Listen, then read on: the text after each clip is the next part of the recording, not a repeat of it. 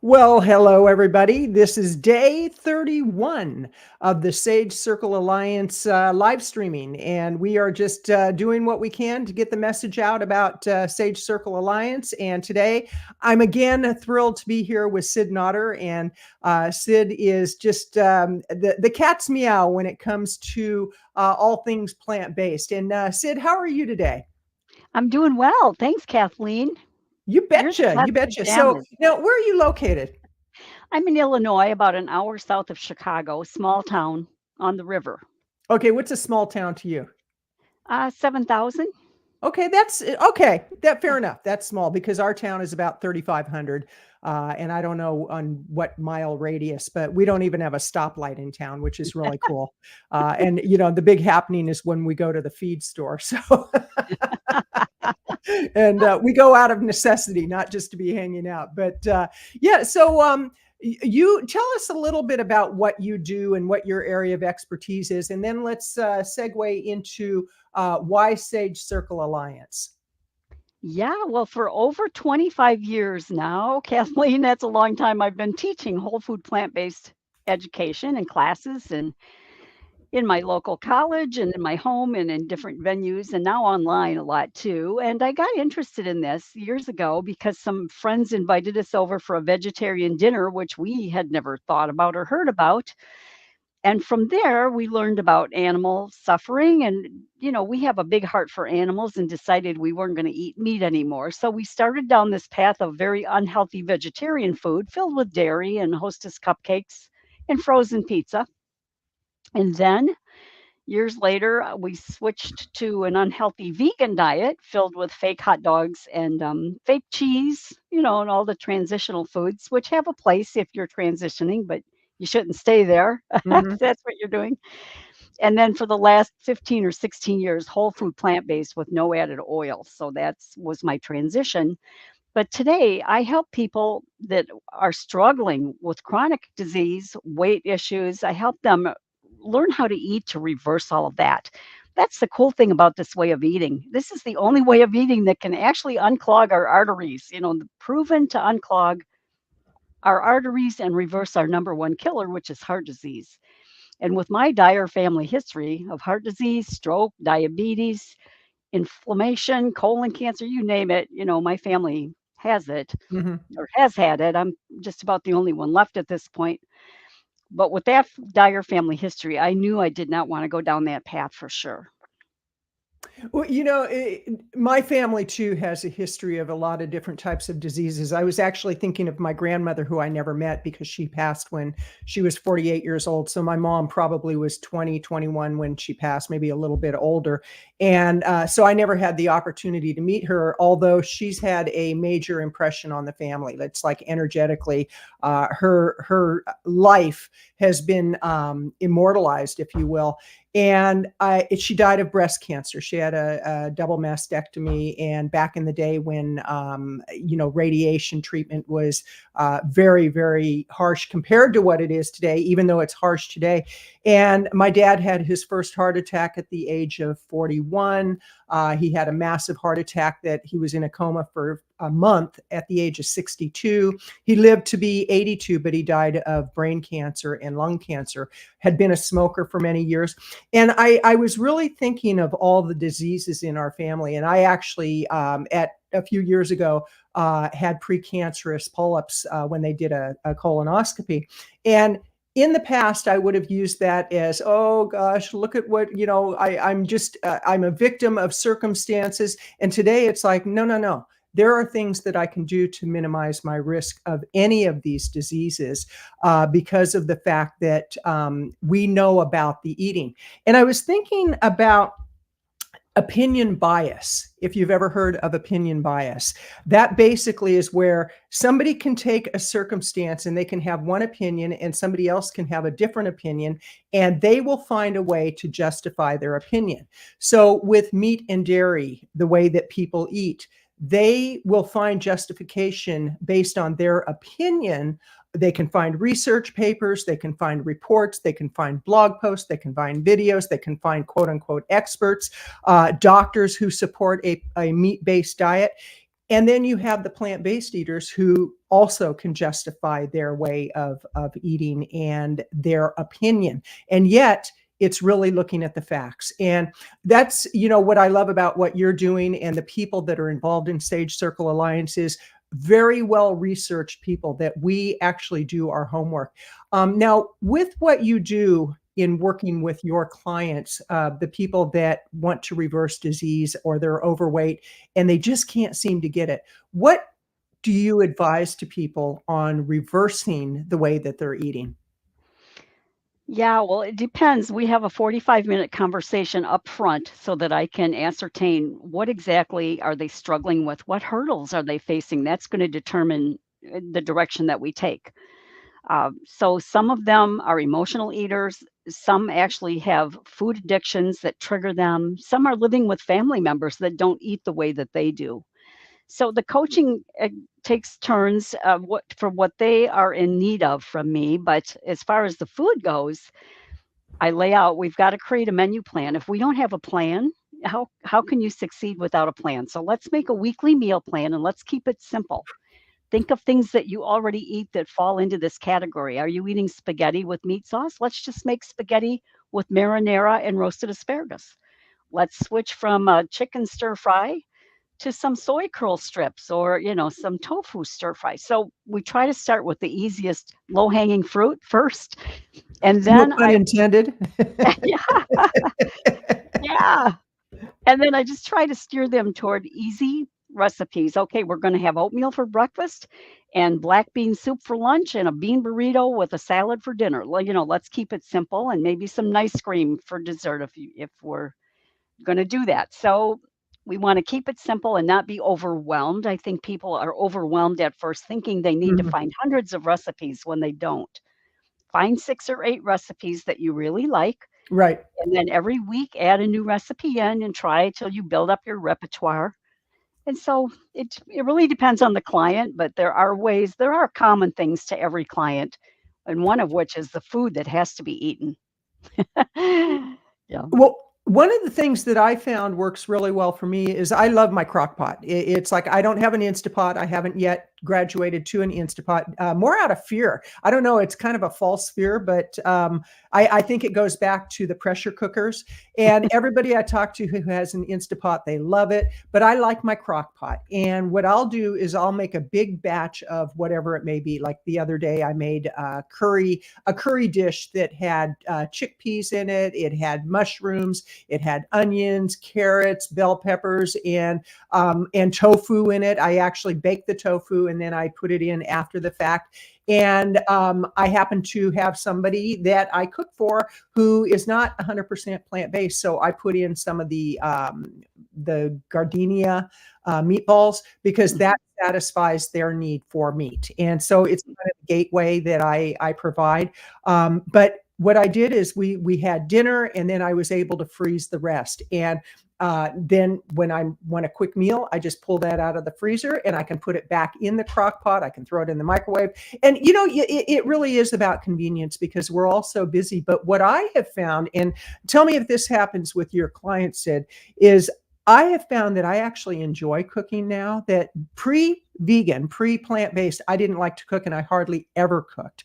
I just went for convenience foods. And now I find that there's just energetically, I feel more, if you will, more love towards the food. And I just think about, okay, what did it take to get the food into my refrigerator or my cupboards? And what's the whole process? And I think if we really look at the process of what it takes to get food to us, we have a different relationship with it because the whole idea of if somebody eats meat, take it all the way back to what it took to get that cow to give up their life so you could have that steak that's on your plate.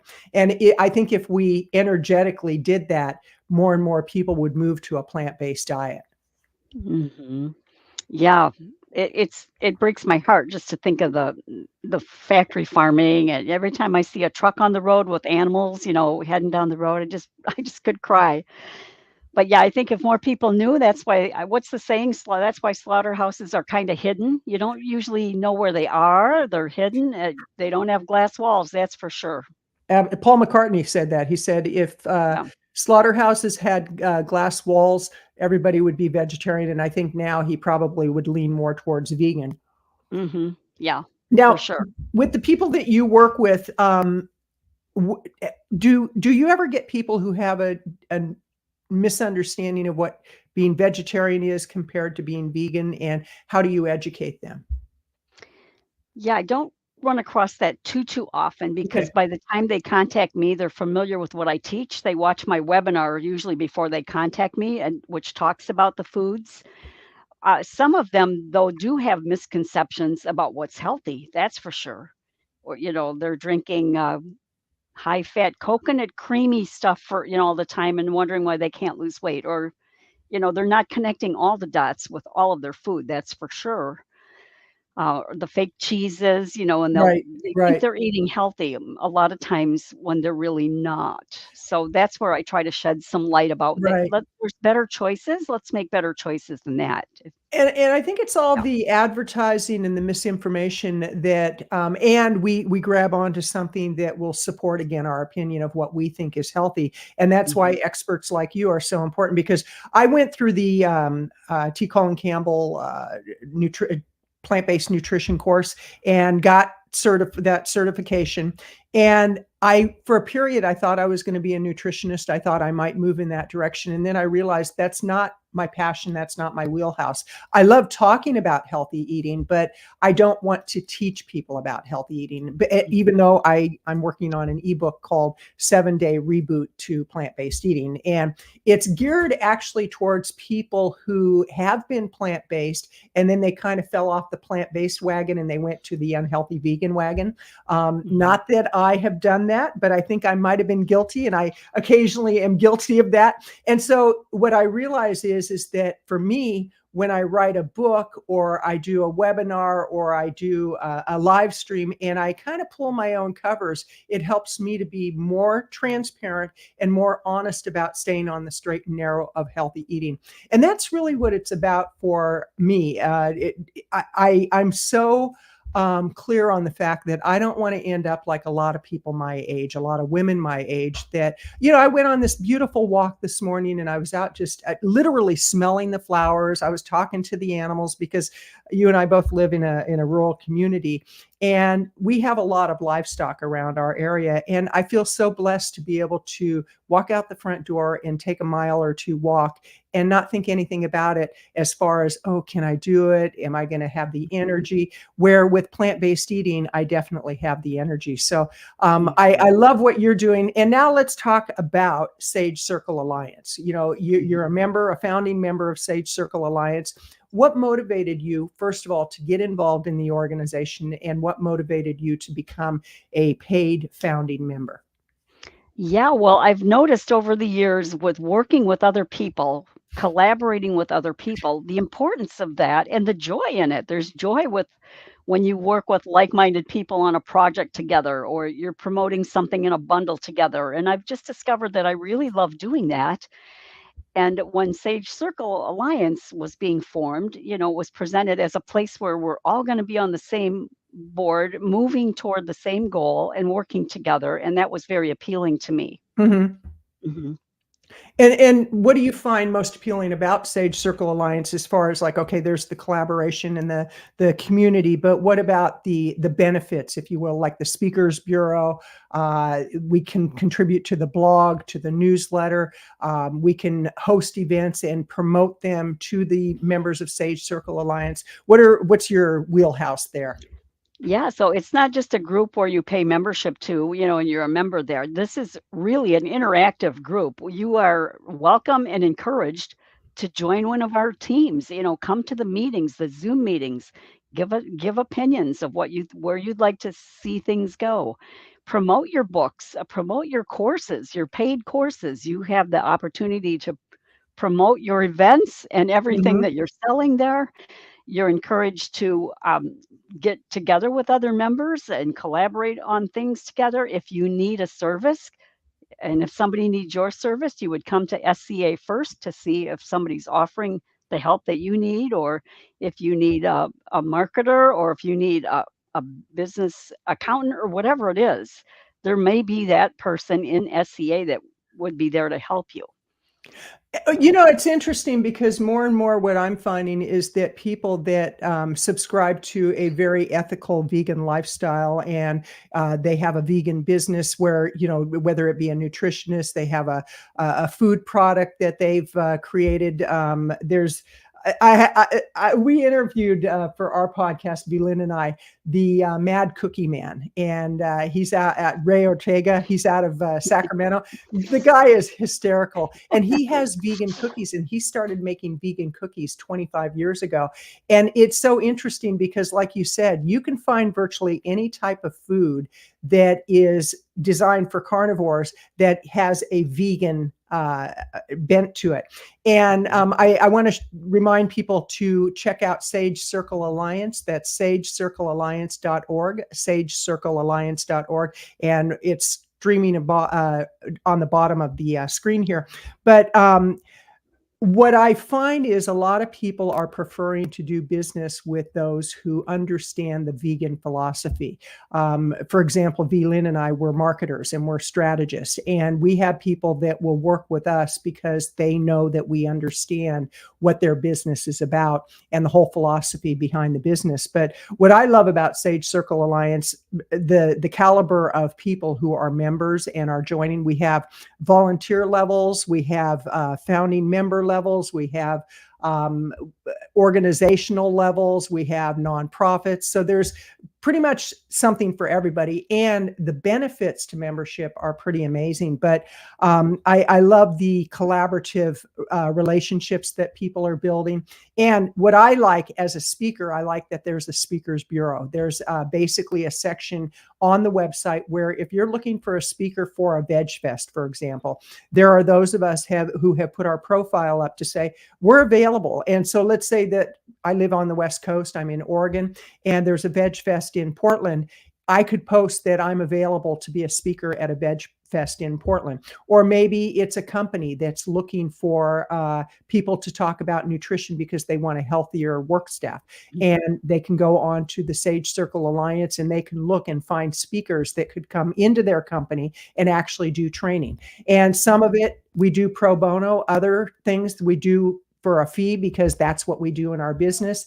And so we've got the Speakers Bureau, we've got books. And now you've got a book, don't you? One or two? I do have a book. It's called, let's see, this is my beat up copy here, The Plan A Diet. Tell us about the Plan A diet. When we hear something is our plan A, that's usually our first and most beneficial choice, right? What's our plan A? We don't want to go to plan B unless we have to. Right, So right. there's 6 reasons why it's called plan A, but that's a big one. Plus, it's a book that combines today's independent research with biblical principles to show how the two correlate and actually do not contradict. So plant-based eating was God's plan A diet for us too. So that's another reason why it's called that. Let's talk about that for a minute, because it's interesting about how a lot of times people profess to be subscribe to a certain religion or spiritual practices.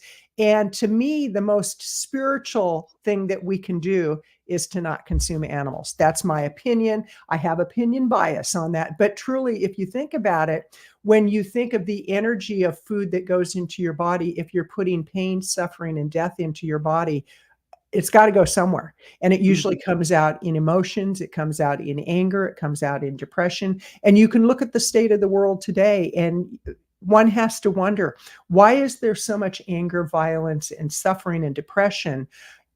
If you track what people eat, there's a direct correlation. Am I right or am I wrong on that? You're right. In fact, that was the article I put in my blog this week, Diet and Depression. Is there a link? There absolutely is a big link between food and mood. Let's dig into that. Tell us about your blog post. Where can people find you? Let's share your website. Yeah, it's sydnotter.com. There's my Okay. name there, CYDNOTTER.com.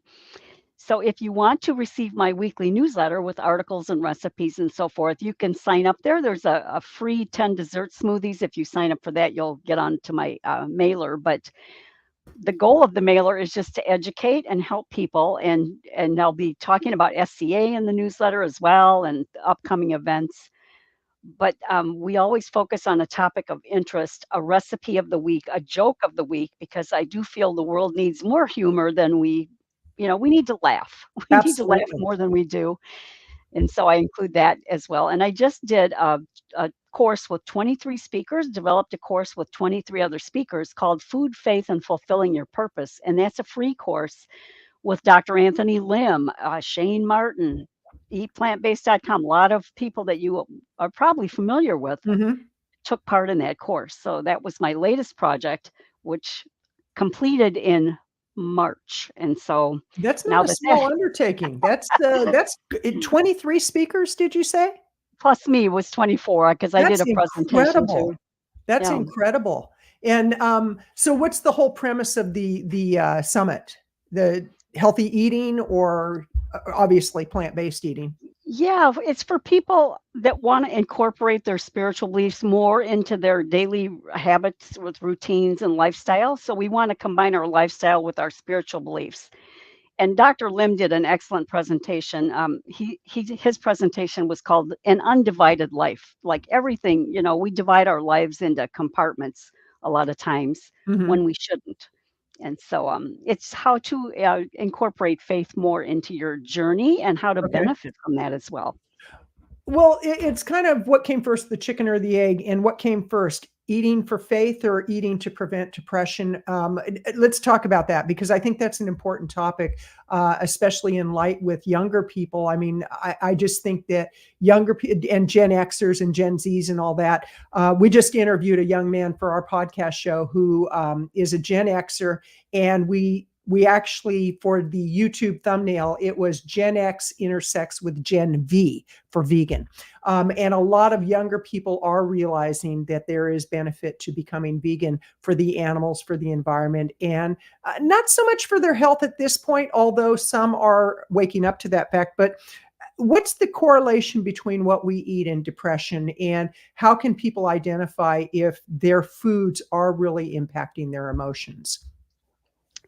Yeah, well, there's properties in meat and dairy that, we're just not designed to eat all of that. It affects your gut microbiome, and that in turn affects your whole system, including things going on in your brain and your serotonin, all of those levels. Mhm. So in my blog article, I give references. Forks Over Knives has a really good article on that, 9 reasons why diet and depression are linked, and that would be a good place to look as well. I can't really recall all of them off the top of my head right now, but Okay. it's physical. It's a physical thing. It starts in your gut microbiome. And our good gut bacteria thrives on fiber, and fiber is only found in plant foods. The pathogenic gut bacteria love meat and dairy. So with those good gut bacteria are being fed with all the animal products and the junk food and the processed food. And from there, it just has an effect on your entire system, including your brain. Right, right. Well, I think, it would be interesting for people to actually track what they eat and then notice, right after they eat, how do they feel? Right after, 30 minutes later, an hour later. And I know that when I'm not on the straight and narrow and not eating a really clean, whole food, plant-based diet, free of no added salt, oil, and sugar, I really do feel the effects of that, even as a vegan, plant-based eater. Let's say that I bring my two boyfriends Ben and Jerry home, and they've got a nice non-dairy ice cream. Well, if I eat that, I'm one of those that I don't eat just a small serving. I'll eat the whole container, and within a half hour I'm zonked out on the couch, and it's like, whoa, why am I doing this to myself? And I think it's important for people to really identify what they do that sabotages their well-being, their mental and emotional well-being, their physical well-being, and especially their spiritual well-being. So in the summit that you did, let's talk about the connection between what we consume and faith. And you said it's based on biblical practices and biblical teachings. Yeah, so general concepts like you're going to reap what you sow. In other words, whatever you plant is what you're going to harvest. Hmm. That applies to our choices. Whatever choices we make are going to have corresponding consequences at some point. That's the whole principle of reaping and sowing. It's all about our choices. And so think about that when it comes to food. If we're going to sow the seeds of an unhealthy diet, we're going to reap illness and ill health and maybe even premature death. But if we're sowing the seeds of a whole food, plant-based, no added oil diet, we're going to reap the lowest risk of disease, energy, clearer thinking, no brain fog, all the benefits of that. So that's just one principle that's pointed out in the book. Another one is scripture says, don't become so well adjusted to your culture that you fit into it without even thinking. Well, isn't that what we do with food so often, Mm. right? We're surrounded by buckets of chicken and candy everywhere we go and fast food. And so I think that most Americans have just adapted to the culture without even thinking about it. This is Right. just how they eat. Right. And I think that advertising has a lot to do with that also, that it has unhealthy has become normalized, which is really sad because Yeah. you can look at commercials from 20, 30 years ago compared to what we have now. One is 20 or 30 years ago, we did not have the number of prescription drug advertisements that we have today. I would Right. say on any given day, it's probably 60 to 80% of the ads are for a prescription drug. And convincing people that they have these diseases that maybe they don't, but the mind is so powerful that if we see something enough, we start believing it. And we start believing that having type 2 diabetes, the normal way to take care of that is to take a drug to fix it, rather than getting to the root of the problem and saying, well, maybe we need to change the way we're eating and our relationship with food, the environment, and the animals. And it's so amazing because there are people who say, oh, you're trying to push your lifestyle on us. You're trying to force us to become vegan and plant-based. And it's like, we're trying to present information that will give you a better quality of life. Because when I go to the grocery store, I have to say, I have a great time at the grocery store because I love talking with strangers and especially elderly people. And I'm in the elderly class, which is kind of blows me away. I'm of an age where I am considered elderly, but I'm talking really elderly people like in their 80s and 90s, and those that maybe they just need some help at the grocery store to grab something. And I love to engage in conversations with them. But on the flip side, I get kind of bummed out when I look at people and I look at what's in their cart and I look at the state of their health, because it's pretty evident when you look at somebody, you can tell if they're healthy or not. And Right. especially children. It's like, Yeah. give children a fair chance, because the amount of Yeah. obesity with children, the amount of disease with children, it's just, they don't have a fair shake at life. And I remember when we were growing up, we're pretty much of the same era. And Mhm. when we grew up, we used to have physical education, PE at Mhm. school, where you'd have Mhm. to bring your little gym outfits and you'd have to take them home once a week, and you had your little locker and all that. And Mhm. we were always active. And Mhm. now with the foods provided in schools that are subsidized by food manufacturers and the government, that are unhealthy, with the lack of exercise, with the lack of art classes, music classes, all the creatives, it's like, we've got to do something. So that's, I'm going to go again back to Sage Circle Alliance, because I know that you're going to be leaving pretty soon. You said that you had another appointment. You can stick around if you want to. I mean, I'll be here all by myself being a talking head. It's like, I love doing that. But I just, when I go to the grocery store, I do observe people, and I just wish that people had more information that was accurate information on the food choices that they are providing to their family, what it's doing to their family. Is it healthy foods, or is it food that is going to cause disease at an early age?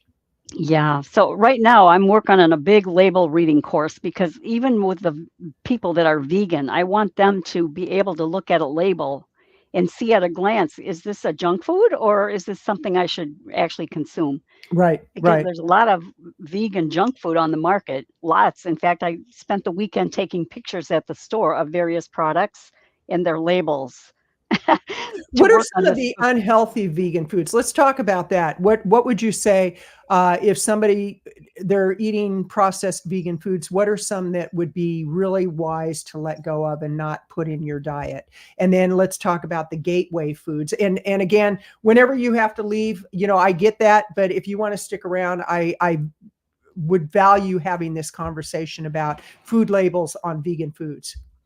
Yeah, well, it's everything, Kathleen. They're from crackers to cereal to soups to junk food chips and cookies, ice cream, the soya ice cream and all of that, and the cheeses and all that. Those foods are technically vegan, but if you look at the labels, and I teach people how to compute the percentage of fat, because I think the labels changed in 2021, I think was the last label change where they used to show the calories and then the calories from fat. They don't show that anymore. You have to know how to Really? compute Oh, the wow. calories from fat. Some labels might, but it's few and far between. How much sugar is in a product? So if you see 10 grams of sugar, there's 4 grams in a teaspoon. So 10 grams is 2.5 teaspoons of sugar in whatever you're about to eat. So, ways to think about what you're actually consuming when it comes to fats, oils, sugars, and sodium, and then general tips about is it filled with chemicals? I mean, you can just look, is it an enriched product or is it a whole grain? If you see a loaf of wheat bread, it might not be whole wheat bread, it might be an enriched flour, but people, they use brown dye to make the bread look brown, so you think it's Oh so my gosh. Oh yeah. my gosh. That's now, are you writing a book about that? You're creating a course about that? Yeah, I'm What creating a course about it. Okay. I do have a little course already developed, but it's not, I want to go way far more in depth with it. Right, right. Now when's that coming out? I don't know exactly. I'm just now taking my pictures because I don't want to take pictures from online. I want to have my own pictures for Right. safety reasons, copyright issues, and all that. Absolutely. So I've got my outline laid out. Now it's just a matter of getting all my photos in and all my verbiage and recording it because it'll be a When the program comes out, let us know because definitely VLIN and I would love to have you on our podcast, the Veganpreneur Revolution Show. And then I know with Sage Circle Alliance, doing a live stream around it would be a great idea. I mean, there's all sorts of support to get that information out. So do let us know because that whole thing with the confusion on labeling and also to look at, I know with labels, they can put the numbers and all the percentages, but then you look above and it's like per serving, and then you might find there's 5 servings in a small container, and so somebody eats the whole container. Well, they're getting 5 times what they're reading yeah, on the label. So right. definitely let us know when that comes out. And this whole thing of fat, I was listening to Dr. Greger on my walk, and with Dr. Greger, he was talking about chickens a few years ago. And I see that we have Karen Ramsey here. I'm going to bring her on. Hey, Karen Ramsey, how are you? Hi, how are you? I tried the link several times and I needed to just copy it and put it in my No web. worry, no worry. We're live right now, so everything you're saying is being heard out in the land of internet. But we were just talking about reading labels and all that, and I was sharing that I went on a walk this morning listening to Dr. Greger, and it was the How Not to Diet YouTube Yeah. video, that one of his videos, and he was talking about chickens like 20, 25 years ago. They had about 2% fat that Mm-hmm. Today, it's 20%. And it's because of all the steroids, the antibiotics, just the junk that they put in chickens to make them grow faster. So, people, it's really important that we know what we're putting in our body because this is our temple and we need to take care of it. So, Sid, Yeah. I don't know if you're sticking around or I don't know. And if I'm gonna go. I've got an appointment what are that your I'm gonna final thoughts? go What are to. your So final thank thoughts? you so much. Thank you so much, Kathleen. My pleasure. My pleasure. We'll see you later. And Okay. have a conversation with Karen. Nice to see you, Sid. Likewise. Karen, how are you? I'm doing great. Doing great. Good to see you. And now, Yeah. where are you located? I'm in 2 places. I am in New Jersey. That's been my home for many years, but I have my grandchildren, my daughter and my grandchildren out in Durango, Colorado, which I love. And we've been helping because we have a new one, a new Mhm. little 3-week-old. So going back and forth a lot. Nice. Yeah. And I Nice. love being in a town that's far from a city. I live in a very rural community. We don't even have a stoplight in town, and we're Wow. about 10 miles from Eugene, Oregon. And I absolutely love it because I can get away from the hustle and bustle. And, as I was sharing with Sid, when I go to the grocery store, I do go into either Springfield or Eugene.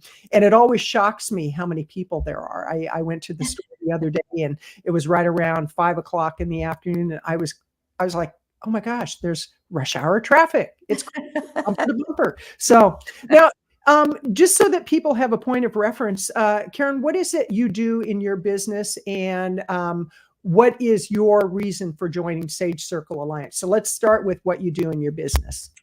Well, one of my main reasons is that it is my mission to promote the vegan message.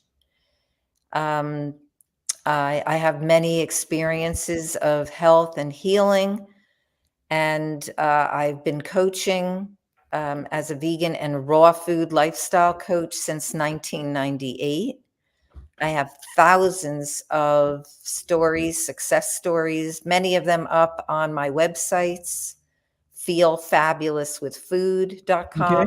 and superhealthychildren.com, where I promote healthy vegan families. And I also started a vegan coach certification course back in 2015, Mm-hmm. where people can join me and learn everything that I did to get out there and create all those wonderful success stories of people healing, women with hormonal issues. And I've worked with many people with autoimmune conditions and Mm-hmm. chronic illnesses, and certainly many families. I was a speech pathologist for 43 years, just retired from that position a couple of years ago. And through that position, I also, for 20 of those years, I worked with children with autism. And there was a lot of overlap of my two careers. And many people come to me with children with autism, Mm-hmm. wanting to make changes to see if plant-based and raw food nutrition can be helpful to their child. And it always is. And that's fascinating. I definitely want to dig into that a little bit more. And what were your reasons for going vegan and plant-based, and raw food plant-based? Well, my inspiration was my father and my grandmother, because back Mm-hmm. in 1921, my grandmother had asthma and emphysema, and she was hospitalized. The emphysema was so serious that they felt that she could pass any time within Mm. the next couple of months. And my grandmother, unlike most people who are not willing to change their diet even when they're ill, my grandmother had an extra motivation in that she was a single mom, and my father was only 4 years old at that time. Mm-hmm. And so she was very motivated to do anything, and she Right. just didn't really know what to do. And then a relative came to visit her in the hospital with this little paperback book called The Mucusless Diet Healing System. Hmm. It came out in 1918, and it was a book about going plant-based and high raw. Interesting. Didn't even use the word raw, just used fresh fruits and Right, vegetables. right, right. They didn't have the words vegan back then. They didn't have the word raw back then.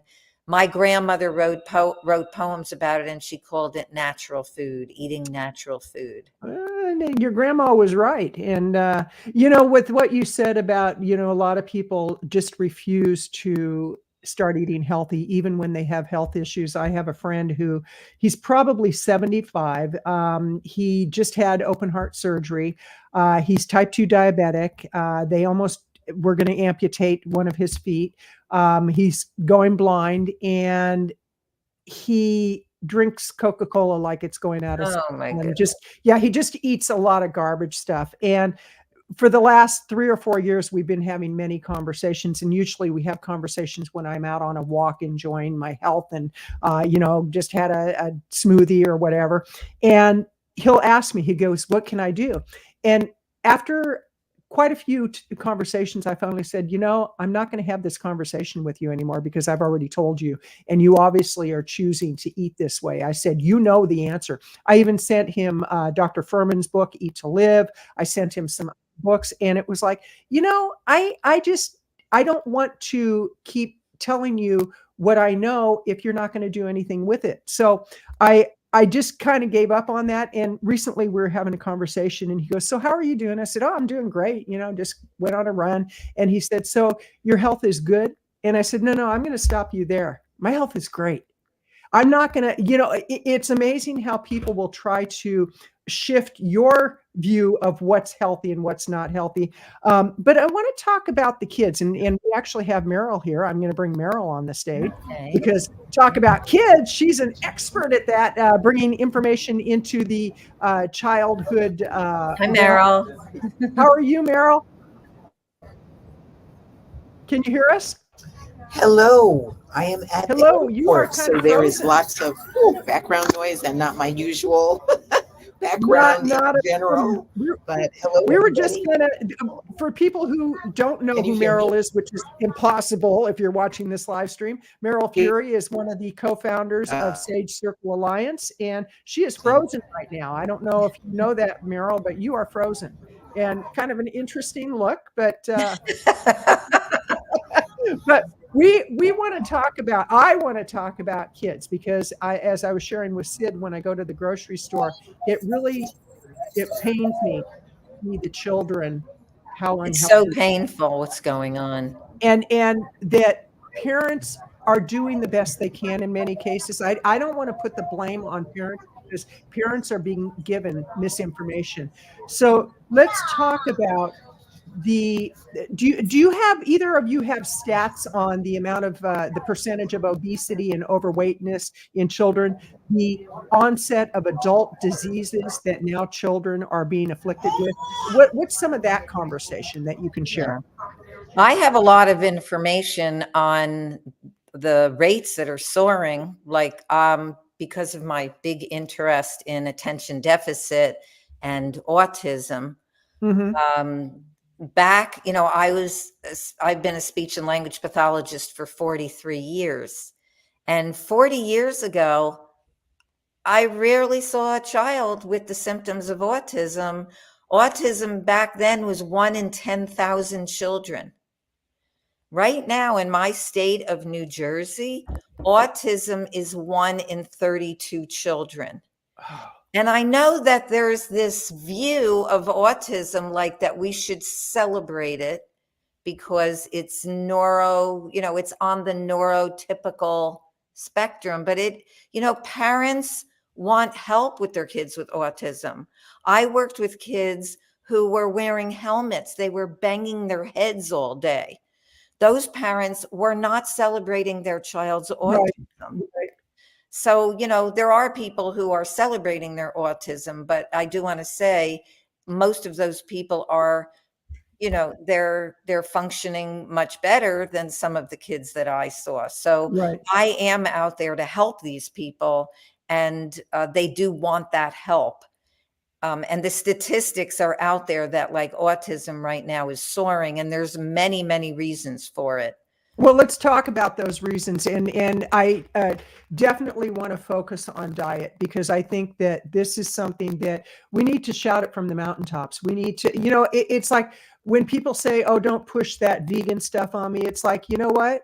You need to know what the truth is because the food manufacturers have lied to you. Big Pharma has lied to you. Healthcare has lied to you. The politicians, let's not go there. I mean, just crazy what's going on in politics. And it's not only affecting the children with autism, it's affecting all of us. So we can't just ignore it and let this epidemic continue to soar. Absolutely. So what is the connection between food and autism, and is the rise in autism a direct result of the chemicals in our food, in the steroids and the antibiotics that go into the meat? That's kind of a leading question, but I do know the answer. I would love for you to share from your expert position what the answer is. So I wrote a book that came out in 2021 called Heal and Prevent Autism: Natural Solutions That Work. Mm-hmm. And I focused on the causes, and then I focused on the solutions. So the causes that I have researched and have seen with many of the clients who I've worked over the years, from what the parents were telling me, was that food is definitely a big one. So we're talking about glyphosate, Roundup, which is being sprayed on a lot of the foods now. Our bodies aren't used to taking this kind of chemical. Mm-hmm. And certainly children cannot metabolize this. What are they supposed to do with it? And it's one of the big things. There's a head researcher at MIT, Stephanie Seneff, who's been studying glyphosate for years, and she talks about the direct link to autism. There's also all of the pesticides that are being sprayed on the foods, and all of the heavy metals that children are taking in. There are doctors who are talking about aluminum and mercury in fish. I had one mom who came to me because her first child was with autism, and she believed very much it was her consumption of fish during pregnancy. And she did a lot of research on it after her child was diagnosed with autism. And she didn't eat any fish the second and the third pregnancy. No autism in those kids. There was no way that it could be linked genetically. There was nobody ever in her family who was diagnosed with autism, only this first boy. And she was, and still is, quite sure that it was all the mercury in the fish. So I just really put out a warning to people that please, during your pregnancy and anytime, Right. fish is not a food that you want to eat. I know that there's a lot of talk about omega-3s in fish, and so people think that they need it, and the protein in fish. Get your protein in plant foods. Get Right. your omega-3 to 6 ratio. Really nice in plant foods. So this sounds all very great, but it's confusing to a lot of people. So how do we simplify it, Karen? Because it's like when I first started eating this way, it was like there was a lot of just really confusing information. How can we basically dummy it down, simplify it so that people could actually start feeding their children a healthier diet and not have to worry about the ratios and all that? Because from what I understand, flaxseed oil, flax seeds, chia seeds, and walnuts, hemp walnuts, seeds. and all that. So simplify it for me. Yeah, I mean, the thing is that especially in the US, this protein craze has been going on for way too long. You get plenty of protein in plant foods. I just did some sprouting of mung beans and chickpeas, and I had a get together this week and had 20 people over, some of them not even vegetarians, and eating all of these wonderful foods and realizing when we had a discussion about it that plant foods have plenty of protein. So that's the first thing, is not getting into a craze about this whole thing and just realizing that plant foods are where the nutrition is. And it's at a much lower, like animal foods are in a place where we know these days that animals are being given a lot of antibiotics, and just even with the animals that are grass fed. I know I get people who come to me and they say, oh, but I eat grass fed. Right. Those animals end up in the same slaughterhouse. They do. They have all those toxins in their body. They have the adrenaline in their body. That's the fear, right. the suffer. I mean, they know when they're going to slaughter. You're taking in the fear of that animal. You're taking in the soul of that animal. It's such a negative karma. So Absolutely. There's Absolutely. so many reasons that we need to stay away from animal food, but there's many other reasons that are as important Right. as the food. You have to look at, like, if you're injected with anything, is there heavy metals? Mm-hmm. Are you injecting with heavy metals? If Mm-hmm. you've got mercury, if you've got aluminum in there, if you've got cadmium, arsenic, we have to look at all of these things. They start to accumulate. And what happens is they go to the gut and then they start to circulate. Right. And then they go up to the brain and they end up in this midline in between the left and the right hemispheres. Mm-hmm. And somewhere in the teenage years, in the later teenage years, it is researched and studied. There's been scientists who have been studying this, and the left and the right hemispheres, they lock, they Interesting. close.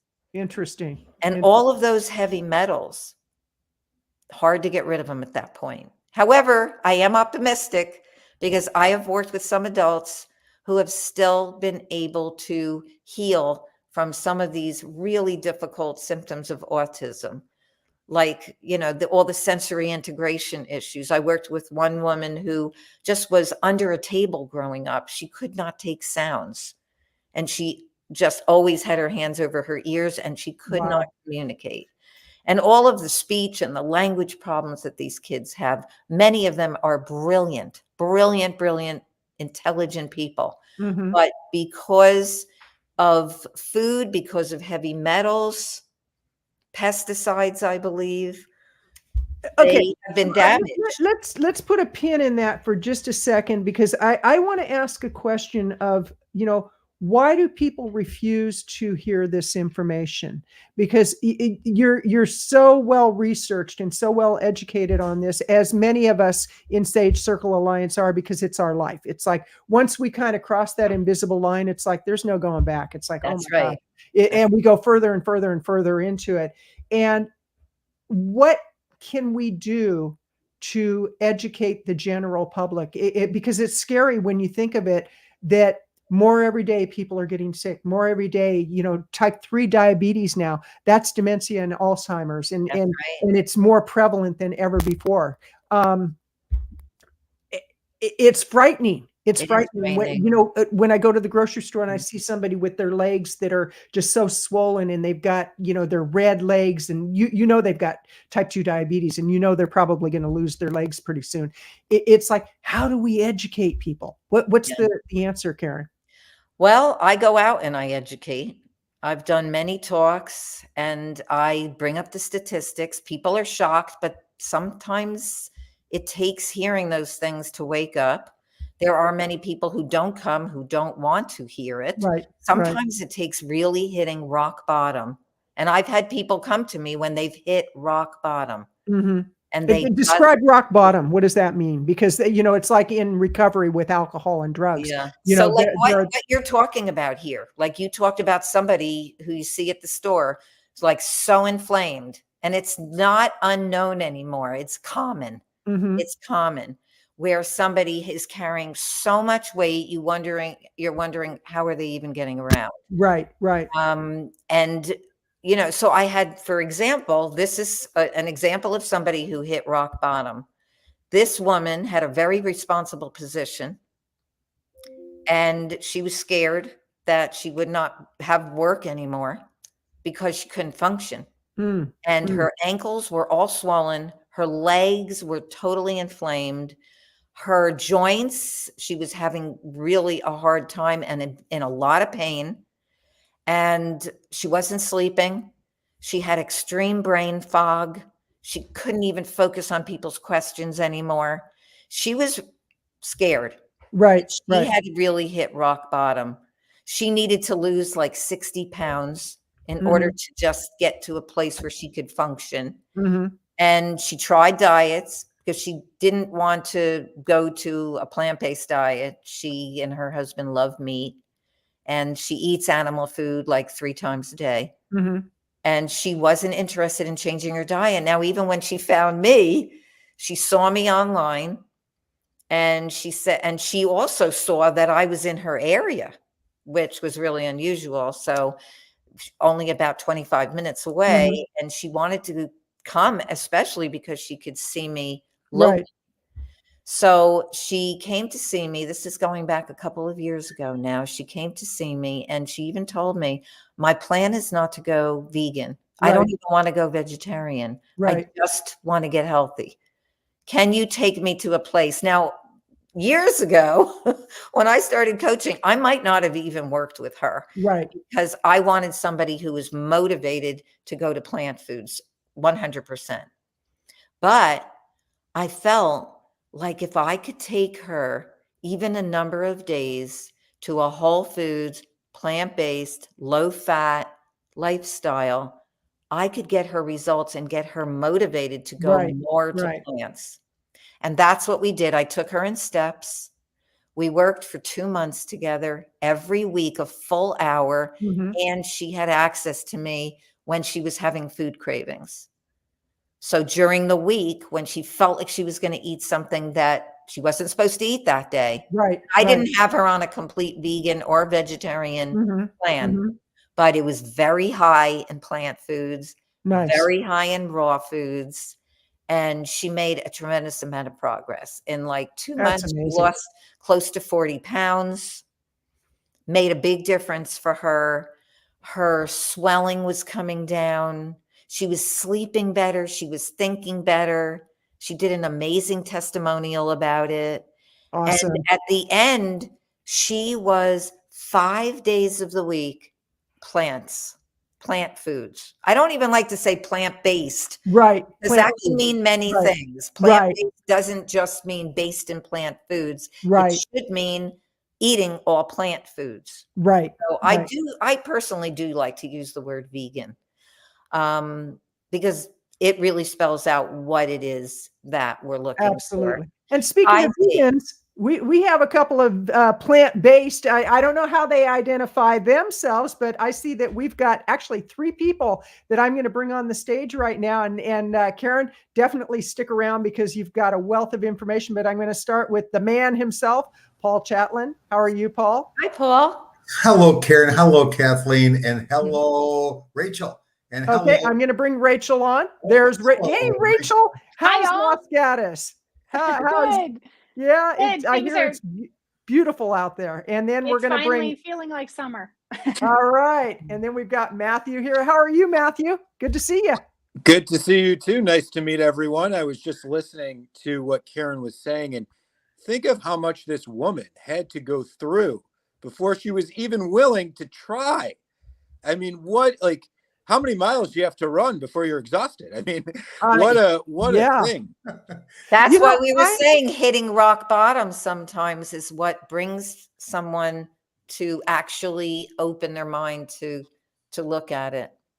You know, and the definition of rock bottom is when you stop digging in the ground. And, you know, because I've been sober for 40 years and it took whatever it took to get me into recovery and, you know, giving up alcohol and drugs. And, you know, people say, well, why did it take you so long? And it takes what it takes because I was out on the streets and I was, you know, I look at homeless people today or unhoused people as the term is. And I look at unhoused people who are addicted to drugs and alcohol and I go, but for the grace of God, there go I.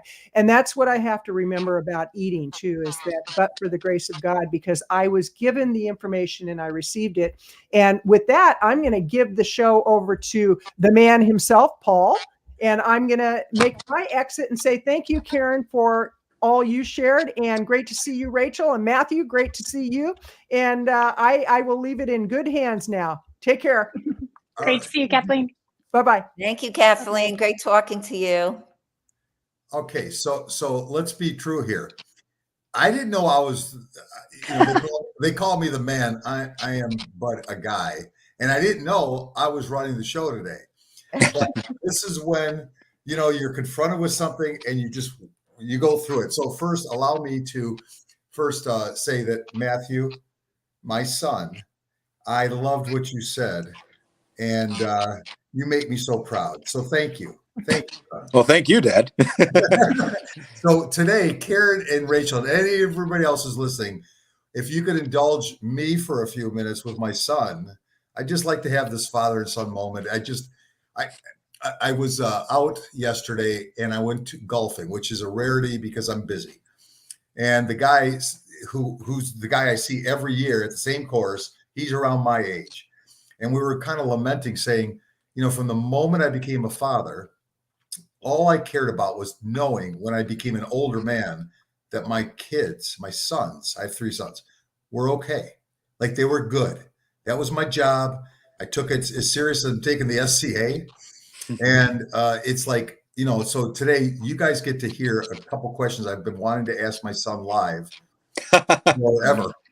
And then we'll get Karen. I caught like half the tail end of that story, and I want to talk about that. And Rachel Brown, you are a beauty, and I can't wait to get into some of your stuff too, because I like asking questions. Okay, so Matt Chatlin, how are you today?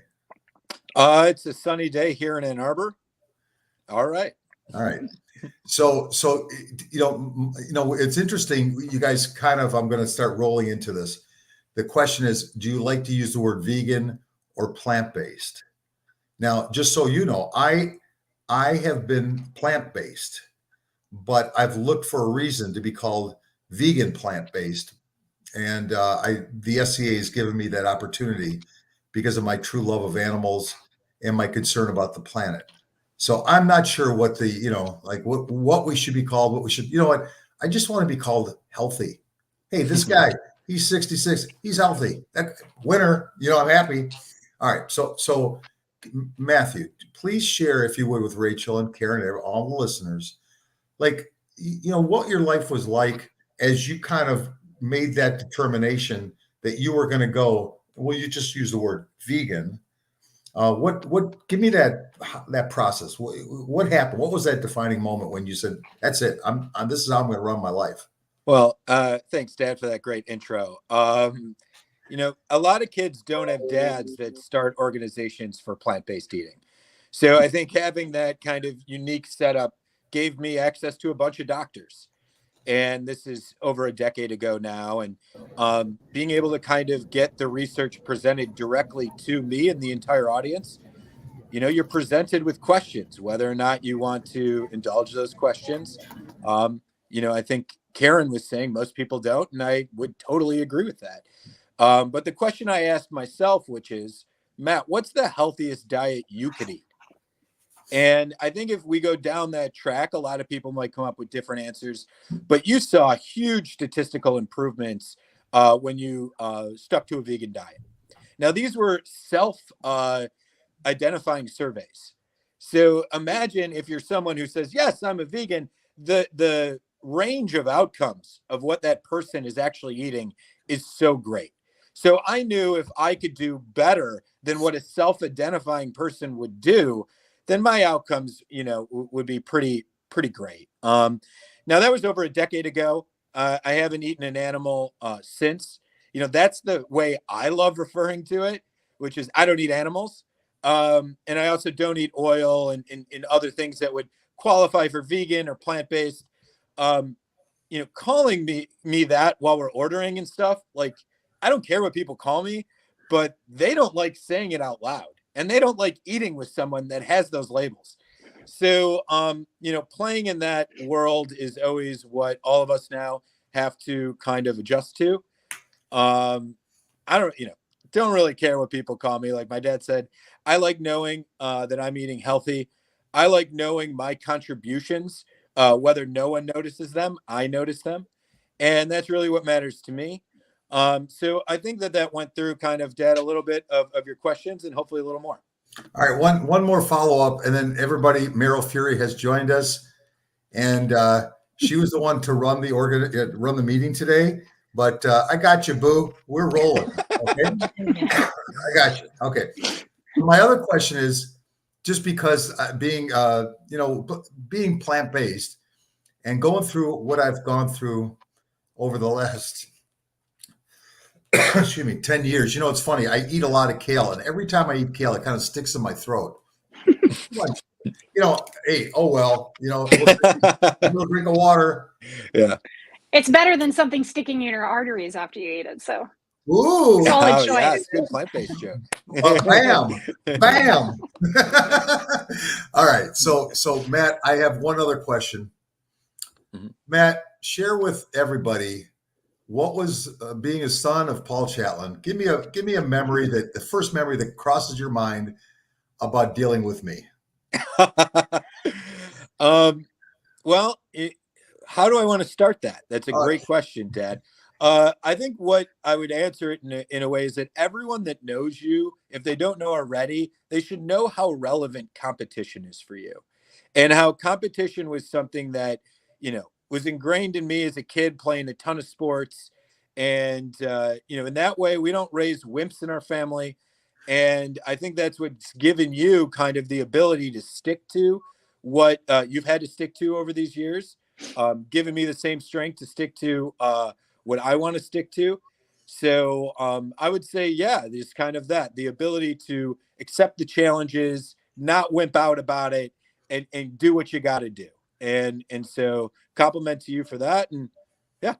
Okay. So now, hey, Rachel and Karen and Meryl, me and Matt are on the side. Now I'm whispering in your ear. Okay. So, because I don't want Matt to hear this, because right now he thinks, hey, I helped him with competitiveness or stick-to-itiveness. So yesterday I was golfing, I mentioned, and I golf with my middle son, Shane. And, as somebody who I love golf. I don't practice and play it enough, but I used to do a lot of those two things before I had heart disease. And when heart disease happened, PBSG happened. When PBSG, the SCA now happened, don't have the time to get better. But yesterday, I had one of those golf moments where it's always a good thing when you start out with a birdie. And I was going into the number 9 hole where I got my first double bogey and shot a 39, which is, the magic is break 80. We make the turn to hole number 10, bogey, then do 4 birdies or 4 pars in a row. And it's like, oh my God, I'm having that moment. I mean, like that moment, because the competitive side is, I'm just golfing so well. I'm so happy. But my son was struggling, my middle son. And it started with his driver. And then on the hole number 11, his irons got affected. So basically he picked up, and because he loves me, he was just carting me while I was golfing out of my mind. We get to hole number 15 and I look at him and I said, let's go home. It's like, what you're having the round of your life. I said, I'm still whispering because I don't want Matt to hear what I did. I went home. I didn't finish the round. I'll never know how I did, because I guess as we get older, we become more humble about the world we live in. And I didn't want to see him hurting and just watching me. He loved me enough to just watch me play, but I didn't need him to suffer watching me play. Now, I will say that if it was Matt, I might make him suffer watching me play. But I just, Matthew, thank you. And I will say that I wish everybody your age, maybe 10 years younger, 10 years older, I wish they would listen to you, because at the end of the day, we talked, Karen, you were talking about it. It's like, at what point do you just say, I want to feel better? And as much as maybe an alcohol or marijuana or cigarette, whatever it is that you need to have, it's like, wow, I wish I could give them that magic wand and just say, you're not going to be addicted for like a month. And in the meantime, we're going to get you onto the healthiest eating plan on the planet. And then we could assess, because there's just so many beautiful changes that will happen. And I just wish the world would give it a try. But enough of that. Meryl Fury, our co-founder, is now joined us. And Meryl, I'm certain you got some things, and then I've got some poignant questions for Karen and Rachel. Aren't you guys lucky? Get ready. All right. I don't even know if you can hear me. I don't have a whole lot to say. I am in the airport, surrounded by a lot of people, looking at all the happenings in the airport. I'm going to be here for a little while, so I'm going to mostly stay quiet. Thank you, everybody, for joining us. You know what I can do, though, because this is our membership drive, and we are looking for charter members at this point. We're on day 31 of a 31-day marathon doing membership drive for charters. So what I am going to say is that anybody who's watching, anybody who is interested, anybody who has been listening to these conversations over the last 31 days, if it strikes a chord with you, if it makes sense to you, if it's something where you are, uh, lit up about helping human health, animal compassion, elevating animal rights, regenerating the planet, working in the environment, any of that, the Sage Circle Alliance is a place for you. We are open, and we have open arms, and we have open heart for people who are in that space and have that mission. As you may see, and this is for Matthew. I don't know if you've heard this story, but your dad is our CEO, and that is our Chief Empathy Officer. That's because he's the sweetie in the group. What a group. I know, right? You gotta wonder if he's the sweet one, what the rest of us like. And I'm the CIO, and that's the Chief Interdependence Officer. Meaning that we just look for everybody to be involved and connected and sharing what's important to them and sharing suggestions and their brilliance and their skills. So if you're somebody who's interested in that and you want to support that mission to make a difference for health and compassion and the planet, you can go to sagecirclealliance.org, which is rolling across the bottom of the screen right now. And you can choose a membership level that makes sense to you, that fits you. You go on that homepage, there are buttons, there are places you can click. It says like become a member, join Sage Circle. They say different things. Click the button, choose now we have airport noise behind me. Choose the membership level that makes sense to you and join, and get started. Add your voice to this conversation, add your strength to the movement, and that's all I want to add. I will also put this down there now, that we're all about health, compassion, and saving the planet. That's all I got for now, and I'm going to go on mute. Okay. I wanted to say, Paul, your story about golf, I think, was so pertinent and relevant, because I think that, to me, is why all of us are here. We all have experienced the benefits of changing how we eat, changing how we live to a whole food plant-based lifestyle. And it's no longer enough just to experience those ourselves. We want that for everyone. We can see the change that would occur if we were to help others make the same choice. So I think it was a perfect story. And I think that really encompasses why we're linking arms and coming together saying, we want this for more people. We don't want to just enjoy this ourselves. It's not enough to have a great game, a great health outcome ourselves. We want this for everyone we love and the world at large. So thank you. Thank you for saying that. Yeah, thank you for saying that. So so a little thing on Meryl Fury, and she's got it on mute, and probably should be, just because we can't hear the background noise. But it's as I reflect back, and Matthew knows it better than anybody. Like, I'm nonstop working 24/7 on the PBNSG side, and when Meryl said, "Hey, let's do this together," I have a problem with saying no. So I said, "Let's do it. Okay, let's go." I had no idea like it would just suck the life. I mean, I don't want to say it's sucking the life out of me, but it's sucking the life out of me, but in a good way. I'm still here, sunshine, blue skies, blue shirt, so I'm still good. However, I've learned one thing about Meryl Fury that I'm in awe of, which is I thought I was the hardest working person until I met Meryl Fury. And when somebody matches me with all this energy and positivity and work, then, how can I not follow her? How can I not do that? So, all right. So, okay, all this love fest is still there, still surrounding us, but now let's have some fun. I'm going to start with, okay, here's something I did with my kids. So since Matt's here, I must admit that every time I'm with them, our goal is to be as silly as we can, as quick as we can. Okay? That's just how we roll. He's here. Here we go. Now, excuse any words that may be offensive. Here we go. My mother and your mother were hanging up clothes. My mother socked your mother in the nose. What color was the blood? Karen, what color was the blood? I don't know. Maybe it's supposed to be something different than what blood is. No, just go with the color. Red. Red, R-E-D, and you are not first. Okay, it's you, Karen. All right. I used to pull that game on the kids where I'd just add words to make sure the person I really wanted was the person.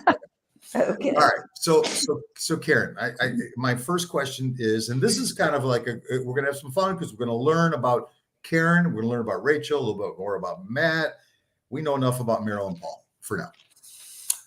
Karen, take me back. You're a young Karen, and give me a story about a young Karen. It doesn't have to be anything plant-based related, vegan related, but just tell us something about you that you like, a fond memory, something that still puts a smile on your face years later.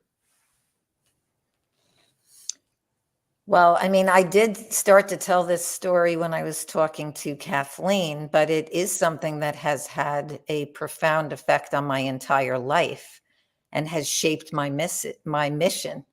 And that is that my father and my grandmother were a major inspiration to me in terms of life and eating. And I didn't want to listen. I used to think that they were weirdos. My grandmother in 1921 had been very ill, and she was hospitalized, and she was expected not to live more than a few months. And she read a little book that was given to her while she was in the hospital about going plant-based. I don't even think the word plant-based existed. Vegan certainly didn't exist. Raw food didn't exist. But they went to a whole food way of eating on plants and a lot of fresh raw food. And I remember them eating in front of me, and I didn't want to do it. My mother thought we needed animal protein, like most people do. And I kept watching them. And I just learned a tremendous amount from them. And then they made me smile when I got my health back after over 25 years of cystic acne and IBS. So when I finally went their way, that's when I got my health. That's beautiful. And so that definitely changed my life, made me happy, saved one of my children also from asthma and chronic ear infections at 3 years old. And so lots of big things and happy things came out of changing the diet and the lifestyle. Thank you, Karen. Thank you. Rachel, for fork's sake. Okay. And I'm sorry, but I do have to run. I've been on since like 12:30 and I have another appointment. But I'm glad I got a chance to say hello to everybody here. And I'm sorry, Rachel, I know it's going to be fantastic, whatever you have to say. Hey, by the way, Karen, Good to see you, Karen. You're leaving means we're doubling up on Rachel, so live with it. Okay? And then, hey, Karen, thank you for being part of the SCA and a founding member and our friend. Thank you so much. I am so excited to spread this plant-based mission with a like-minded group of people who have that same mission. So thank you. Thank you, sweetie. Have a wonderful day and weekend. Thank you. Bye. All right, here's our chance now. She's gone. It's all about you, Rachel and Matt. Oh boy. All right, Rachel, tell us, like, what was the inspiration you had for the authoring for Fork's Sake, please? Yeah, 14 years ago now, my 5-year-old nephew was diagnosed with cancer. He grew a mole over Christmas break, and it was cancerous. And his parents were going through a divorce. They'd had a small hobby farm, grew all their own meat. His mom had a huge garden, but they were eating a lot of animal products. She taught me how to pull mozzarella cheese the summer before. So, it was a lot of that. His mom was in nursing school at the time, and she had a professor who asked her if she'd looked at the role of nutrition in cancer. And this professor suggested she read the China study and watch Forks Over Knives. And my sister-in-law called me and said, you have to read this book and you have to watch this documentary. And they changed how they were living overnight. My nephew had surgery. They did Gerson therapy, which, if you know, it's a lot of raw juicing, raw foods. And right after that, they went to whole food, plant-based, no oil eating. So I got the China study and I read the book, and my initial reaction was I was so angry. I could not believe that nobody had ever told me this information. My father had been on cholesterol medication as long as I could remember. He would have to take some different medication because he'd have these weird side effects, like lose his taste or something odd. And in my early 20s, I'd been told I should be on cholesterol medication. And I didn't want to do that, watching what my dad had done. So I would ask, what else can I do? And they would say, doctors would tell me, you know, cut back on cheese, don't add it to your sandwiches, eat a few less eggs, exercise some more. And I've always been a super active person, hiking, cycling, rock climbing, running 6 to 7 days a week. And I was eating healthier than most. You know, my mom was a mostly vegetarian cook. We did eat fish and occasional meat. But so when I found out this information, it was like, light bulb just completely went off. We watched Forks Over Knives. My kids were 6 and 8 at the time. We had 13 chickens. My daughter had a little organic egg business that she sold eggs to our neighbors and stuff. So you know, I found Dr. McDougall online, and you know, I was home raising kids, working part-time. My husband was working full-time. We couldn't go do an in-person thing at McDougall's like they used to do, but they put everything, God bless them, free online. And so I printed off 10 days worth of recipes, and I asked my family, like, should we try this? And we got our blood drawn. They were like, let's give it a go. So we ate whole food, plant-based, no oil. We also cut out coffee, and I don't remember why we did that, which made it a little more painful, but we did. And I couldn't get back in for my second blood draw until day 17. But when I went in to see my doctor, he said, what did you do? Because your cholesterol dropped 50 points in 17 days. And I couldn't do that with medication. So what are you doing? And whatever you're doing, keep doing it. Right. And so it was like good news, bad news at that point, because this was a drastic change. We just kind of wanted to see if it would actually work. And it really worked. So, you know, we spent the next couple of years trying to figure out, we were very, I don't know what the right word, militant, I would say. You know, we were very black and white, like this is what we eat, you know, but with young kids going to birthday parties. And, you know, I tell a story about my son going to a birthday party and eating, I can never remember, 6 hot dogs and 12 cookies, or 12 hot dogs and 6 cookies, you know, because we didn't have this stuff at home. So we, you know, learned how to make this a doable way of life for all of us, while maintaining these boundaries of this is what we eat at home. So down the road, COVID hit. I couldn't do the work that I was doing, which was helping people get out of chronic pain using a neurological technique. I'd gone back to school for massage, and it was fantastic work, but I couldn't see clients. And that's when I went back and got my plant-based nutrition certificate from the T. Colin Campbell Center for Nutrition Studies. I did their food system and sustainability certificate. And my family was, you know, my daughter was a senior in high school, son sophomore in high school. They were sitting here doing school at home, right? Early days of COVID. And everybody was tired of hearing about all my facts about, you know, the evils of factory farming, all these things they'd heard for years. And I was like, how can I get this out there? And that's when I decided to write the book. I for years would give away copies of the China study, and people would hand them back to me and go, I'm sorry, I couldn't get through it. It's too much of a read. So I set out to write, and I told Colin Campbell, I hope everybody reads your book. My book is like for the people who won't initially start with that book. So my book is a very easy read. It's designed to be that way. The audiobook's under 4 hours. It's a quick why for the health of the planet, why for the health of ourselves, and then how do you actually do this whole food, plant-based, no oil, vegan way of eating in the world that we live in? How do you do it while going to, you know, meals with associates for work? How do you do it going to school or field trips or going to college, right? So I set out to make an easy guide for people, a Jumpstart 10-day program, so they themselves can experience the benefits. And yeah, that's what I've been doing the last year and a half. Wow, that's amazing. And That's great. you know, it's interesting when you were saying that your family members were on cholesterol medication. It's got to be 20, 30 years ago, right? So Yeah. it touched a chord with me excuse me, I'll get back to the word cord. Yes, Meryl. We have Anthony Masiello in the waiting room. Can I let him in? Sure. Okay. All right. So I'll get back to the word cord. We have another superstar, a friend, and Anthony, can you kind of like tell everybody who you are and what makes you so handsome? Oh, you're muted. Oh, you got to do it twice. Thank you. I said I just want to sit here and continue listening to Rachel, because I love what she's doing, sharing her personal experience.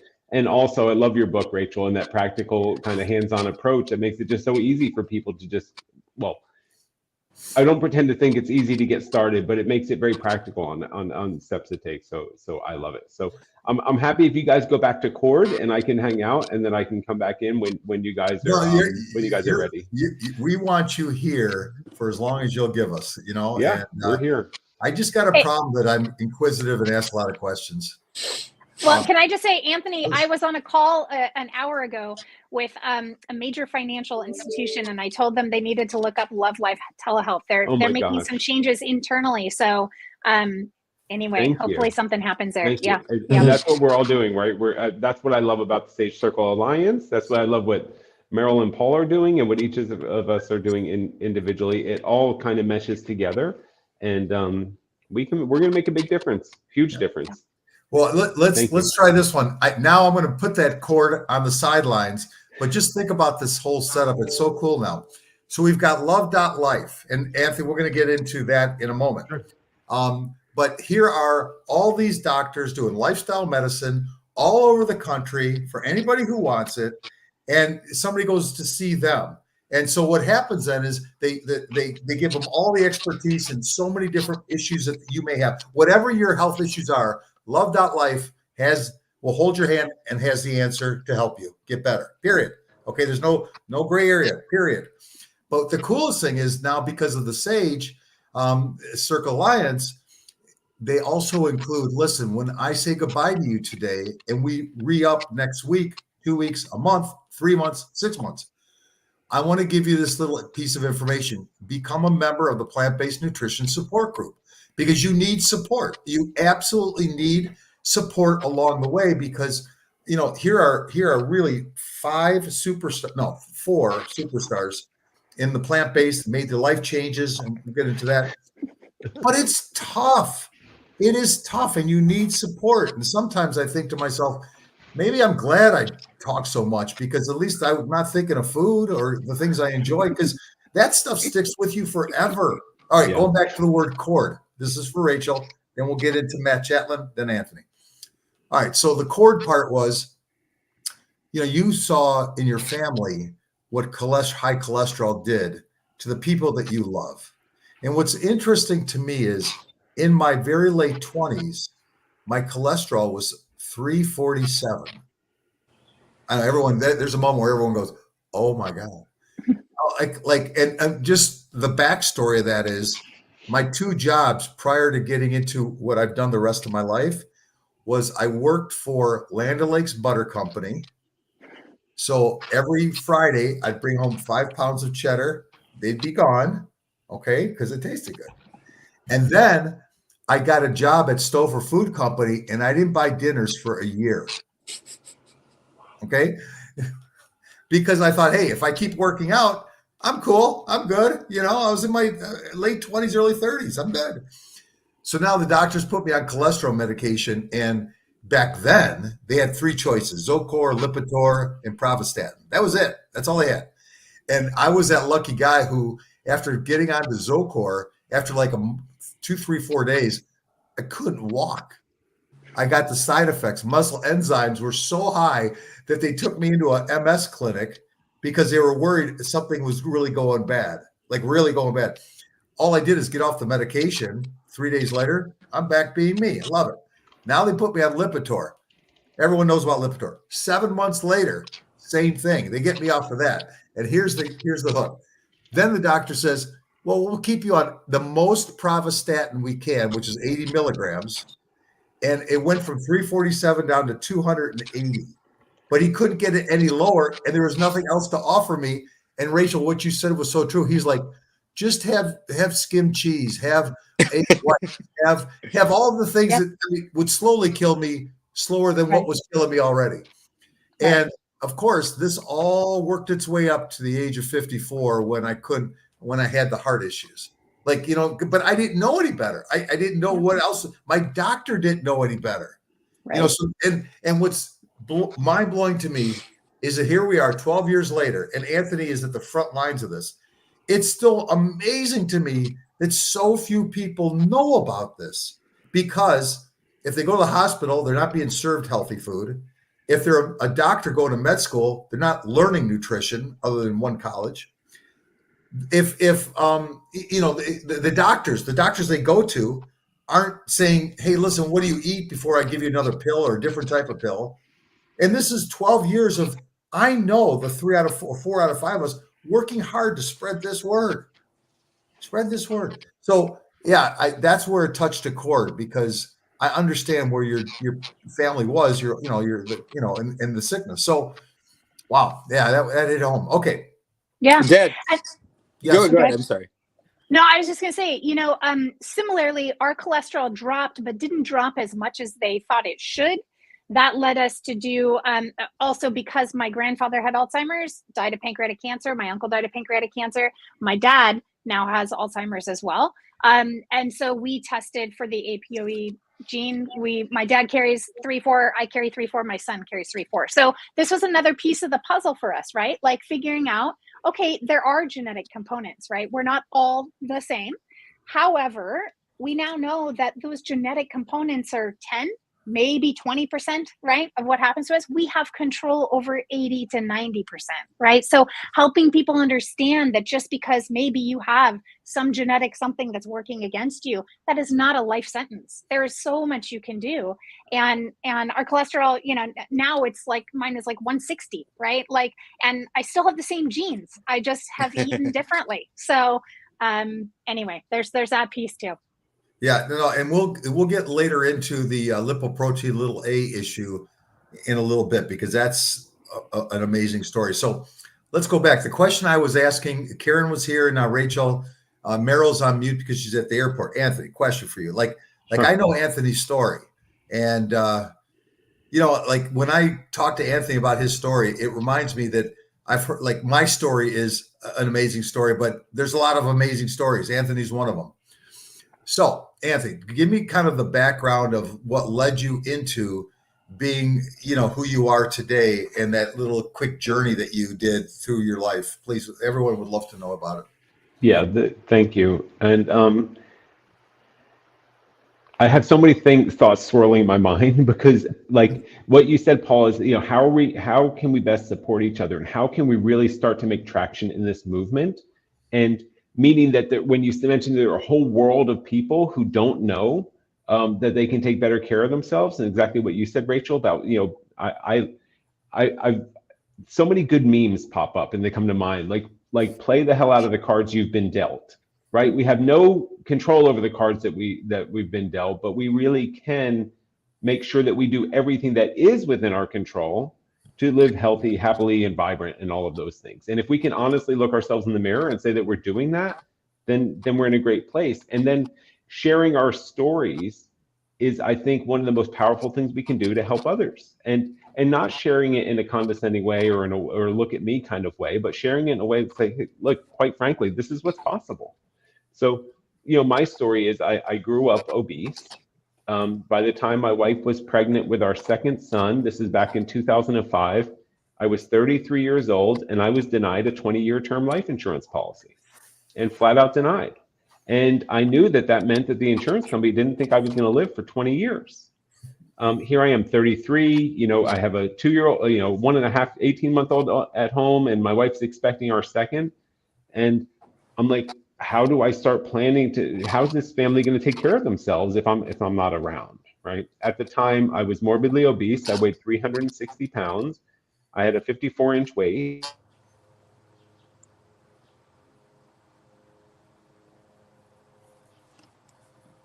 Matt, can you hear me?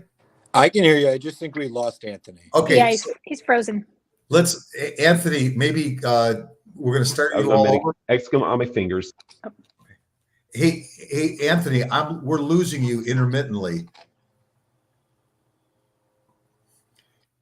I love technology. I would just send him down and bring him back up, Pops. Yeah. Hey, Anthony, jump off and then jump back on. Okay.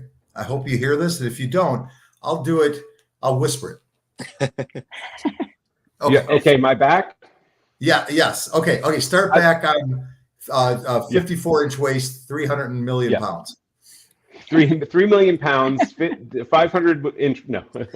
So denied the life insurance because when I submitted all my medical information, I was morbidly obese, weighed 360 pounds, had a 54-inch waist, was on medication for high blood pressure, had high cholesterol, sleep apnea, eczema on my fingers, psoriasis behind my neck, and I would get migraine headaches at least weekly.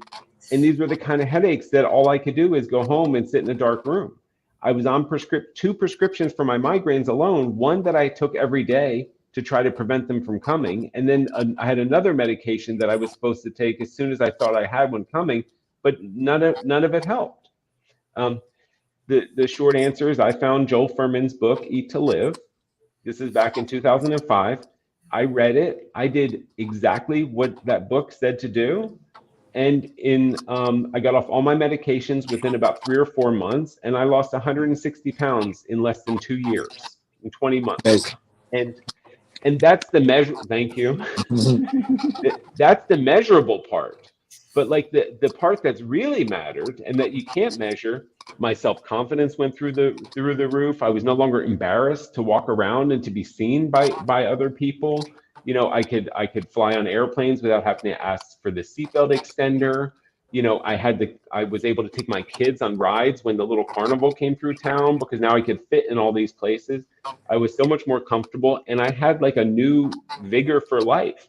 And much more so than changing a physical appearance. That's what I really want to help people with. I want to help people to really enjoy life. And that's where, you know, how we got synced up with Love Life, because that's our whole mission, is to not help people live life. We want to help people to love life and enjoy life and have a, you know, just have a blast. Beautiful. Okay.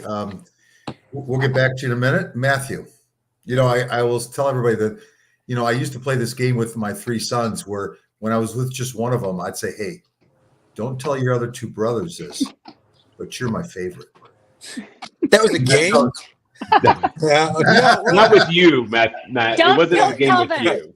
No, don't tell them that. Yeah, 41 years later, you're finally telling everyone. Okay.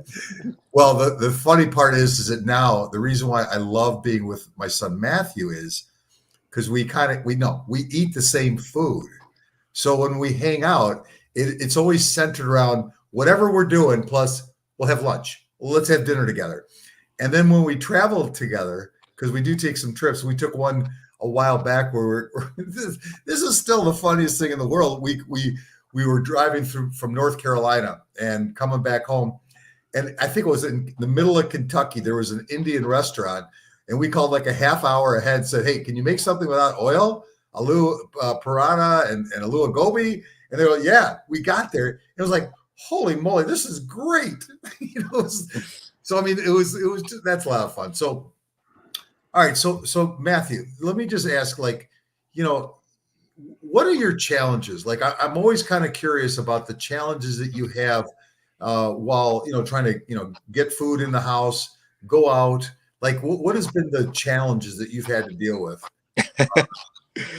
I mean, we all know there's a lot, right? I mean, there's a ton of fast food restaurants. Not that I want them, but the idea is that there's something that could get someone off track easily.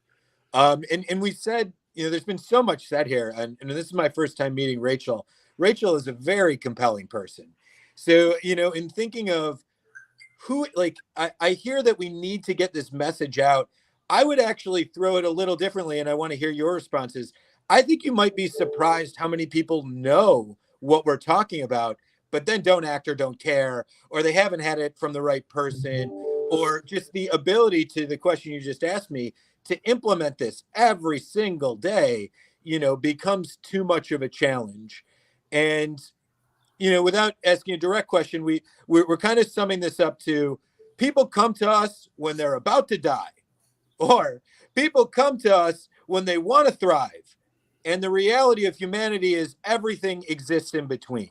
So I'm wondering kind of what the group's thoughts here on some of the communication barriers, maybe on just daily life. I think, Dad, to answer your point is just, when I'm hanging out with my boys and things that we used to do were more fun and easy, they're less fun and hard. So it's not as, in that aspect, it's not as cool. But I think that Anthony did a great job of talking about you don't even know the benefits you're going to get, which is totally true. I mean, I was an athlete, as I said, my whole life, but now I can wake up at 6 and run miles. Like that is a wild thing that, just an extended benefit that, I got a lot more energy, and that's kind of the world I'm relating to. But to everyone here, what do we think of that, about that balance of how do we find someone that's living their lives, not on the extreme, I'm going to die or I need to thrive kind of question? Well, I was just saying to your point, Matthew, just the question, like, I want to pause when we ask, what is more challenging? I think, like Anthony, your example of, I think normal standard American life is really challenging for people who are unhealthy, right? We don't talk about, when you're obese and overweight and addicted to junk foods, like that's challenging, right? The fact that you have to make enough money to pay for more medication, or you have to take medication with side effects, that's challenging. The fact that you might need to take surgery, you can't play with your kids, like all of those are real challenges as well. So when we're talking about challenges, it's like, we're going to have challenges. This life is challenging, right? It's kind of like pick your battles, and I just, it's the whole Caldwell Esselstyn quote, like some people think what we're doing is really radical, but, actually sawing your chest open and taking a vein and putting it in your heart, like that's pretty radical too, so what kind of radical do you want to be dealing with on a day-to-day basis? Rachel, you'll get a little bit of a laugh on this, a little backstory. This is when I spill my history to people. That when I was given the opportunity not to have bypass surgery in front of a surgical door on a gurney, and he said, you're just going to have to make some changes. And immediately I said, yes. Do you realize I had no idea what I was saying yes to? Like I just knew I didn't need to have surgery because every male in my family had quadruple bypass surgery, and 3 out of 4 of my dad was the only one that lived. The other 3 died. So I would say I would do anything, but I mean it's daunting. And one of the things that people don't also know was that Matthew and I were trying to create a fast food restaurant called Gladiator Veg. And we had so much fun creating it. God darn it, it didn't work because we needed a lot more money. But the fact is that we had that whole bot thing, Matt, was a lot of it hasn't worked yet. Let's throw that out there. It hasn't worked yet. But we would go to we had like 20 plant-based restaurants. Now we have 3 in Michigan because COVID kind of destroyed it. But we would go to all of these restaurants saying, hey, we just want you to make this recipe for our restaurant.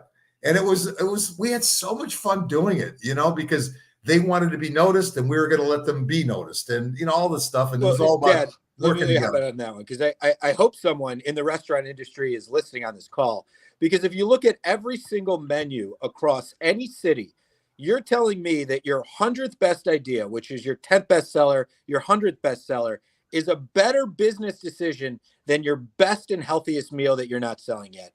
And I just don't believe that if you're a good chef. If you're a good chef, there is a possibility to delete some of the lowest selling chicken items, the lowest selling steak. You can't tell me your 15th best steak idea is better than your one healthiest thing. And, that's something that I tease anyone that I talk to about that's in this space. Because if you were doing a software company or you were in any other space, we would be deleting our 15th best idea with the idea of integrating something else new. And just one more point, because you and I make jokes about this all the time, and I want more jokes by everyone else about it, is that we go to doctors and we're like, God mode totally. We have no idea of what's wrong with us. we just hope that they can solve it, and we take their word as gospel. And I'm not saying that doctors are dumb. I'm saying really more the opposite. Doctors generally are the smartest people that we grew up with, and that's why we have so much faith in their decision making. At the same time, they're presented with so many things that they don't know, and they're trying their best to solve these things along the way. They have amazing weapons like drugs. They have amazing weapons like, run faster or something. But the point here is that we got to question them. We got to question them endlessly, and just in the same way that we would question anything else, I hope. So, throwing that out there is let's throw these questions at the doctors. Let's challenge them when they say, hey, the best thing we have is A, B, and C. Well, okay, that might be the best thing we have or the best thing we know, but let's go into areas that we may not know. Bam. There he is. Now you Bam. know. Hey, you're my favorite. All right. Yes, Paul, Anthony. I wanted to add something if I can. Go ahead, Meryl. Forgive the background noise. I'm not sure we can. Okay, good. Good. There's like I come at this from a different angle than everybody in this particular call. I never had a terrible health situation. I didn't have a health recovery journey. I started eating like this when I was 15. And I think that protected me for most of my life. There were certain things that I did struggle with, like a dairy allergy that I didn't realize was an allergy. But the rest of it, and I don't come from great genetic stock, actually. My mother had bilateral breast cancer and some uterine cancer and just a bunch of other stuff. So historically, like genetic history-wise, not good. But, it's the increase and the always faithful to eating lots of fruits and vegetables, I think, is a hugely important and valuable thing. And, I always think in terms of children, and if we could just start them eating younger and younger, right? And please, if we could start the pregnant females eating during the fruits and vegetables, healthy, whole food, plant-based diet during pregnancy, it would make a huge difference for everyone. And then if we go forward with that, because we also look at animal compassion and the condition of our ecosystems and the deterioration of them, there's nothing that individuals can do more economically and more readily than change their diet. Do something for the eating system, the food system that we have. Stop paying into things that poison the planet and poison our own health, and never mind, have these horrible negative impacts on the animal population. All right. So, when you're talking before about do we have trouble finding people to hang out with? Was that what your question was, Matthew? You were asking something about your... I asked a bunch of different questions, but I kind of like what you were saying here. And to the hanging out question, yeah, I have the same friends pretty much since 7th grade. And a lot of the activities that we did in 7th grade to, just as of 10 years ago, eating oysters doesn't happen anymore. Right. So for me, I'm not around anybody that I was around in 7th grade. I left that part of the country. I was raised in New Jersey, and now I'm in the Midwest, so I'm not around those people anymore. But the people that I'm around now, they all know. There is never a question about let's go to a steak restaurant. That's not going to happen if Meryl's invited. In fact, most of the time, and this, I don't know. There's a part of me that thinks I may be threatening to people. I don't know. But they totally take my needs into account. So they'll say, maybe being threatening is better. Maybe. Maybe. So they'll say, okay, Meryl, you have the, most restrictions on your diet. Where do you want to go?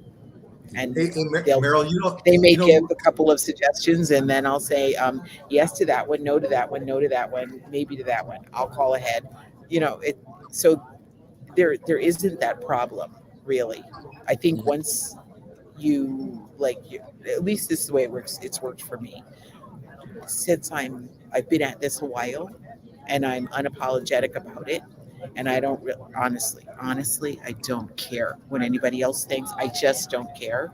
Um, that's the way it happens. It seems people Yep. just are like, okay, yep, Meryl, yep. We got to make sure you can eat. So. What I always tell people, just give me a 1 day heads up for any dinner plans, and the fallback is a simple one. I don't eat. I haven't died yet.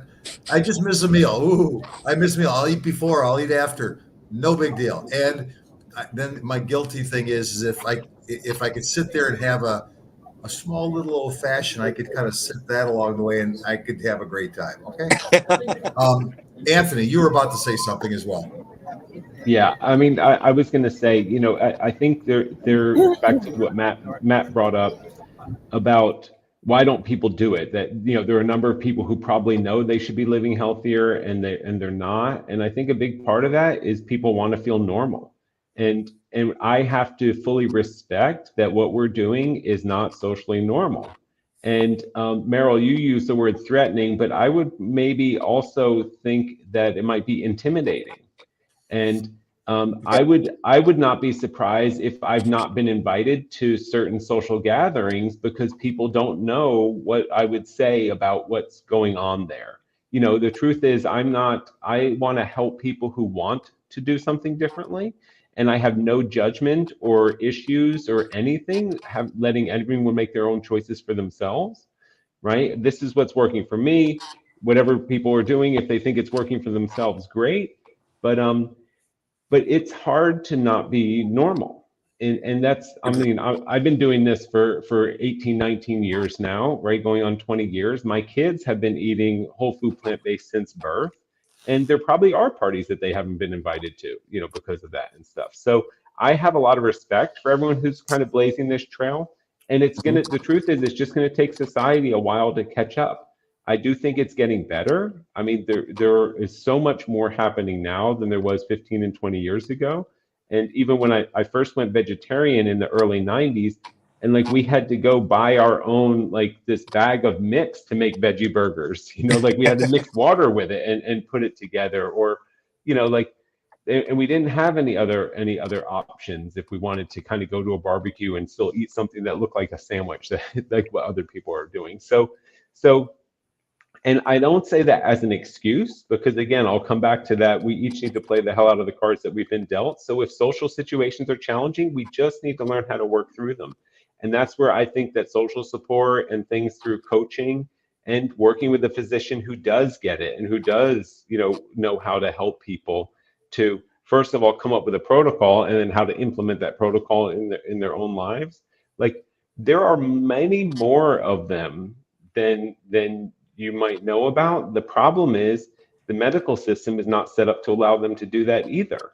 If you go look on, one of these Find a Doc kind of websites, one of these plant-based Find a Doctor websites, you can find a lot of doctors. I know the ACLM is board certifying, thousands of doctors every single year in lifestyle medicine.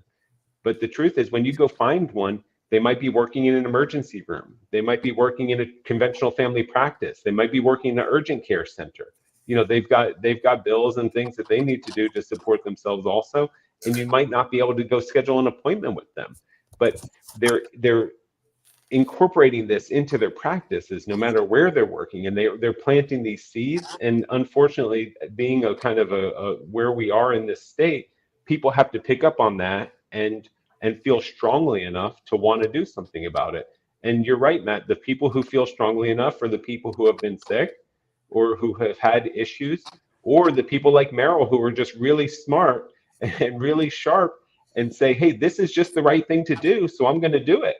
And you're much better off that way because you prevented things before it got scary or dangerous, or you've had this damage that may or may not be able to be repaired over time. And I'm speaking there about myself. It's interesting to me that I just, as you were talking, something kind of hit me that I never thought about before, which is, I've been kind of bitching. I could swear on this YouTube. It's okay. I've been bitching. I'm not bitching, but I'm bitching. That's what I mean.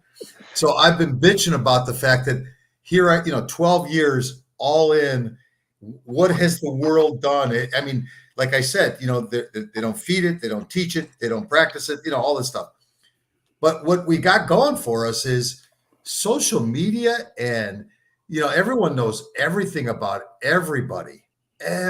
So in my efforts to try and be noticed, not me, I you take my name out of it, but with the SCA, because that's why we're here today, the Sage Circle Alliance.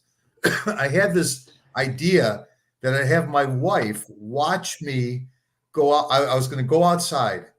I was going to put a piece of meat, a bunch of fruit, and then I was going to have my next door neighbor's dog. And so picture this. I was going to go outside and I was going to pretend, because I'm an animal, to go on my fours and go up to the steak and sniff it and go, ugh. In fact, I'm thinking of doing this. Then go up to the fruit. You better do it. You have to now.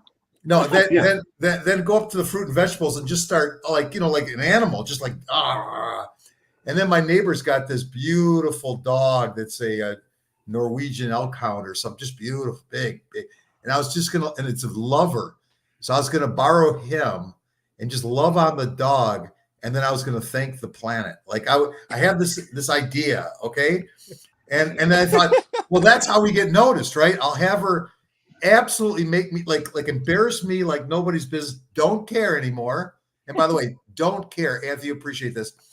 I don't care about that, because the moment they shaved me in prep for the bypass surgery, were 4 strange nurses, men and women, ran into my room, and within 4 minutes, my whole body was shaved.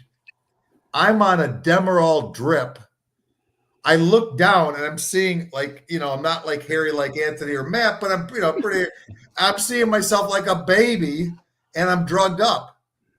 So I'm laughing. Like, whoa, this is pretty funny.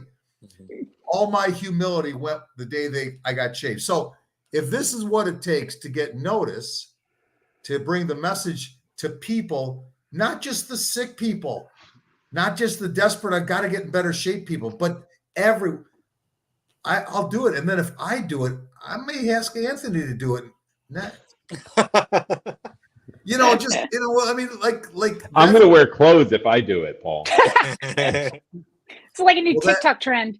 You know what? I will inspire. Yeah, I'll inspire the 60 and older crowd. Hey, no. You know what? Oh, sorry. Go ahead, Rachel, and then I'll add something. No, well, I was just going to say, kind of on this topic, I mean, when Karen was still on here, you'd asked a question about vegan. What do you call yourself, right? Vegan, plant-based, whatever. And this, Matt, what you were talking about, this all kind of fits together to me, because I kind of think of it as we're ambassadors. And you know what? When an ambassador goes to a foreign country, you don't stand on a podium and tell everybody what to do, right? Like you want to assimilate, but you want to share goodwill and information. So wherever I am, I'm like reading the room and going, okay, am I going to be Dr. Greger or Dr. McDougall right now? Like, do I need to tell the truth? Is that what people need to hear here? Or am I going to channel my inner Doug Lyle and go, you know what? Everybody gets to make their own choice, and maybe they'll ask me a question. So I like, on the topic of what I call myself, on the topic of when I speak up or when do I advocate for a change in a group or whatever, I'm really trying to assess, like, where are people? Are people looking for a change? Do they just not know, or do they need something to help them get over that hurdle that will help them make a change? So it's maybe not as easy as just saying, I'm always carrying my flag for veganism or whatever, but I think it's more effective, if you show up and you're really you and you're true to what you know, but also you're not pushing your agenda on somebody, and that you really care for someone, right? I mean, it's you have to lead with that and start with that. And I think that comes across. People know when they're trying to be sold something or told something that they don't want to hear. But if they're dealing with a health issue or, maybe they just don't know that it can be easy. It's not as hard as they think, so anyway, I just wanted to toss that in the ring. Rachel, I'll add to that though. So, I mean, I would describe myself as a kind of like a sledgehammer. I'm a wrecking ball. When I walk in a room about this, I'm a wrecking ball. I'm a registered nurse. I spent 30 years tiptoeing around people getting sicker and sicker and sicker, and I watched them die, right? And there comes a time, and I think this is where McDougall is. I think this is where Clapper is. I think this is where a lot of the people are. Joel Furman. We're done. We're done dancing around the issues. We're done. You know. Mhm. So thank goodness there are people who are gentle like you, and like so many others who will take time to read the room and really be that kind of considerate. I'm just I can't do it anymore. I've watched too much pain and suffering. I've watched too many little children get diagnosed with diabetes by the time they're 13, 14, 15. So I think there's a place for all of it, I guess is what I'm saying. We all take our path, we choose what's comfortable and what makes sense. And I like to believe that I plant seeds, I'll say it. Yeah. And people might not want to hear it, but I'll say it anyway. And then thank God there's people like Rachel and Anthony who will come in behind me and say, Well, I was going to add, I think you need everything. Yeah. Right? We need Yeah. all of this because Right. it depends on not only the person who's listening, it also depends on the moment that person is in. If you like, I look at my story, right? Being denied that insurance company, if I would be denied that insurance policy, if I would have been in a different mood, I could have blamed them, right? Instead of blaming myself. And I could say, they don't know what I'm talking about. My stupid doctor documented this the wrong way, blah, blah, blah, blah, blah, right? And then I could have said, I'm going to apply somewhere else, right? But for whatever reason, I lucked out that time and I didn't. And I looked into myself, what can I do differently to fix this? So in that way, and then I found Joel Furman, who basically says, like, you're crazy if you do this, and you're like, this is the only way to do it, right? And that worked for me at that point in time. But I know so many people who are not sick or not scared or not frightened, and they watch the Game Changers movie, which is a really inviting kind of approach to this kind of lifestyle, because it doesn't say you're going to die if you don't. It's like, here are Olympians and highly accomplished athletes who are doing pretty well, right? And doing extremely well compared to normal standards. And then they did this, they adopted this diet and lifestyle, and they did even better. Like that's kind of warm and welcoming. So we need that. And then we also need the forks over knives that shows some of that. And then we need some of the what the health, which also points out all these conspiracy kind of angles and stuff like that. We need all these different ways to approach, because people's moods change and people respond differently. So I love what you're doing, Meryl, and I love that you take that kind of no nonsense approach. And I love what you're doing, Rachel. And I've switched in between, but I kind of reached that tipping point when someone asks me for the third or fourth time, or they complain about their condition to me, knowing me well, and they complain because they're on these medications and that they wish they can get off. And when you say that to me 2 or 3 or 4 times, like, it's time for, okay, now I'm not going to let this just slide now. We have to have a real conversation. And then you decide what you want to do. And if you want to make a change, I'll help you. And if you don't, just please don't mention this in front of me anymore, because I have the tools. I have the tools for you. Yeah. Right? I have the tools for you. And if you're not willing to do it, then you're like, I'm not one of the people that you can mindlessly complain to, just because you're looking for a little bit of empathy or something. Yeah. Well said. Yeah. So, okay, let's move along. But before we do that, Meryl, I hate having you on mute because this lady has some things to say. So here's what I'd like you to turn around and ask everyone to back up 15 feet and be quiet. Okay, be quiet. Yeah. Okay. So let's play a game with Rachel, Matthew, and Anthony. And the game is, you get a wish, but you have to say something that frustrates you at the same time. So you could wish for, and it doesn't have to be plant-based. It could be anything. You get one wish, but you have to say something that just maybe infuriates you or frustrates you. So once again, in the spirit of my sons, ink, a dink, a bottle of ink. The cork fell out and used. Anthony, you're first. Oh, wait, what does that mean? I'm the ink or the sting? Hey, I'm the empathy officer. I didn't want to say stink. Okay. Okay. Oh, sorry. It's a eeny, meeny, miny, mo. Yep. Yeah. And by the way, if I didn't know you that well, I would, I really do try to take life lightly because it's so difficult at times. So, Yeah. All right, go ahead. So what really irks me is when people pull themselves into a victim mindset, and they make it seem like this world is just happening to them. Their health is happening to them. Their living situation, their profession, their work situation, all these things are just kind of happening to them, and they don't realize that they can take an active role. And it irks me to the point, not where I want to like kind of yell at people or shake them or anything like that. It really hurts me, and it makes me feel bad, and I do want to try to help them, but it's so hard to help people. And so if I had to turn that into a wish, I wish that everyone knew how much control they were in of their lives. This goes all the way back to what Rachel mentioned about 80% or so of how we manifest in this world is under our control. And if I had a wish that I could go around and flip a switch, I would love for everybody to understand how much control they actually do have over their lives, despite whatever challenges they've experienced so far, and whatever kind of genetic or family experiences that they believe that they're living with. That's beautiful. I'm going to go next. Then Meryl, you're on double deck there.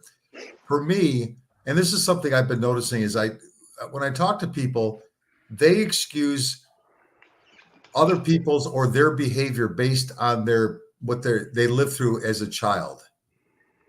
So, hey, my parents were this, and that's why I turned out that. And I hear that all the time. And, I'm kind of like Meryl, where I'll just say, you're a grown ass adult. That's not coming from me, Dad. Come on. No, That's the other two. Yeah. You're still number one. Okay. It's so cool when I can look at him, my son Matt, and say, dude, I love you so much. Like, I just love being with you. Okay. Thanks, Bob. So that's the thing. I hear that a lot where they'll say, well, his poor actions because his mom was this or his dad was that. And it's like, wow, maybe at 18 or 21, I don't expect you to have the tools and the skills to be that grown ass adult. But I'm not talking to a 50-year-old or a 60-year-old with poor behavior. So for me, that is frustrating to me to hear that. And then the wish that I have is, I just wish we could have a global plant-based week. Now, I believe in 60 days, you could transform your life forever. But I'm willing to drop it down 53 days just to experience it for 1 week, with one caveat. You got to get a blood test before and after. All right, because it would just be like so amazing to you what just 1 week could do. Not let alone the animal break, the planetary break. But that's and Anthony, I'm going to steal your idea, which is I change every day based on moods and thoughts. So that's my view and thoughts right now. Meryl, you're up. So one frustration and one wish, is that what it is? Yep.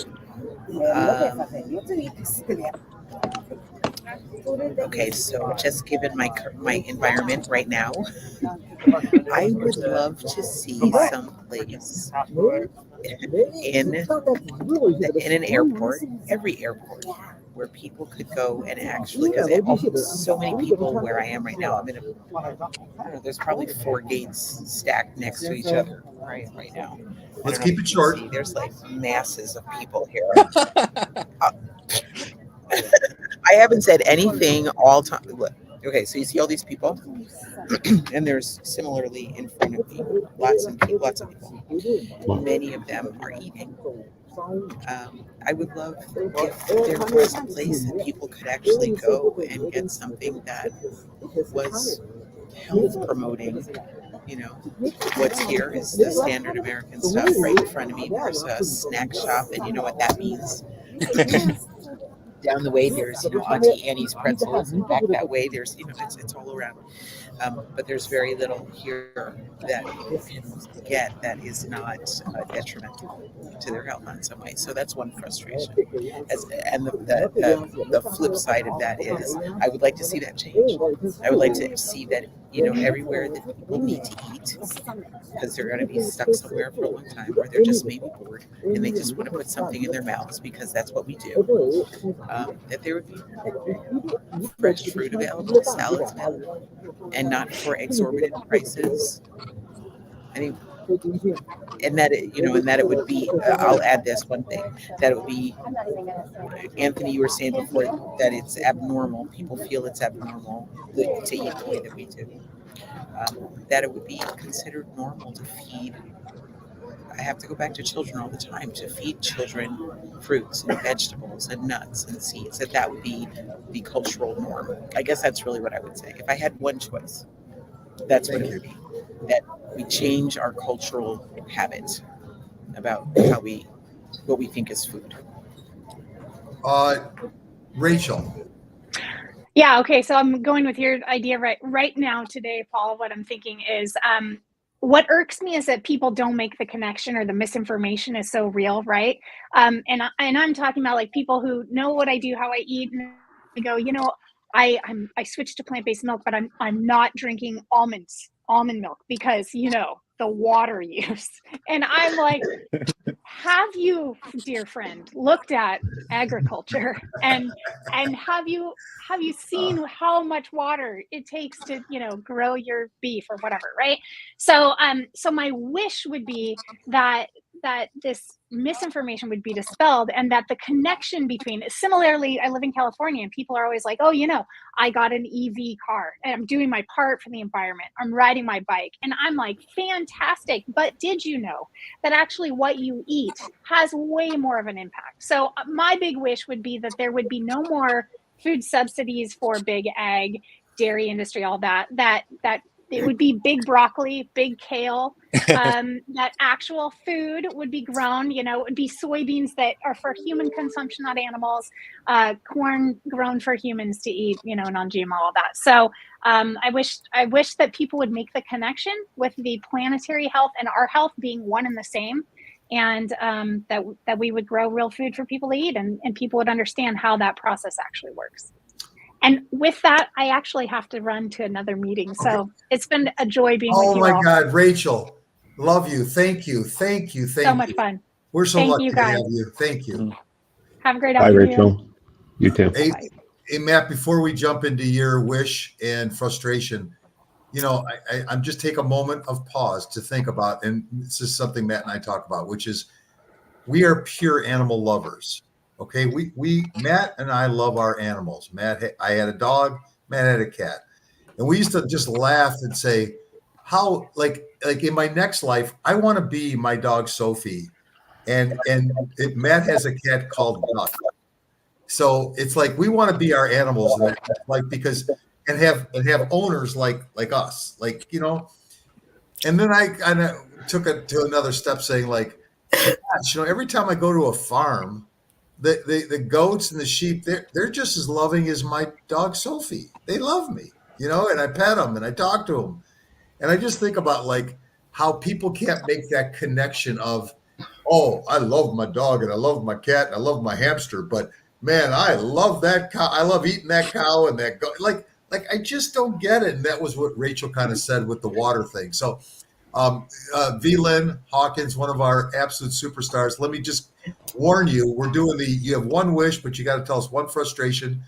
Matt Chatlin, you're up.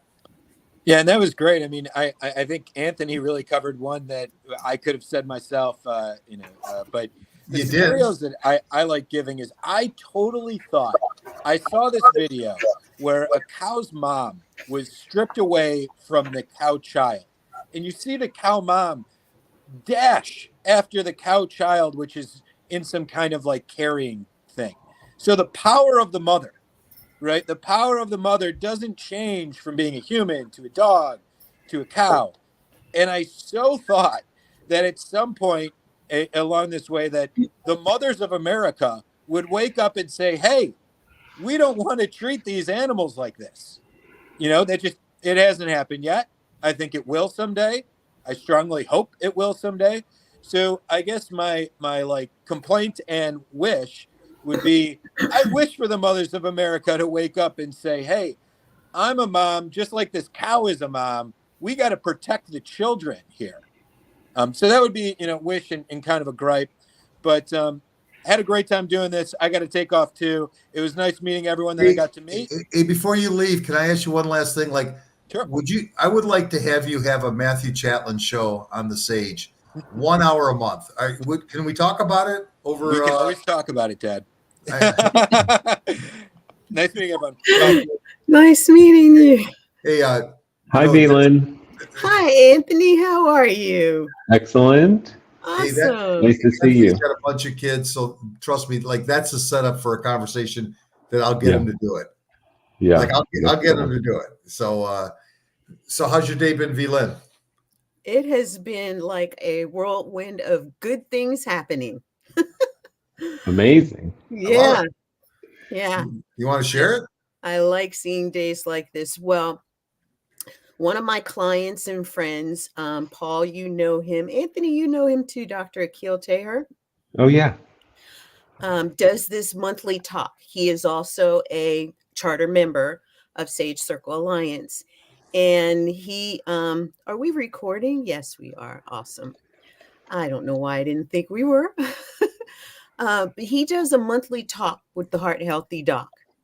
And he talks about things that are common ailments that people have been programmed to misunderstand what they are, what the causes are, what the symptoms are that they've learned very well how to mask, or go to their doctors and say, I want this for this, instead of, hey, doc, why is this happening to me? And then the doctor giving them a good explanation as to some possible causes for them to be able to look at their lives and say, oh, yeah, I'm doing this. Well, how do I fix that? And do lifestyle changes versus, again, what we've been conditioned to believe needs to be the answer to some of these questions and issues and problems. And he has been very vocal about the fact that he is a septuagenarian extreme athlete and that he has come back from heart disease and open heart surgery to living a life that he never thought was a life possible to live. And I love telling his story because I'm one who, my dad died at 29 of a massive heart attack. And I remember being a part of a team interviewing Dr. Barnard, and we got to ask him some questions off camera. And I asked him, why did that happen? Was there anything that could have been done to prevent that? And he said very graciously, as the man that he is, he put his hands together and he said, I am so sorry that happened to you, because it should not have happened. It should never happen to any child to lose their parent like that, because he knew what we didn't know, which was a whole food, plant-based diet and lifestyle could have not just prevented it, but caused him to live a long, healthy life. Wonderful. Hey, listen, we got Anthony for about 6-7 more minutes. Okay. So Anthony, how about if I give you the reins? I've done this before. Just talk to us. Talk to us. I don't want to necessarily interrupt Velan's thought, but I will just add that I love Dr. Teher as well. Like he is so inspiring, like so many of us. I didn't realize that he was that he had joined the Sage Circle Alliance, so I'm very happy to have him here.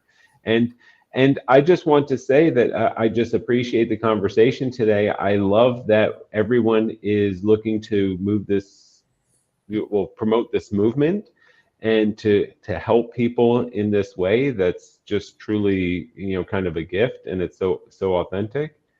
And that doing it together, I think we've got a real chance on really influencing the way that the world and the movement works. it's I know there's so many organizations involved, but Love Life Telehealth is really proud to be part of this, and to be pushing that movement as well. Well, thank you so much. And it's to me is I get to, hang out with Anthony more and more. What I kind of realize all the time is like, Anthony could just keep doing his thing with Love.life, and VLyn could be doing her thing, and Meryl could be doing, and my PBNSG could be doing our, these are all people who are not like small potatoes, but we're not at the very tip top, but we could just keep doing our thing. But the one thing we all have, many things we have in common, one of which is that we're all honest, caring, hardworking people who hope for a better tomorrow, fill in the blank, for our kids, for ourselves, for our everybody. grandkids, for everybody, right? And if we don't work together, then it's not gonna happen in our lifetime. It probably won't happen even if in our lifetime. But the most beautiful thing that we give back on the Sage Circle Alliance is somebody has to build that good foundation, because Anthony built telehealth. He built that, and now it's Love.life. VLyn has built what she does, and Meryl and Paul. And the fact is that now we're building something together for something much bigger. And if all we do is look back at the last days of our life and say, I don't know what's going to happen, but the foundation is strong, then that's when I could close my eyes and know I did the right thing. So that's how I agree with that. I think as long as we can all straight face say that we've done absolutely everything we can, that we could, everything within our control, just like what we've been talking about for, on and off for the past hour. If everyone can honestly say we've done everything we can, and I can to date, right? That I've done everything I can to help as many people as possible, then that's just wonderful. Yeah. Well, listen, Anthony, thank you for joining us. Thank you. Thanks for having me. Enjoy the rest of your day. It was wonderful chatting with everyone. I'm glad I got to overlap with you a little bit, VLyn. Same here, Anthony. You guys have a great conversation. I'll see you soon. Thanks. Bye. Bye-bye. Well, that was pretty cool. I got to meet the son of Paul Chatlin and see my good friend Anthony. That's what makes this group special too, because I knew Anthony. I know who he is, the work that he does, how passionate he is about what he does. And Love.life Telehealth is a needed organization to help people out there who are looking for somebody to help guide them from a medical perspective, because it's like Kathleen's talking about, I'm looking for a plant-based primary care doctor. She can't find one. And when you're looking for something, you can't find it, it's difficult for you to think about what more you can do. And there's so much more. And just asking the question is going to bring those doctors out, I believe. But one of the things that I talk about Dr. Keel a lot, because I am helping him, he's going into the colleges and universities in the Atlanta metro area to talk to their medical students and their staff and faculty about this way of life. A few doctors on staff may be plant-based, even fewer plant-based vegan. And when you look at it like that, his story has the ability to make such a huge impact. And that's one of the things that I can consider as my mission, like helping Meryl to get this message about child nutrition out there, and the work that she's doing with the state of Illinois, getting the schools on board with the fact that this option is mandated and they need to figure out how to get that rolling in their schools, and being the example for other states to follow. What would it be like if half of the states in the US were set up and all of their kids in every school, grades K through 12, were offered plant-based options every day for lunch. What would that do to better the health of children? I can't imagine it. And so I'm totally on board with helping Meryl to do what she's doing. And, at the same time, it gives me a platform and it gives me something to speak about. I'm the speaker coordinator for the Georgia Veg Fest event this year. And it has allowed me to pull in some really great people to be a part of the event that I'm going to say would not have, first of all, done the event, because we know that most Veg Fest events, there's a lot of vegan junk food being sold and touted as it's vegan. Yet the whole plant-based message is missing. So I'm looking to do what I can do one Veg Fest at a time to help impact and influence change there where I can. Thank you. A quick question before we get Mike Young on. I'm going to need a little, like a 10-minute break. And I figured since Meryl's still here and we got Mike Young coming on board, who else do we have today, V-Lynn? I need to, is there anybody else? Oh yeah, we've got, let me see. I pulled up the message earlier because I pasted the day schedule in it. So let me just see. Just tell me we got more, because if it was just. Oh, we have more. Okay, cool. So would you like me to should I bring Mike Young on board? Absolutely. All right, wonderful. We've got Karen Ramsey. She's done it already. She came in with you guys. So we got Dr. Tuttle, Dr. Wilk Tuttle, Peggy Krause. Kathleen is coming back. We're good. We're good then. Okay, here we go. I'll be back in just 10 little minutes. Okay. I just want to say my signal is really sketchy. There's a lot of freezing and little glitchy things. So if I drop off, it's because of that. Well, we got you. And thank you. You're in the airport ready to go to this conference and speak about child nutrition for this group of Peapod people. Thank you for everything that you do. Well, thank you. Oh, let me go back on mute. Okay. Hi, Mike. How you doing? Hey, I'm out in the woods. I see. And I think I even hear like the birds chirping and stuff. Yes, the birds. It's just right now. It's just me, my wife, who's working remote here at the farm, and the wildlife. We've seen, I think so. We took a walk along the mountain ridge here, and we earlier for lunch during lunchtime, and saw a wild turkey. So that's pretty cool. Wow, that is pretty cool. So, what's your day been like today? Well, I know that our topic is, what can you do for this whole movement, right? And this is our newest project that I'm at, which is called Mountain Ridge Farm. And I kind of view it as maybe even the ultimate advocacy is farming. I've always heard that in the past, but I never really understood it until I actually got into this and started growing plants, food plants. And, I'm liking it already. And this is our project, our newest project. And, we're just trying to show people that it's possible to do this. And I think it's just one of the many areas of the plant-based movement that should be explored. So, Mike, are you actually growing food for sale, or is it for your own consumption? That's a good question. Right now, I released a few videos of the work I've done over the last week, and I'm nice and clean now. But over the last week, I've planted sweet grapes and sweet cherry trees. So sweet grapevines, sweet cherry trees. I had to build an entire system for these grapevines because they go up high, and as you can see, I'm out in the woods. We have bear and deer, and I have to get it up high so that the wildlife don't eat it all.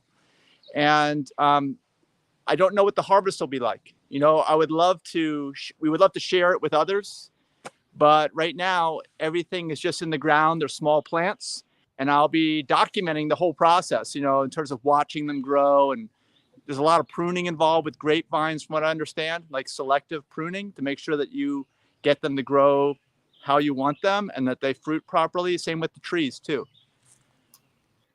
So what kind of greens are you growing? Grapes. Oh, so you're just doing grapes and cherries this go round?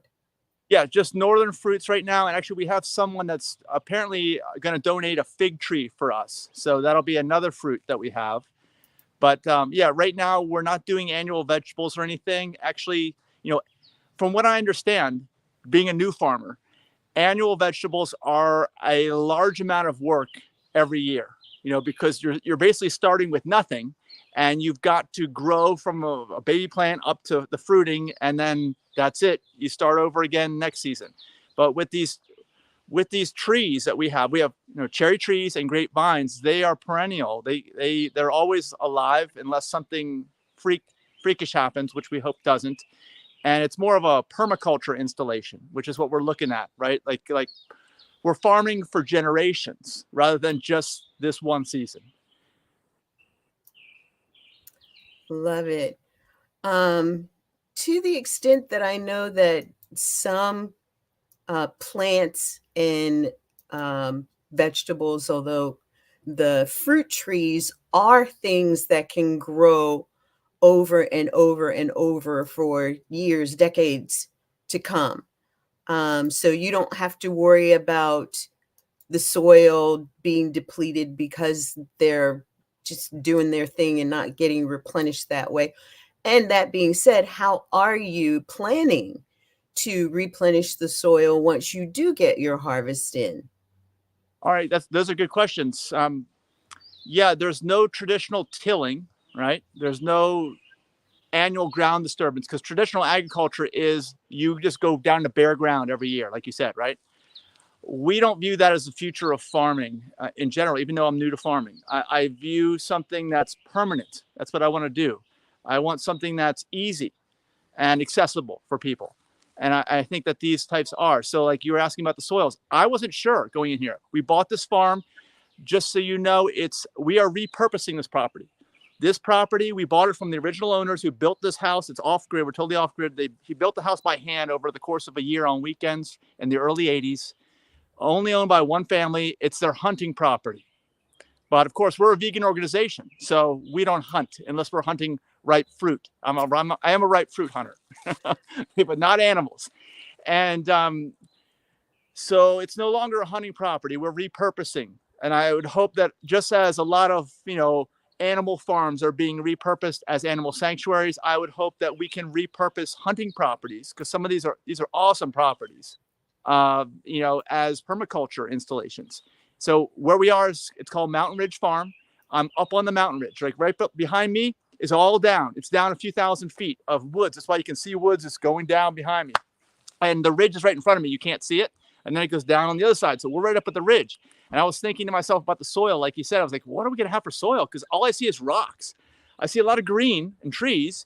But believe it or not, these trees have not been harvested since at the earliest was the 1950s. It may have been before that.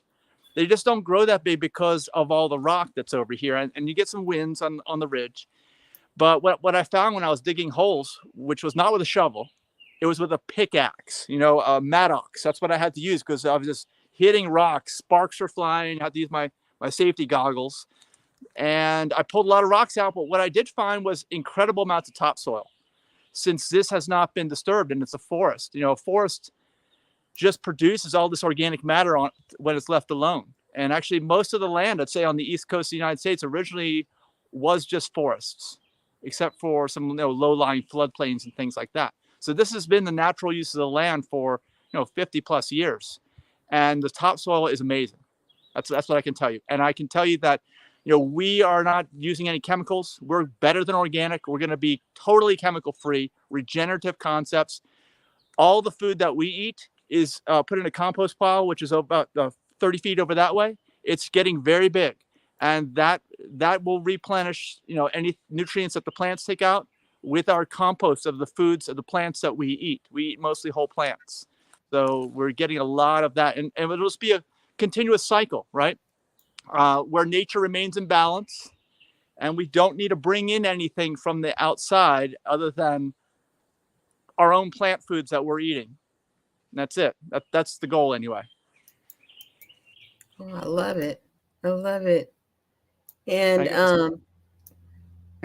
do you find, even with your new knowledge of doing gardening, doing farming this way, that you have an opportunity to teach others to do that? You know, one of our big tenets with Sage Mhm. Circle Alliance, as well as I think all of our businesses, is around education.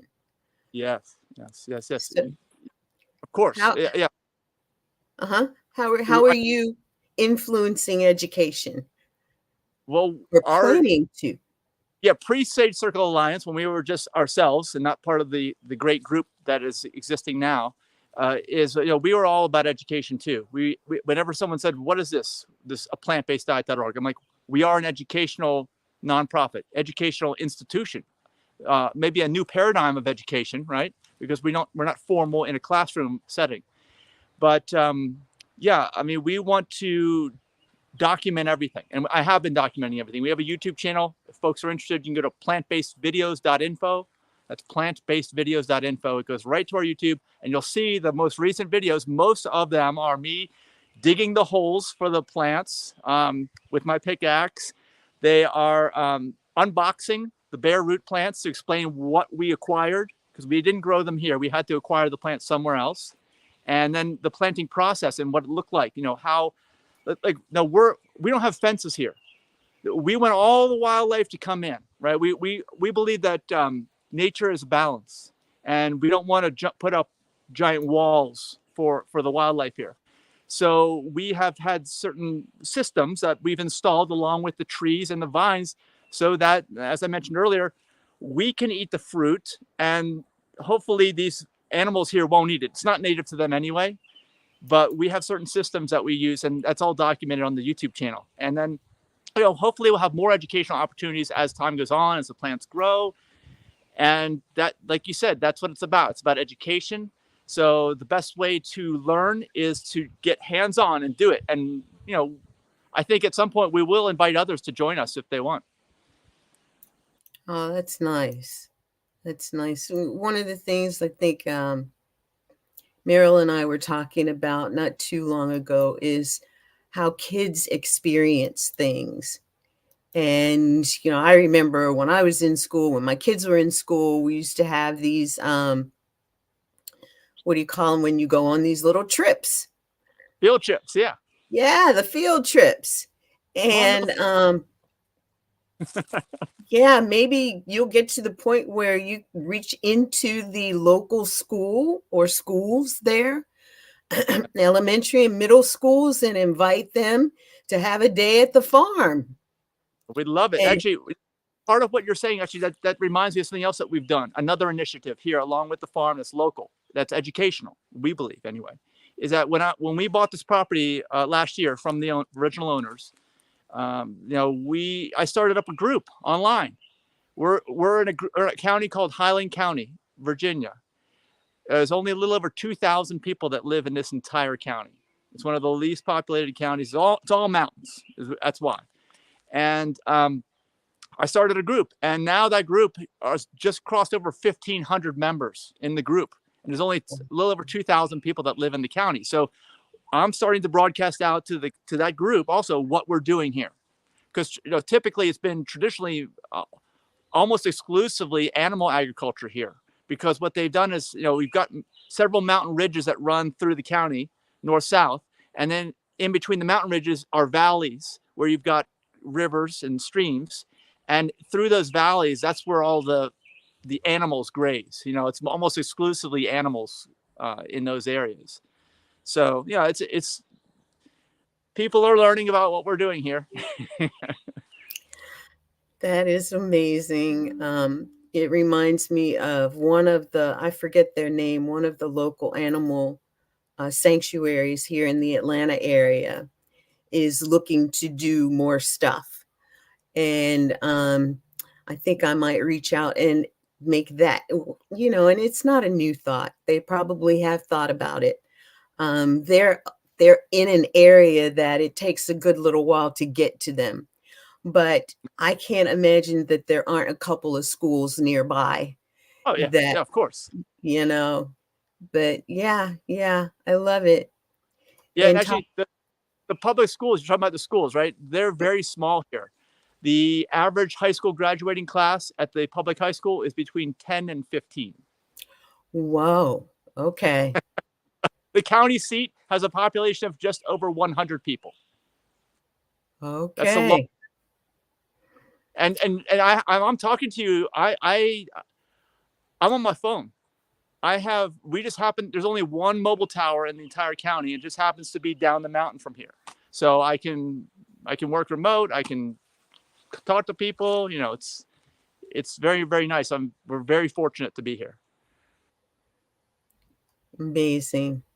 So we can all glean your commitment and your contribution to the effort right now. And it's really nice knowing that you are in a location like that, yet you're able to be a part of an organization that is doing big work and planning to do even bigger work. And you're able to be involved in it. Mm-hmm. You Yes. know, Like you said, we want to educate people. We want to teach people. It could be that a lot of people, don't spend time in nature. That's another facet of what we're doing. Because like you said, all you hear is birds. It is so quiet around here. Occasionally I will hear a hunter off in the distance, which I don't like to hear, but that's part of the territory. But most of the time, 90% plus of the time, I don't hear a single sound other than birds and a little breeze. I can hear the breezes coming from a long way away because it's so quiet. Most people have never experienced that. And I think it's extremely therapeutic. I think it's a form of therapy, actually. Well, hello, Michael. Allow me to now do what I do best, interrupt and interject. Meryl, first, it's amazing that you're in the middle of an airport. And why don't you turn around and say Sage Circle Alliance as loud as you can? Yeah. Okay, so let me give you a little something about me and Michael. First of all, never knew him. So glad that I do know him. And we hooked up. We got to actually spend a little bit of time, and it was like, here we were, two strangers. We met each other, and we're starting to talk. And we're at, we met at a Starbucks Central location, and we kind of looked at each other and said, "Oh, we could be walking while we're talking." And we walked the whole hour that we had together, and it gave me a chance to, it's like along the way, V-Lynn and Meryl, but V-Lynn, I'm saying to you, it's like to me, this is what is kind of given me a second lease on life, on the plant-based world life, which is when you put your heart and soul, as I did with the plant-based nutrition support group. Now I'm getting like the same story from people in the next generation. And, I've like, when you've done it and you've been through it, I might not be as like calm or just as giving as I want to be to every new person I speak to. But then along the way, this new path, I get to meet people like Mike Young, and I get to see and hear his story and his reason. I'm attracted to it initially just because he's young and he gets it. Like, you got to see my son today, and my son is Mike's age. And when I see, when I hang out with my son, who's whole food plant-based, and I get to hang out with Mike Young, because if we can't appeal to the younger generation, we're lost. Okay. Yeah. Mhm. So like what Mike offers people, to me, it's like, if you ever wanted to know what serenity is like, where there's absolute peace and quiet, that's when you go and get a hold of Mike Young and let him work with you with eatplantbaseddiet.org, and hang out with him, or hang out with the people who are hanging out with him, and you're going to find serenity. And it's something that is missing in my life at times, and the only time I actually truly feel it is early morning when I go outside on my deck, and I've got a bazillion trees around me that cover my deck so no one could see me. And I just listen. Mike, you just hit it right on the head. Like the other day, it was windy, and I could hear that wind going through the trees, and I could only hear birds. And there was a moment I just took a breath and said, "This is beautiful." Like this, I'm happy. Like, I'm happy that no one's taken a piece of me at this moment. And rather, it's the only thing taking a piece of me is nature. And nature's giving me their piece. Does that make sense? Oh, You know, for sure. I mean, this is forest bathing, right? Forest bathing is a thing if you're familiar with it, and for all the reasons you said. yeah. And it's interesting when I'm a quirky little fella. So like in my world, I don't just like look at the ground or look at the streets or look what's in front of me.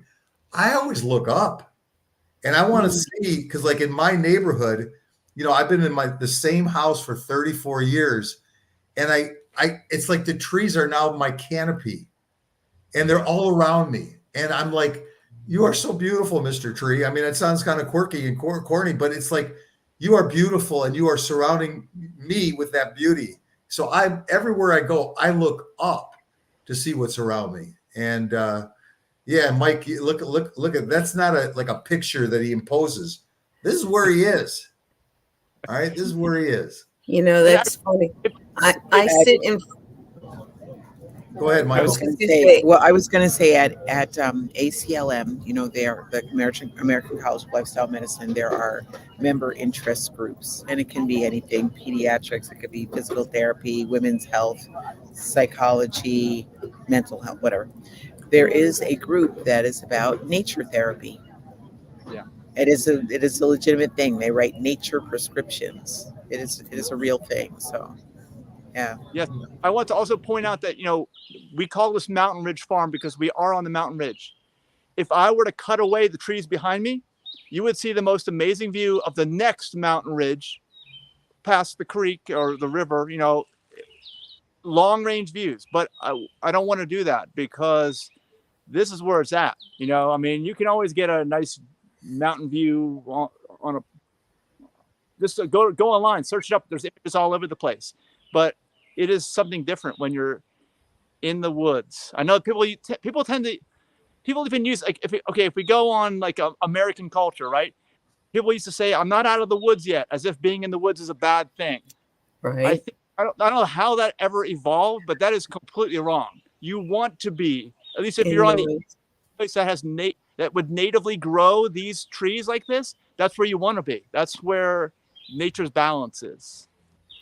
I love that. And I was going to say, my desk faces one of the windows in my office, and I get to look out every day and see what looks kind of like what's behind you.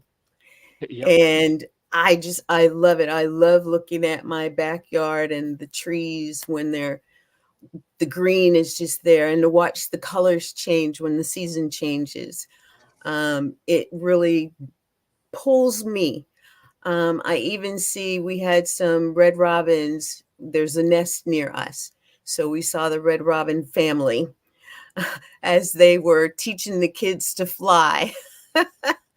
And about 2 weeks ago here, we had a nest that they built it right up against the house, had the eggs, and they flew away. And they're somewhere around here. They're probably just our neighbors now, you know. It's interesting because if we're talking about birds at my house, I've got hummingbird feeders, and they're right at the kitchen window. So when I wake up in the morning, you can see 2 or 3 of them, you know, vying for that. And anybody who wants it, I'm going to give everyone a little tip on hummingbird feeding. So basically, it's 1 cup of sugar to 4 cups of water. You don't need to put the red dye in it. That's it. It's that simple. And then scale it to what you want. And then I exchange that water every 4 days.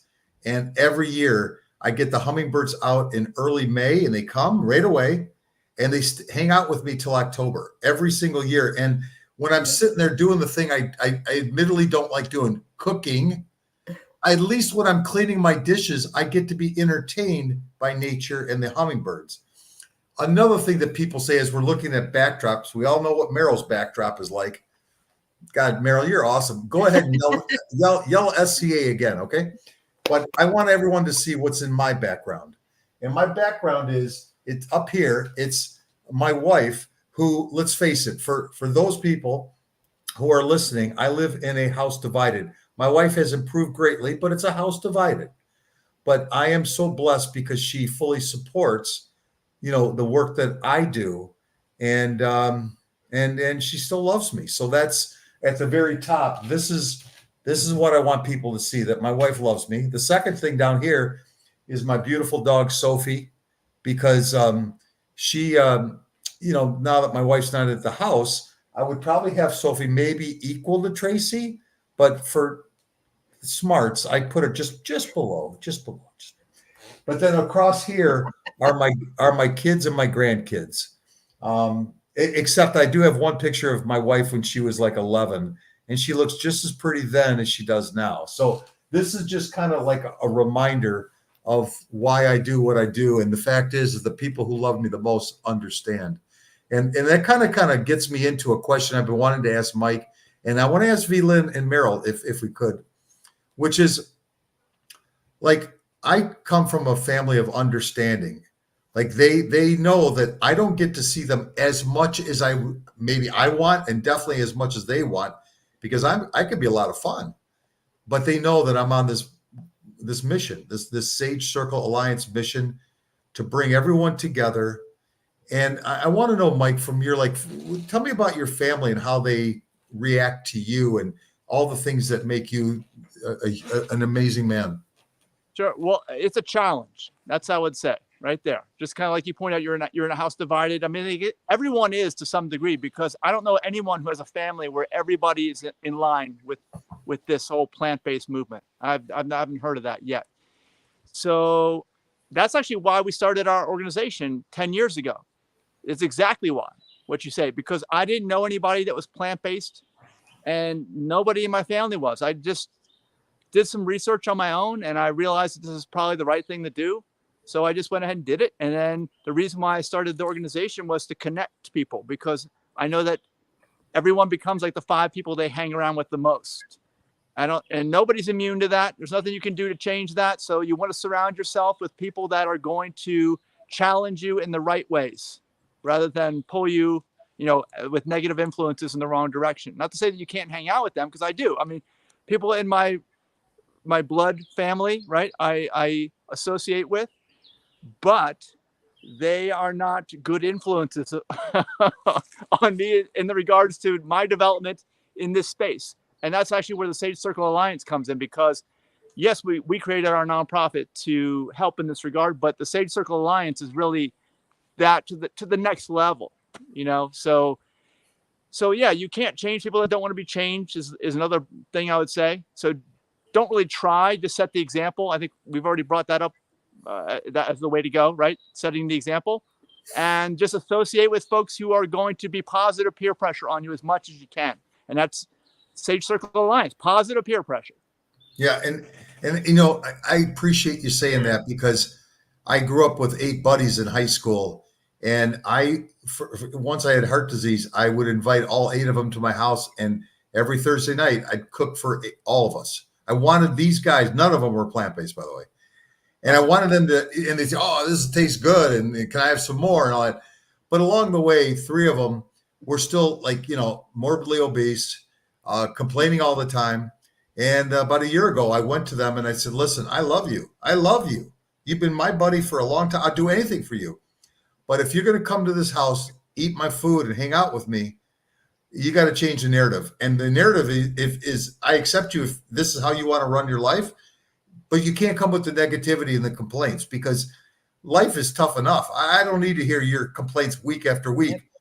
And you know what happened? The 3 of those guys got together. They make their own dinners, and they're not showing up. And as much as I kind of miss them, I don't miss them. I don't, because when I was done with an evening of them, my wife would look at me and say, you're exhausted. I said, well, yeah, that's 4 hours of listening to people complain. I don't want to hear it. Life's tough enough. V-Lynn, tell me a little bit about you and the background that brought you where you are today, and share with that a little bit. Would you mind? Well, I am one of 4 children. I told you my dad died when he was 29. I was 7. So my mom raised the 4 of us. And that was tough. I was the oldest girl, and I ended up being the one with responsibility for the family, because her focus was on making sure everybody ate and had clothes and stuff. And I remember when I reached 18, and I have to share a story in between. when I was about 13, my brother decided that he liked to cook, but he liked to cook all of this exotic stuff like shrimp Creole and hamburgers with, this amazing sauce over top of it. But I was the one stuck with cooking the hot dogs and the hamburgers and the this and the that everybody ate every day. And then I don't know what possessed me, but I got into this competition with him about he could eat 2 hamburgers, I could eat 2 hamburgers. He could eat 3 hot dogs and he would eat 4, I would eat 3. And I looked up one day and I was this chubby little adolescent girl going to school and not even really having it in my mind that I was this chubby girl, but I was. And I don't know what happened, but I was 14, 15, and I got sick. I don't know what happened, but I remember being in the bed sick for 3 weeks. It was a period of 3 weeks. And I remember somebody bringing me soup on occasion and water. And I remember the doctor coming once. And I remember, I don't remember taking any medication. I remember whatever it was took its course. And I woke up one day and I was like, I'm alive. I feel good. And the next day I was preparing to go to school. And what I realized was that none of the clothes that I had fit. All the jeans that I had were falling off of me. I didn't have a good top to wear. So I ended up wearing a skirt that I had and one of my brother's white button-down shirts. Because, back then you could wear a boy's shirt and it was too big. And I did that for a whole week before my mother recognized what had happened and said, oh my gosh, we got to buy you some clothes. And I'm thinking, if she didn't recognize this in a whole week's time, was I invisible to everybody? And so that kind of followed me. And having lost the weight and gotten into a body size that I liked, I said, if I have to go without clothes, I'm going to save my allowance and make my clothes.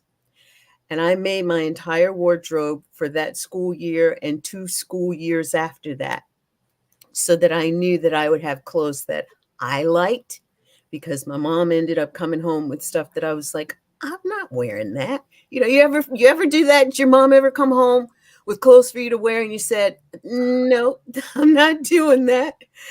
And so I went through a couple of years like that. And I once again finally woke up and thought, what is this? Because I still was looking in the mirror and seeing this chubby little girl. And I knew that there was something off there. And I watched a Lifetime movie that talked about anorexia, bulimia, and body dysmorphia. That was a real lesson for me.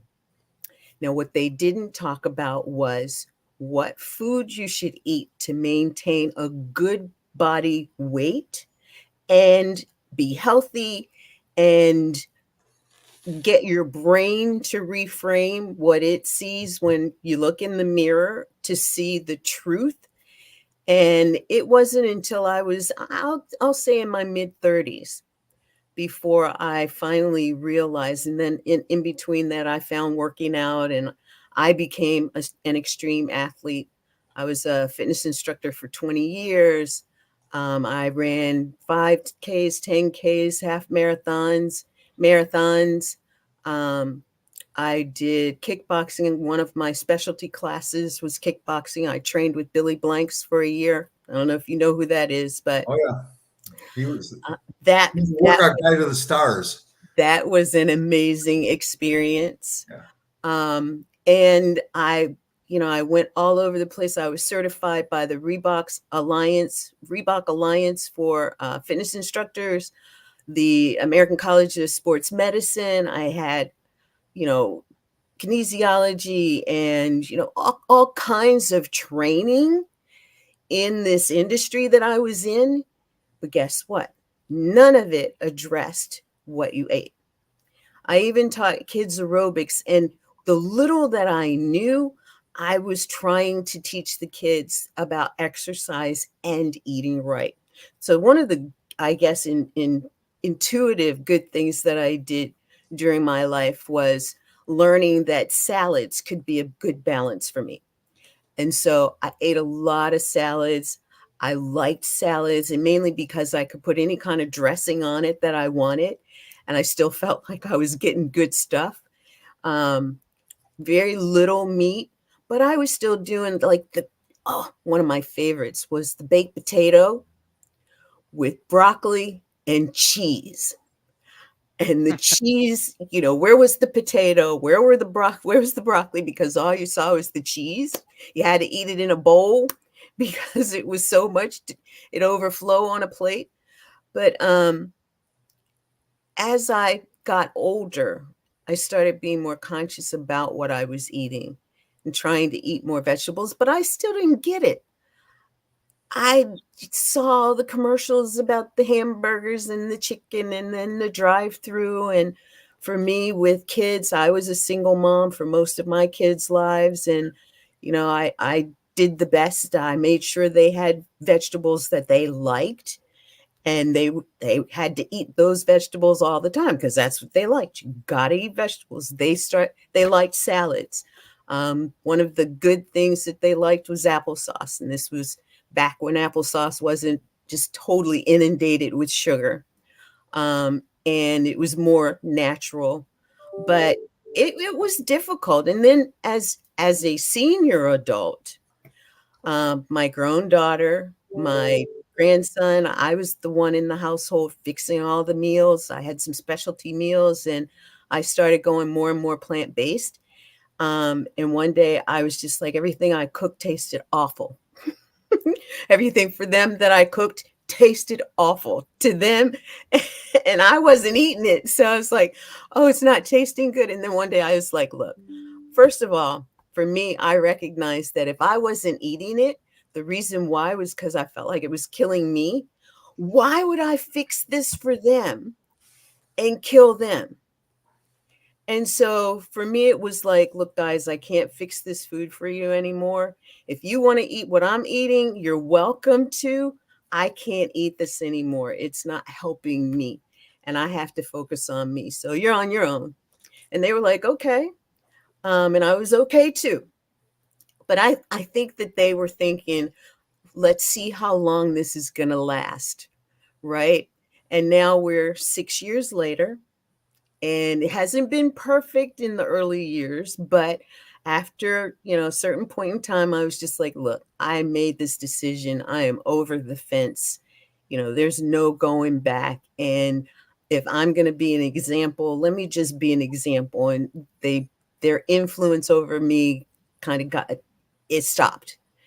And when I look back at what has happened in our family, they still eat their meat, but I'm able to say stuff like, to our little pet, I would never eat you. I would never eat your brother or your cousin, and really even bring in some of the things that they don't want to see. I'll send them a link to something so that, even if they watch a pinch of it, they've gotten a little more into their systems. And it's made a difference because we go out now. We typically don't go somewhere where there aren't options for me to just eat the best in vegan that I can going out. And it used to be we'd go to a seafood restaurant or a steakhouse where they like to go. And I would be like, a baked potato and a salad, please. And they'd be shocked. Now it's like, she wants a baked potato and a salad, no butter, no cinnamon, no all of this other stuff. Do you have any cayenne pepper? I carry my cayenne pepper with me. Meryl will tell you. Bye. Safe travels.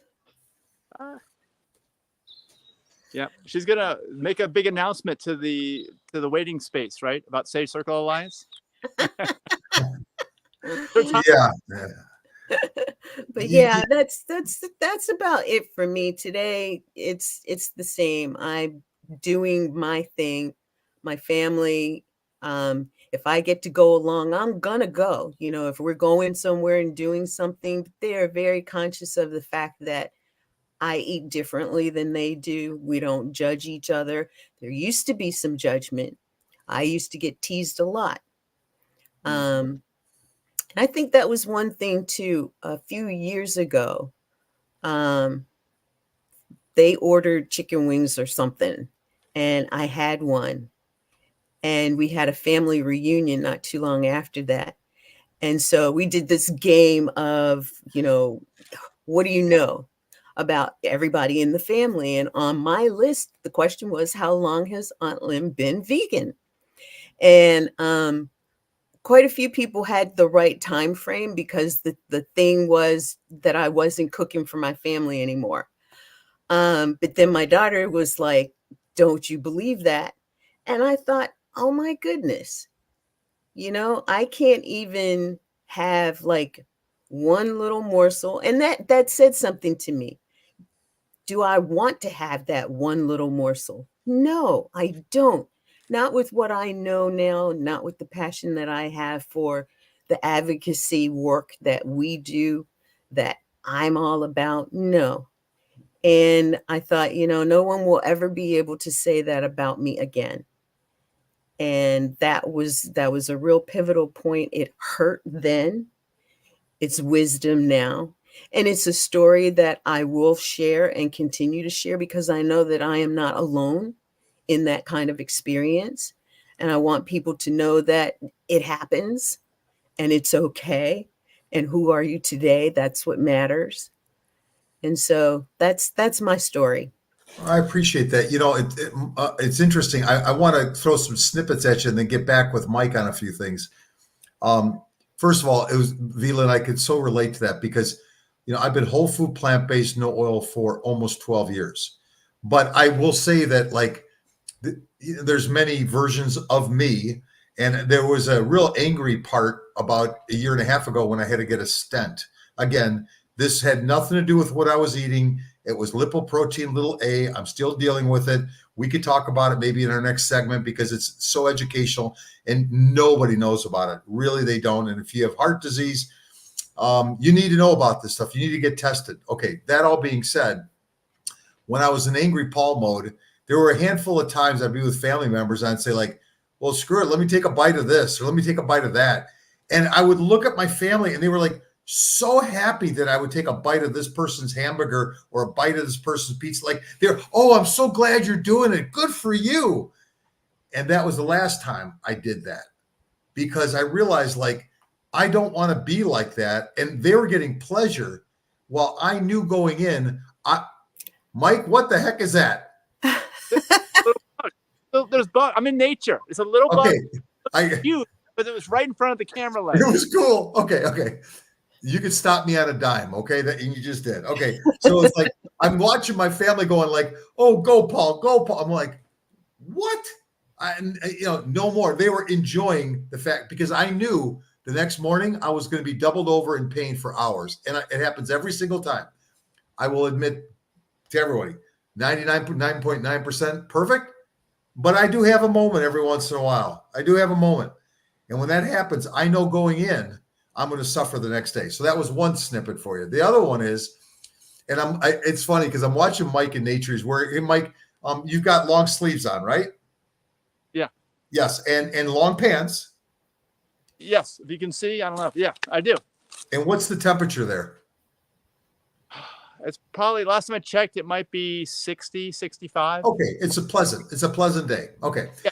So as a kid growing up, back in the day, they didn't have all the synthetic, very comfortable cotton and all that. And, being older now, my mom, I was a religious kid growing up. We'd go to the Sabbath every single Saturday. And she bought me a new wool suit.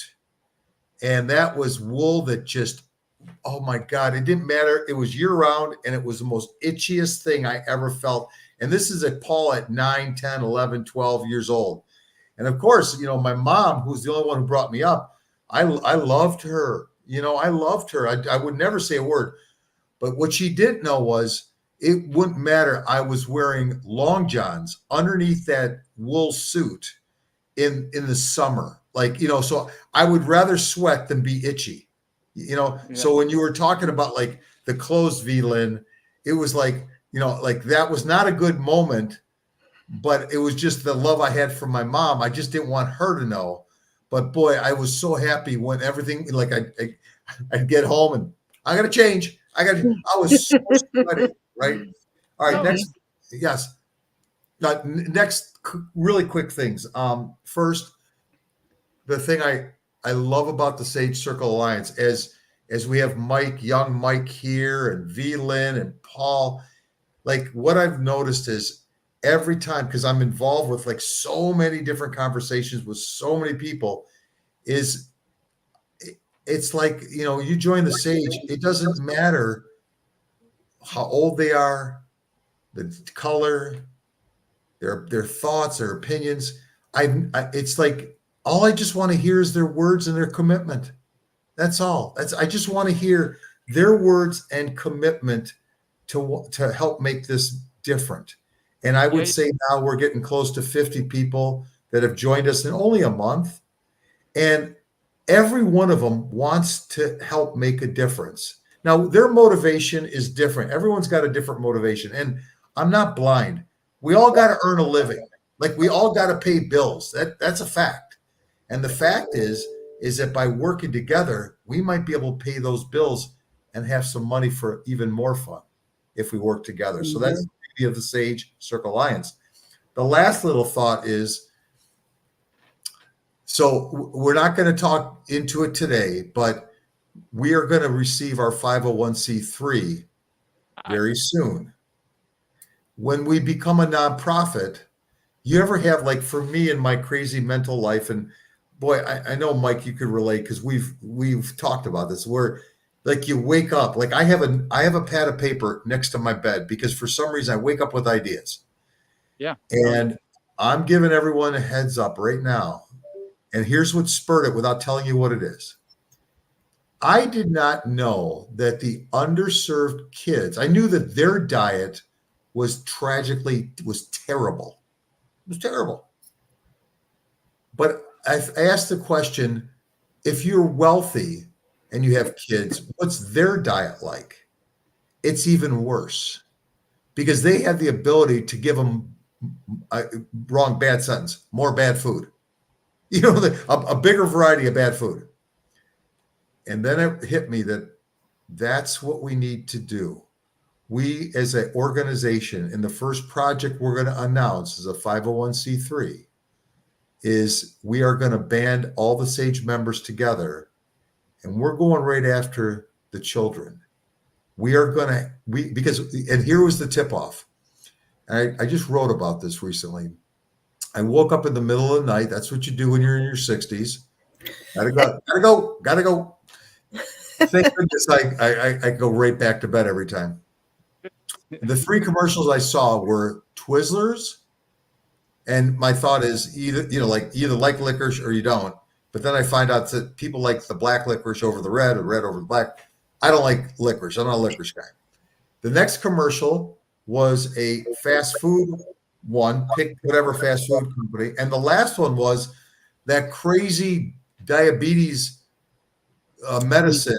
Ozempic, where there's like a ton of people who are, I'm sorry, but they're obese, morbidly obese, the happiest people I've ever seen in life dancing. Like, it's cool if you're happy and you're obese. Okay, whatever. No judgment, right? But it's like, that was the lineup that I saw. And then it dawned on me, like, when was the last time you saw a kid eat an apple going, dang, this is sweet? When was the last time you saw a child having a bowl of broccoli going, wow, this tastes really good and it's good for me? You don't see it. So without getting into specifics, that is going to be the first thrust that we have as an organization with our 501c3. So I'm trying to say that anybody who's listening who agrees, whether you are worried about the planet, animal compassion, our thrust as a on the nonprofit side, it's going to be trying to create something that could be seen by every child on the planet at the same time. Good. So, Yeah, it got started early rather than re-educating adults, which is very, very difficult. Yes. yes. Yes, Hmm. I totally agree. And our kids have a way of influencing the behavior of adults. You know, kids have this uncanny way of presenting an issue and really saying, and this is how I'm looking at it as a kid. And is there another way to look at it, and get the parents to think differently? You know, to go home, a kid to go home and say, you know, we had this new thing in school today, and it was whatever, you know, a salad, which they don't have at home, or, you know, this little bowl of broccoli to go with whatever plant-based meat they had that day. And they go home and then tell their parents, and then say, and I really like that. And they said that it's good for me. It'll help me grow up strong. Do you think the parent's going to say, I don't believe you? If anything, they'll go and do some research. They'll ask the school. But even with schools doing that, you have to have the parent give permission for the child to have that kind of meal. And, you know, I think that kids have a real different way of influencing change in adults. When a kid tells you they need something, because they're a kid and you want to really understand their needs, you listen. Whereas as an adult, somebody says you want to change in order to make this different in your life. Like you said, Mike, to unlearn and then learn the truth is a difficult process for most adults. Yeah. Mhm. I totally agree. Mike, any thoughts on that? Yeah, well, yes. I mean, everything that you both said, and even Meryl, obviously, she's in that space, right, with children. It is the most important space for all the reasons that you mentioned, because you just get. It's true with anything. I'm finding it with the plants here on the farm, and actually in some of the videos where I explain what we're doing, I go over it. I'm like, look, this is the most important step right now, the very beginning, because if I do certain things wrong here, it's going to be almost impossible to correct them as this plant matures, because those roots are going to be spread out in basically a bunch of rocks that I can't get rid of anymore without killing the plant. I need to get those rocks out now. You know, everything has to be done. All the homework has to be done up front. And when you do it that way, just like with children, you get vastly better results going forward. And that's all we care about is positive results. And actually, you know, Velan, you and I talked just the other day. We have a vision, and I think it's shared with the Safe Circle Alliance, that, you know, this thing that the World Health Organization calls non-communicable disease that kills 7 out of 10 people, which is modifiable, preventable, haltable, and reversible. All these diseases, these illnesses, I can see a day where this won't happen anymore. People won't develop them. People will look back at humanity and say, there was a time, you remember that one? Most people had a non-communicable disease, and now it never happens anymore. But the only way that's going to happen is when these kids don't develop it over time, right? You have to start. It's going to start with the kids for sure. Unfortunately, I wish I could find so many open-minded people as adults, but it's harder to find. Kids are like sponges. They will absorb, right? And if you tell them the truth, they'll recognize that and they'll act on it. It's, for some reason, there's a lot of resistance in adults I've seen. You know, I don't know why, but You know, I totally agree with that, because, you know, like I said, they just want to learn, but they're also that segment that they do what they're told a lot of times. So there's a balance between trying to educate adults at the same time trying to help the children. You know, it's my tipping point on that, just so you know, Mike, was that, you know, I went to a farm about 10, 12 years ago, and I noticed that the ears of corn, you know, growing up, I had an uncle who ran a farm, and we'd see a stalk of corn, and it would have like 4 or 5 ears on it. Now you look at it, it's got 10 to 12. And I asked the guy who was running the farm, like, how'd you double the size? He goes, oh, we put this in the soil, that in the soil, basically, steroids on the soil. And I thought, okay, so what do you use your corn for? Well, we sell it to this animal factory for feed. Mhm. So I'm like thinking, okay, so you got this corn that's been modified. You're going to give it to the animal farm. So I took a tour of the animal farm, and it was like, let's get real here. The conditions were just deplorable. Even if they were super clean, these animals could not walk. These animals could not move. And we know why they were there. I'm not going to go deep into the gruesomeness of it all. But then I would look at and this happened to be a pig farm. And I don't know what like I know a heifer is like something really big, or a mammoth is something big. These are the biggest pigs I ever saw in my whole life. I mean, they weren't pigs. They were like super pigs.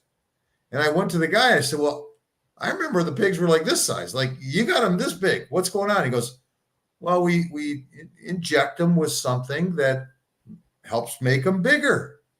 So I'm thinking, okay, and you feed them that corn, that modified stuff, yeah, because it's cheaper. I get more of it. And then it hit me, because I was a steak lover before I was whole food plant-based. And I said, okay, well, what happens is, and let's replace steak for ham. So now I've got this crazy corn, giving it to animals that are like superhuman, super animal size. And then they cut a piece of it off so I could eat it. Well, it's and I know that the body is a beautiful thing, so it synthesizes and metabolizes. It takes a while, As long as it can. right? But it's like, well, it's absolutely no wonder why humans are sick. Like, it takes a while, but then they get the cancers and all the sicknesses because their body can't do it anymore. Right. And that's kind of like a defining moment. And because that's a tough thing I just said, it because it's the truth, and this is what happens. This is what we're eating. I want to add to that. Paul, it's interesting that once again, people don't understand that these animals can be fed just about anything and they will eat it. The good farmer, so to speak, will say that he feeds his pigs carrots and cabbage and lettuce and things like that. But there is proof that pigs will also eat human flesh, because when it's presented as food for them, they will eat it. So you got a dead body that you need to get rid of. This is me and my whole sci-fi side. But you got a dead body you're trying to get rid of, chop it up and feed it to the pigs, and it's gone. The only thing you have to worry about after that is getting rid of the bones. But, committing the perfect murder is possible when you're looking at stuff like that. And we don't think about stuff like that. That's like, I would never do anything like that, so I'm not going to think that that is being done. Yet we have to know that all of that is possible and all of it is happening. And I am one who, we had family that lived in what we called the country, in the woods, when I was growing up, before they, big families with big acreage would sell their land to developers, and, it changed the financial wherewithal of that family, but it also brought in more housing, more traffic, and that's how communities get developed, right? So I remember this story that one of my cousins told about a neighbor who had a home on a big estate, basically like that. And they had the pigs and the sheep and the goat and the couple head of cattle. And, I was asking them, well, what are they? Because in my mind, it was the carrots and the cabbage and the lettuce that these animals ate all the time, and the grass. And what she told me was that they were feeding them some things that they got from the feed store, which was pellets of whatever that helped them to grow, which in my mind was the steroids and the antibiotics and the stuff like that. But then she said something I recently found out was that they are now allowing animals to be fed chicken dung as part of their daily diet. So you go to these animal ag plants, you don't know what they're feeding them. Mike, I think you mentioned that the other day when we were talking. You don't know what they're feeding them. And now you know that they are allowed to feed them chicken dung. I'm like, you really want to eat that? Well, this is a whole other facet of this entire movement, right? That you're both bringing up, because it could be, contaminants, things that maybe are just absolutely disgusting, chemicals. It not only is pervasive in animal agriculture, but also in plants potentially. And that's one of the reasons why we are doing this farm, because the only way you really know what's going on is by growing those plants. So that's another another level of education that we're trying to get into. I appreciate that. Everyone, we've been hammering our thoughts, our stories. I'm going to have everyone take a breath. I want to give you a recipe. So we are like at the Sage, we're all over the place, but we're all in the right place. Okay. I love that. So let me just see if I can do this without spilling. If I spill, I'll take a 5-minute break. Okay. You can kind of get a feel. It's like it looks kind of brownish, right? Uh-huh. Okay. So everyone, I'll take a moment so you get a pencil and paper. I'll count to 10, 12. 1, 2, 3, 4, 5, 6, 7, 8, 9, 10, 11, 12. Okay, here we go. So, excuse me. I took that 10-minute break and had a bowl of kale. And like I said, it kind of kicks my butt. A little piece of kale just right here, just tickles me all day long. All right, so the recipe, it's infused water. So here's a little advertisement of health. You should drink half your body weight in water every day. There you go. Pretty blanket, pretty simple statement. I do, and I make that last 16 ounces of it, make it infused water.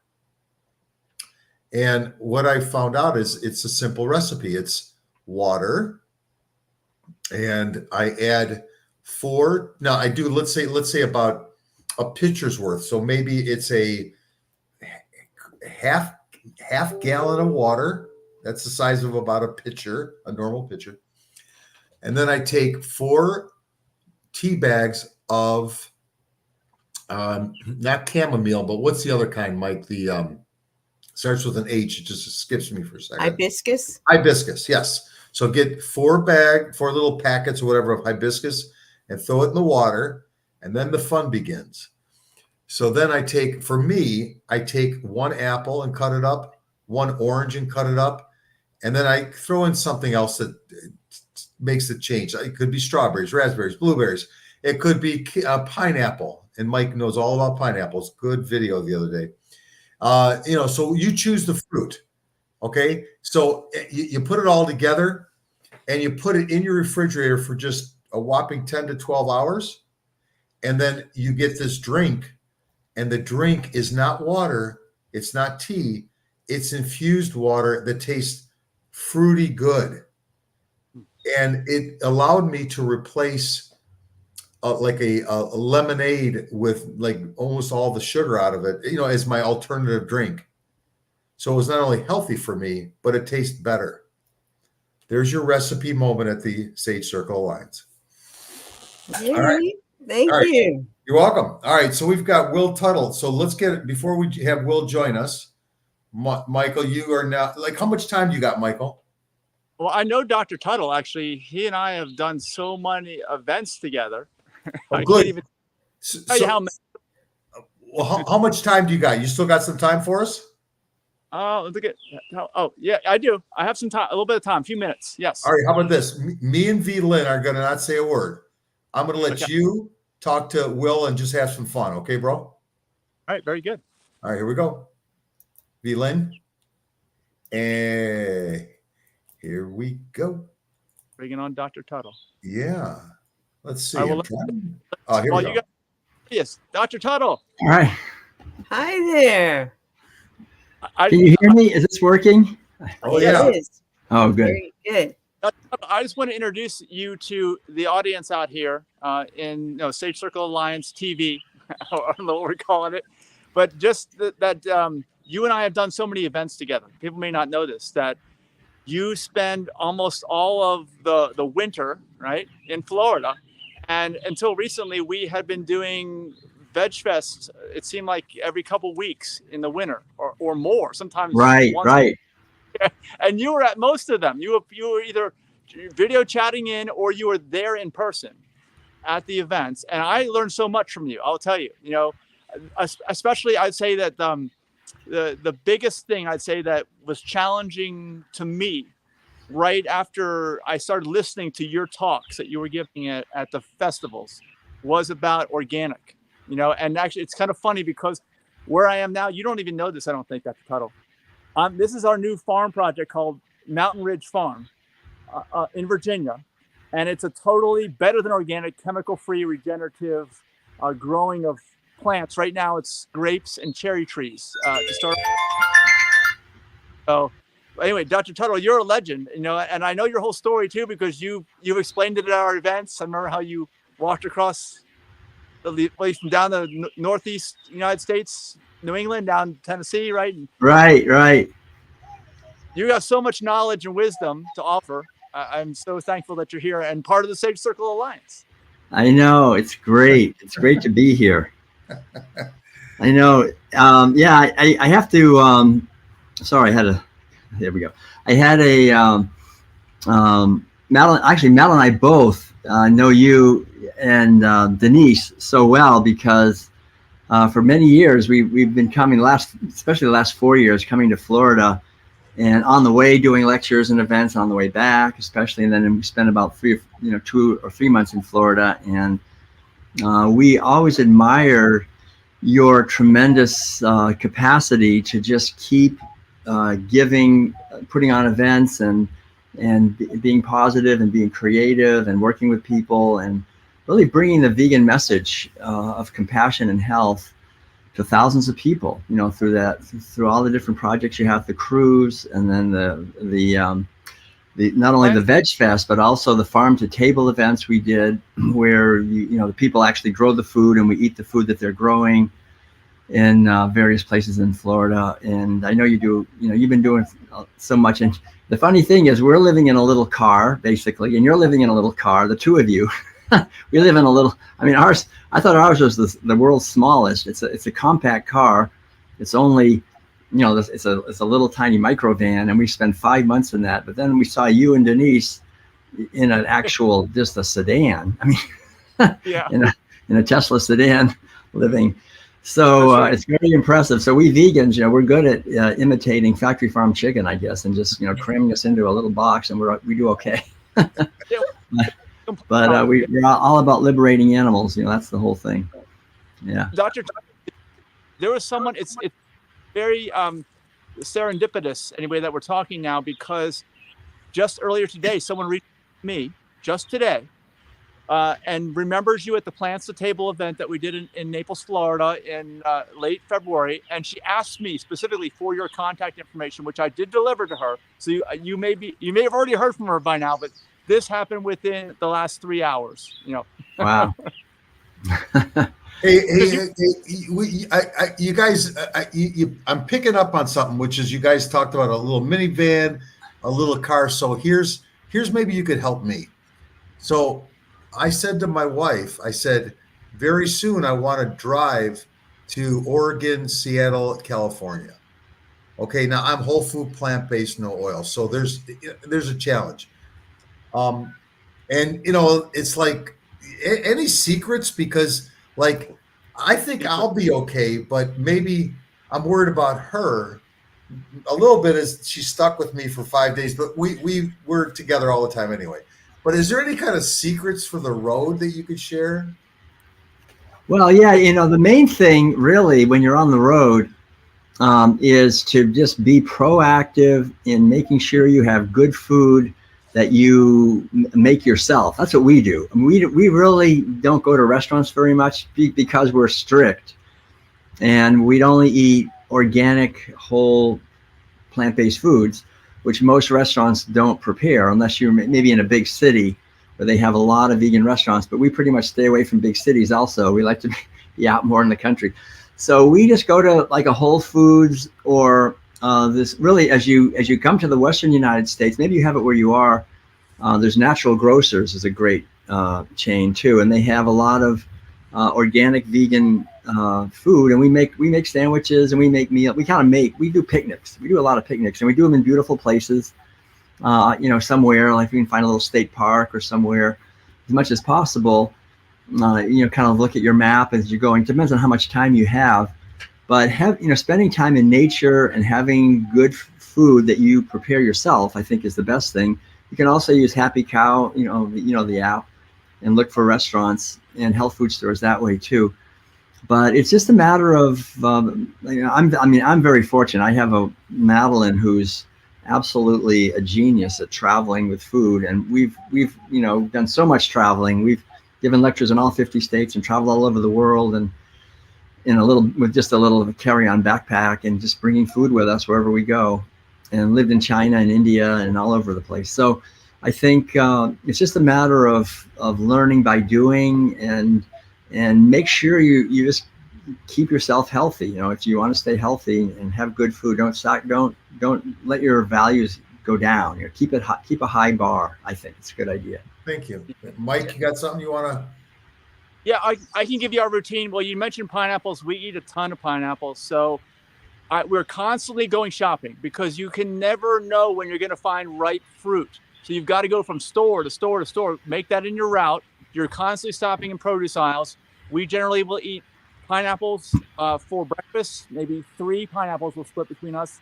Ton of calories, ton of water. And you mentioned water. We get our water from the fruit generally.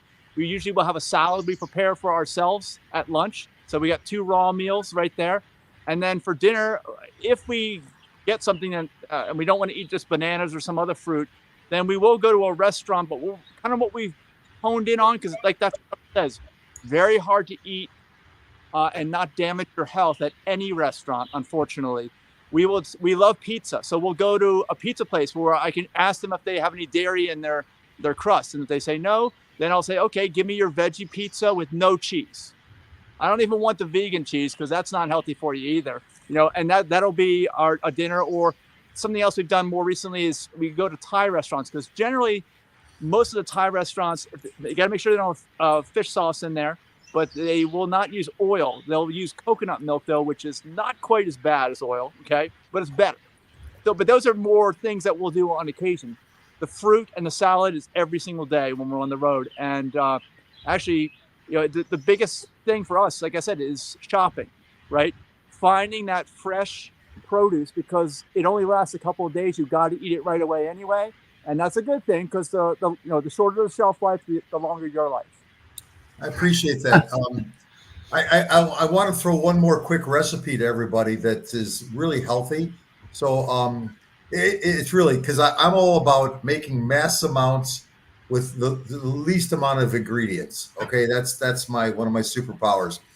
So I'll count to 11. So you'll get a pencil and paper. 1, 2, 3, 4, 5, 6, 7, 8, 9, 10, 11. Okay, here we go. So like I was buying balsamic vinegars, and they're great. There's so many varieties. But I thought, hey, I need to create the Paul salad dressing that doesn't have oil. So I basically just let everybody know I'm blessed to have a super blender. Okay, so I put this all in my super blender. I take a little bit of sesame seeds, just a little bit, a little handful. Then I put some pepper in it.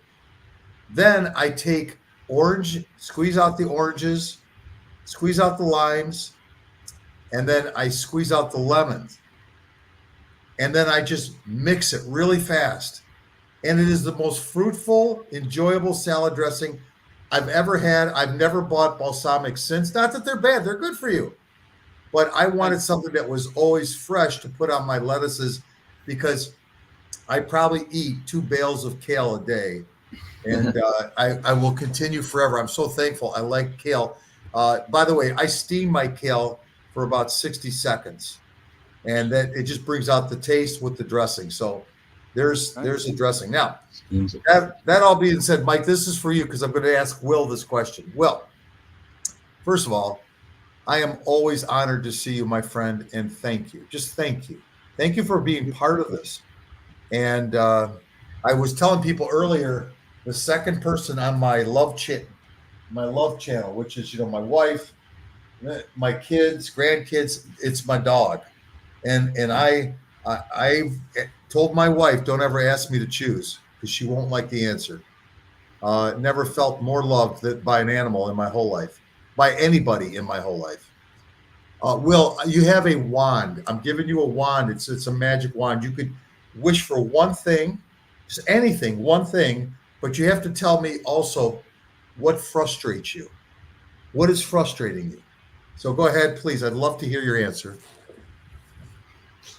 Okay, so the magic wand is if I could have anything I would like, that idea. Everything.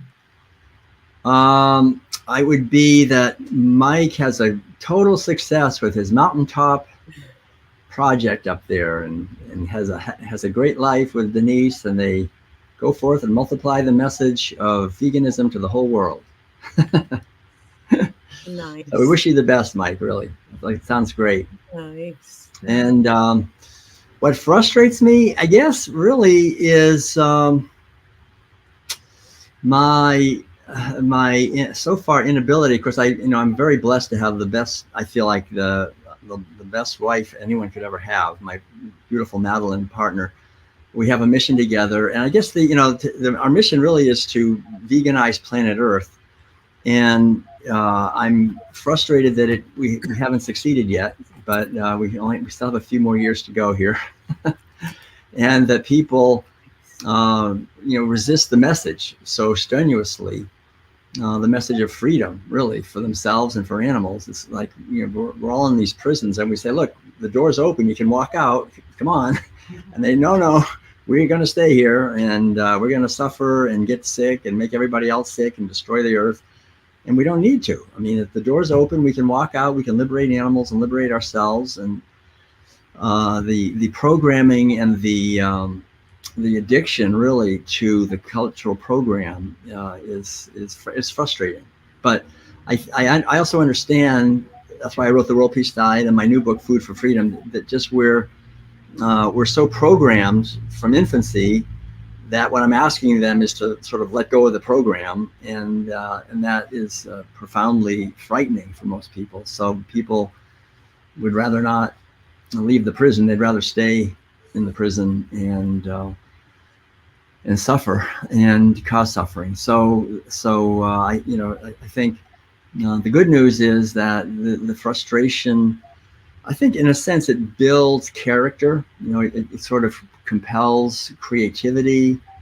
What's that saying? Necessity is the mother of invention. So there's a necessity to somehow develop the capacity to be more creative and more kind and compassionate and understanding, and realize that while I'm here, the best thing I can do is to model this whole thing, just to try to be an example of what we're talking about, because words don't really make that much difference. I mean, words can help people, but I think it's really the way we live our lives that is the greatest teaching.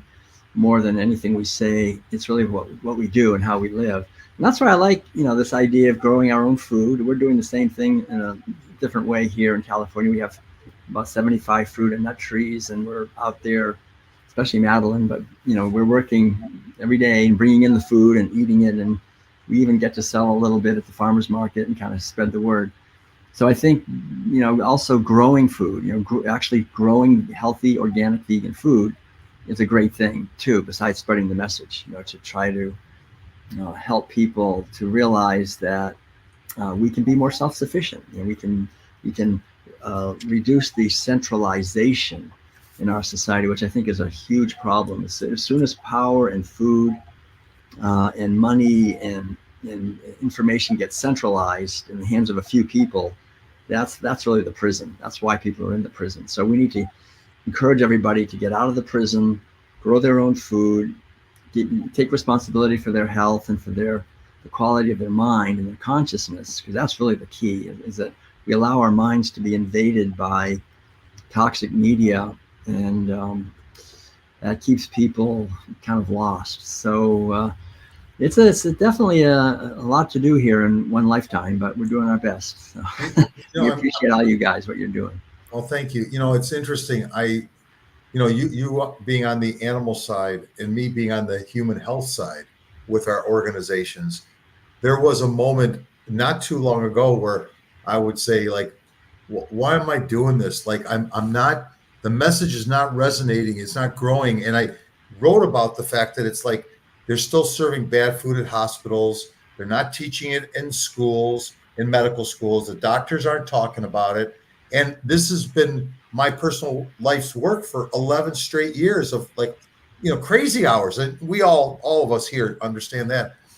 And then I woke up with this epiphany saying, I'm just looking at the end result as the victory in my life, or how I judge myself being successful.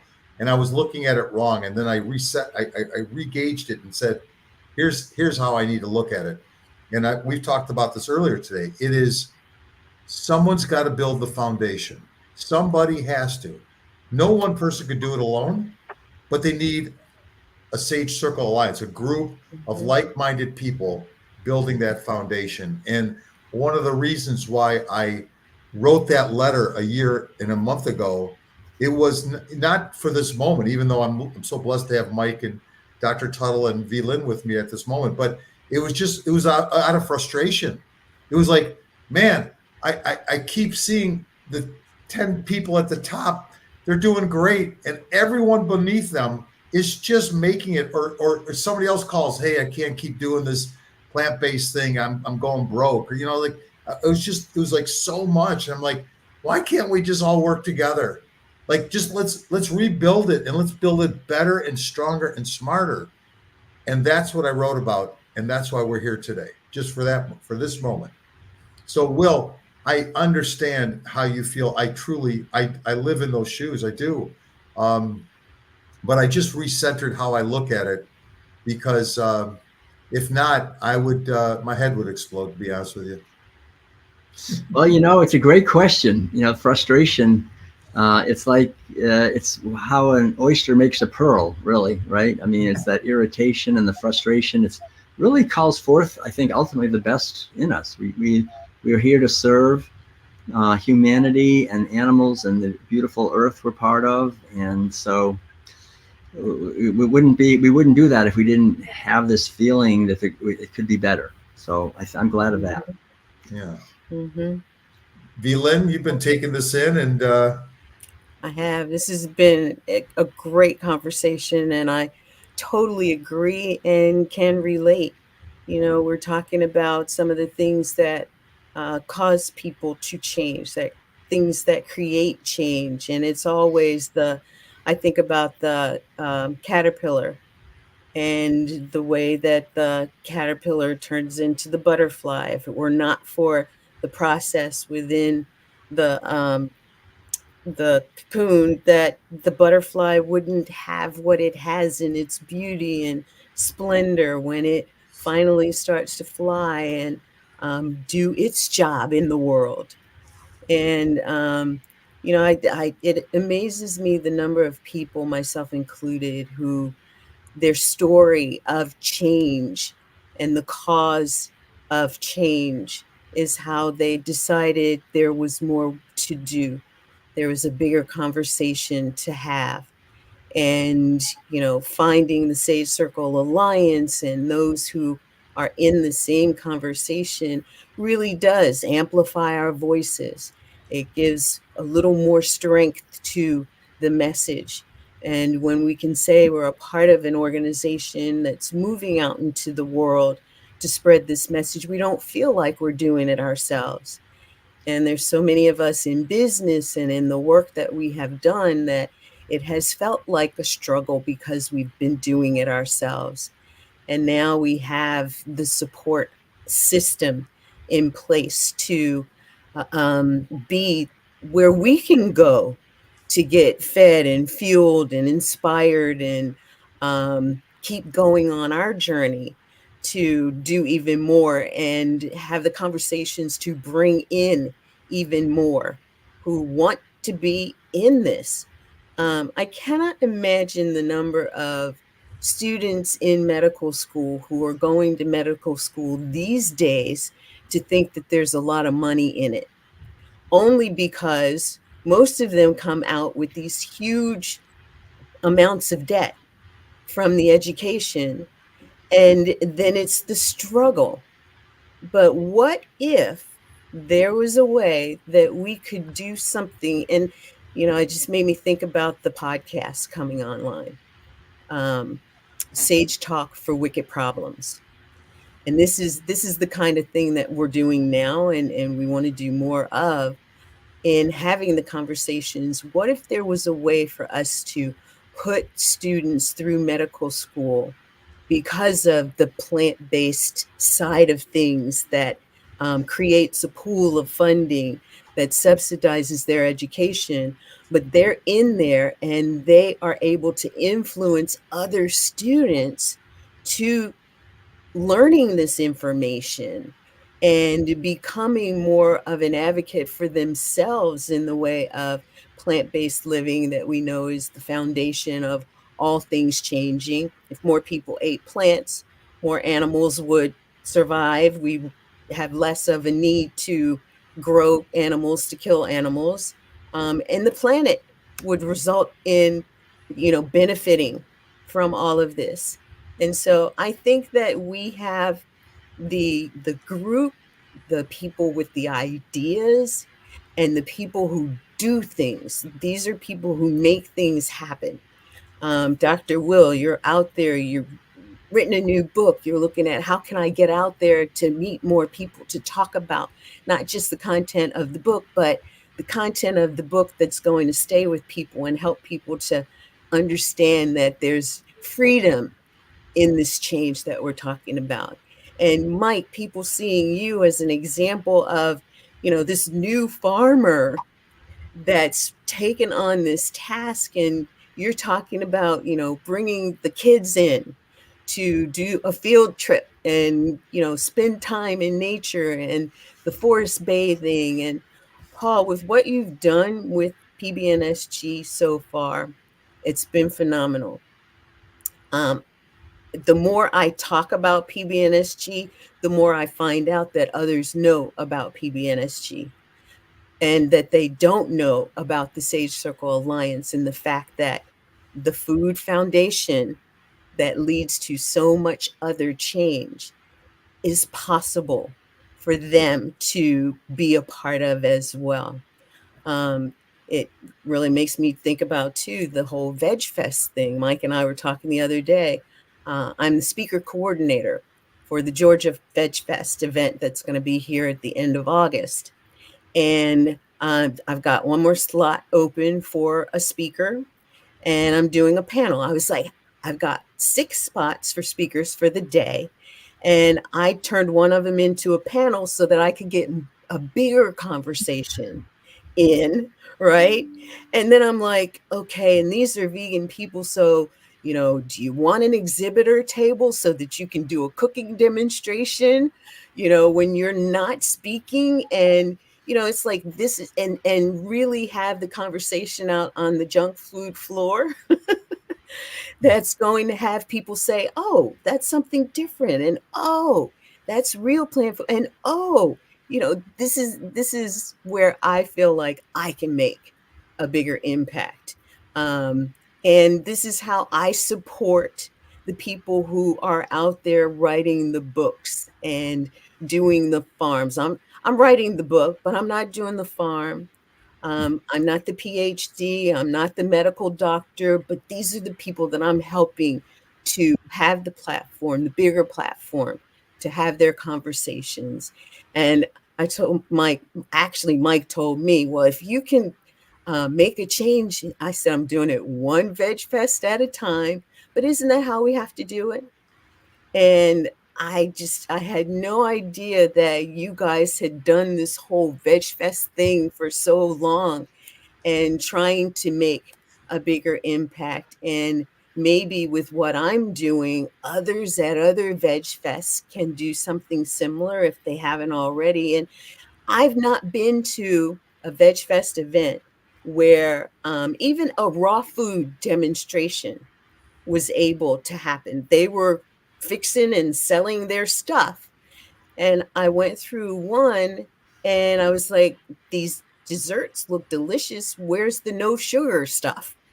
Where's the no oil stuff? There wasn't any. So I think we're poised for change. And I'm really happy to be in the position I'm in to affect the opportunity for others like all of you to extend and have a bigger voice by some of the things that I'm able to do. Well, thank you, Velin. Peggy, we're gonna bring you on with some questions. I'm starting to hear a little bit of background noise. Oh, maybe that's me. Yeah, Mute. I'm gonna go with it's you, but okay. So I'm gonna put you on mute, but I'm gonna bring you right back. Okay, Will, can you tell people about your new book? Sure. Yeah, and I'll kind of wrap things up here. So, thank you, Velin, for all your efforts and tying that in all together.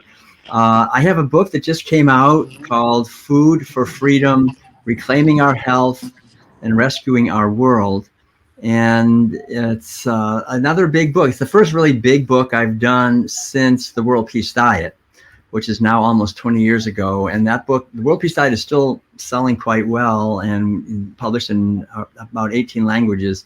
Now, Food for Freedom basically takes a lot of the main ideas in the World Peace Diet and brings it up to date with what's been happening over the last 5 or 6 years to help us make the connection between how we exploit and take away the freedom of animals and how that boomerangs back.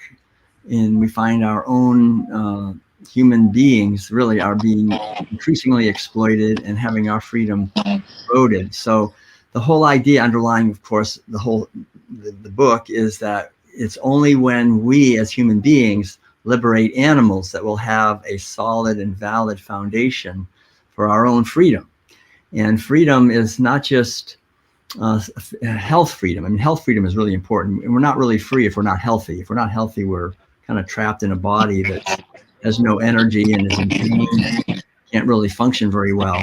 So it's important for us to really be proactive about our health, but also to be proactive about all types of freedom, about political freedom, economic freedom, and health freedom, and to liberate animals. Because as soon as we start imprisoning them, we sow the seeds for the same thing to happen to us. And no one is really talking about this. I mean, no one is really making the connection between the fact that we're imprisoning millions of animals and we're seeing that by force medicating them and tracking them and doing all these things that erode their freedom and happiness, we see the same thing increasingly happening in the human world.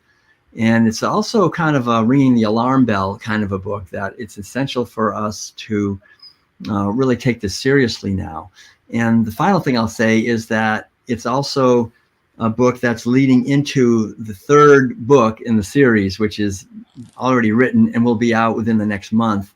And that's called The World Peace Way, which is basically a book on just how to thrive and celebrate our lives on this beautiful earth.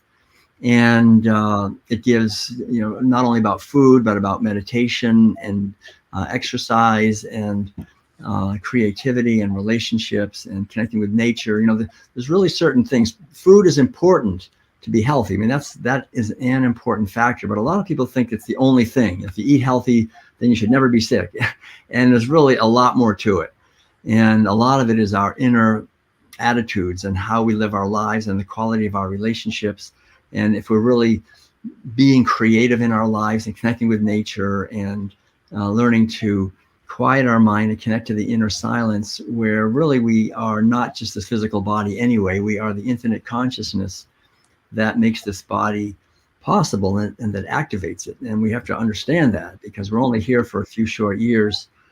And in the big picture, we're here to learn and grow and contribute. So Food for Freedom gives the big picture of what's happening now, and then the World Peace Way, which is coming, is sort of how to manifest that, each of us individually in our lives, and contribute that to the collective. So it's really working with all of what you're doing, with what Mike is up to, and you, V-Lyn, and Paul, the Sage Circle Alliance. And I think it's really part of the transformation of our society that's so important right now. So thank you, everyone, for your efforts, and we have to just go forth now and multiply this message as much as we can. Will, thank you. And, we're going to have a book section on the SCA website. So that will give you an opportunity. And, the thing I'd like to just say about the Sage Circle Alliance is the beauty of this thing is that soon I'm going to go to Will Tuttle and say, you've got a website. Please put our Sage Circle Alliance logo and give me a drop down in one of your categories so we could all connect up together, because this is what it's about. It's about connecting together as one without judgment. And that's simply, that's how we roll. Okay. So we're going to have a place, because we have so many quality educating and authors. We're going to have a chance for people to go find Will's latest book and get excited about his next book. By going on the Sage Circle Alliance, touching books, finding Will's book, boom, he buys Will's book. Okay, so we're going to be connecting all these dots between our members, our charter members and founding members. But I just want to let you know about that, Will. And again, just having your presence part of our presence is a beautiful day. Thank you so much. All right. All right. Thanks, everyone. It's welcome, Peggy. I can bow out here. I know it's a little bit a lot of people. So thank you, Mike. Great to see you. And Thanks, Dr. Will. It's great to see you. go forth and keep farming, growing the food. All right. Bye, Will. Bless Bye. you all. Thanks. Yeah. Bye-bye. All right, Miss Peggy. Yes, I think I found a quieter spot. I'm in a little hallway now. All right. Well, here's how we set people up. Now, we say, hey, welcome, and we're going to hear your story. But I want to ask you one question. I'm now handing you the magic wand. The magic wand gives you a wish. You can wish for anything, but you have to also share one of your biggest frustration. And that wish has to do with plant-based diet, vegan diet. Wow. It can be anything. Well, if it could be anything, I wish that my husband would sell his fishing boat already. So that's actually that is probably going to happen. We have a very interested buyer. So that is my first wish, because he really needs to get out of that industry. And it's just tearing his just wearing down his body. Anyway, but if I had to pick another wish, because I get two, because I had a long day. I get two wishes. My wish is that I just wish that every health provider would know about and just offer plant-based diet as a treatment method. The patient still has a chance to say no, not interested, but many of them will say, tell me a little bit more. And if that person happens to have diabetes, type 2 diabetes, then the provider will say, call Peggy, she can help you. So my frustration going along in the plant-based diet world, my frustration really just sort of tags onto that one, is that doctors don't know. They ignore, if they do know, they ignore it, and they don't say anything. And it's the biggest secret in healthcare. It's interesting. We've been going at this and for 3 hours so far. I mean, I've been doing this now. I must admit, because you guys are my friends, this is the most attention I've given anything in like so long. And I trust the fact that I say that only because it's like an issue that I've always had as far as staying on point and staying with something long enough, because it just tells you how interested I am, because I've been able to stay on point, even though I'm going to take a 5-minute break in a few minutes. My point here is that you got a second wish. Okay. And as you should. And I'm thinking, hey, V Lynn, like, while I take just a few minutes, because nature, and we've been talking a lot about nature, but it just gave me a call. It's calling you. Hey, Paul. Hey, Paul. Hurry up. The bus is leaving. All right. But while you're gone, yeah. I'm going to share my frustration and my wish, because I didn't get to yet. I must have been talking too much. Good. And hey, one last thing before I say goodbye. Peggy? Yes. Thank you for being part of this. Thank Oh, you. I'm honored to be part of this. This is, we need to join together to spread this message. God bless. I'll be right back, you guys. I'm not leaving you. Just be right back. Okay. Very good. So it's going well today, I would imagine. It always goes well for anything that you touch. Well, it helps when I have people like you, when we have people like you to participate and, just play full out, give your best, and be in this conscious conversation. It really makes a difference. So thank you. So nice to be here. I'm just finishing up a day at the hospital, and I'm about to ride my bicycle home. But I am on my phone in the courtyard, sort of, of the hospital, and it's a beautiful day here in New York. So I'm looking forward to pedaling my way home. When I saw you, I thought you had a cycling jersey on. That's your, yeah. Actually, I don't need this anymore. Yeah, this is I ride every year for Diabetes Research Institute.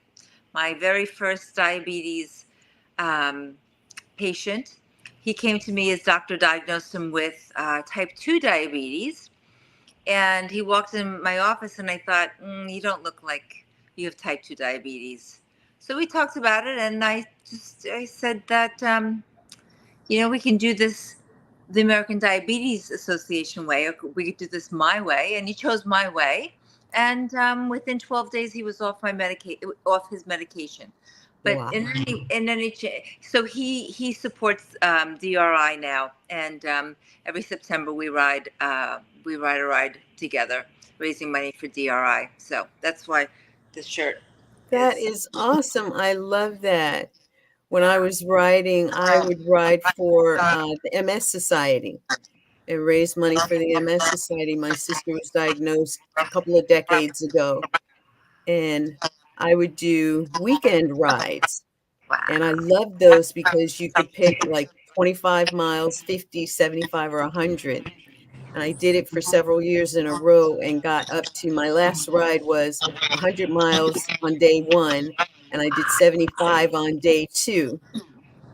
Wow. And I loved it. And I was able to really, because of it, make a substantial contribution to the MS Society.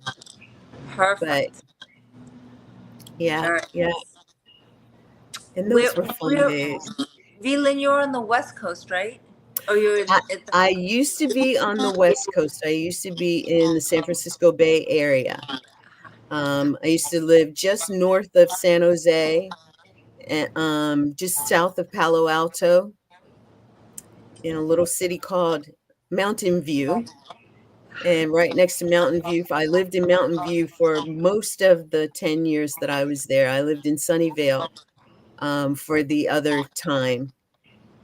But I love that area, and I loved riding. One of the rides that I did was the coastline. I rode from South San Francisco to Monterey, Nice. and that was a 100-mile bike ride. But along the coast, it was beautiful. But I don't know if you've ever driven a coastal highway. The wind from the ocean against the mountainous sides there. I mean, that made the ride challenging, but it also made it so beautiful. Wow. I mean, I used to tell everybody I saw more of the California coastline from the seat of my bike than most people see in a lifetime. Yeah. Wow. Yeah, I have to say the closest I got to that was here on Long Island. For a number of years I did the Montauk Century. So we started out in Babylon, and it's 100, same thing, it's a century, it's 100 and change miles to the Montauk Lighthouse. And although you don't ride, some of it is along the ocean, and yeah, but we have prevailing west winds, so they can actually help blow you to Montauk. But I have to say that there was one year that I started that ride, and it was raining, and it was 20-mile-an-hour north winds.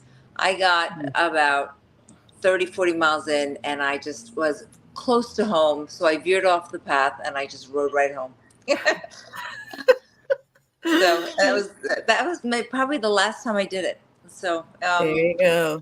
but Making it through those challenges, though, I mean, that actually taught me a lot about, really confirmed for me a lot about the strength and the resiliency and just the determination that I had to do something once I put my mind to it.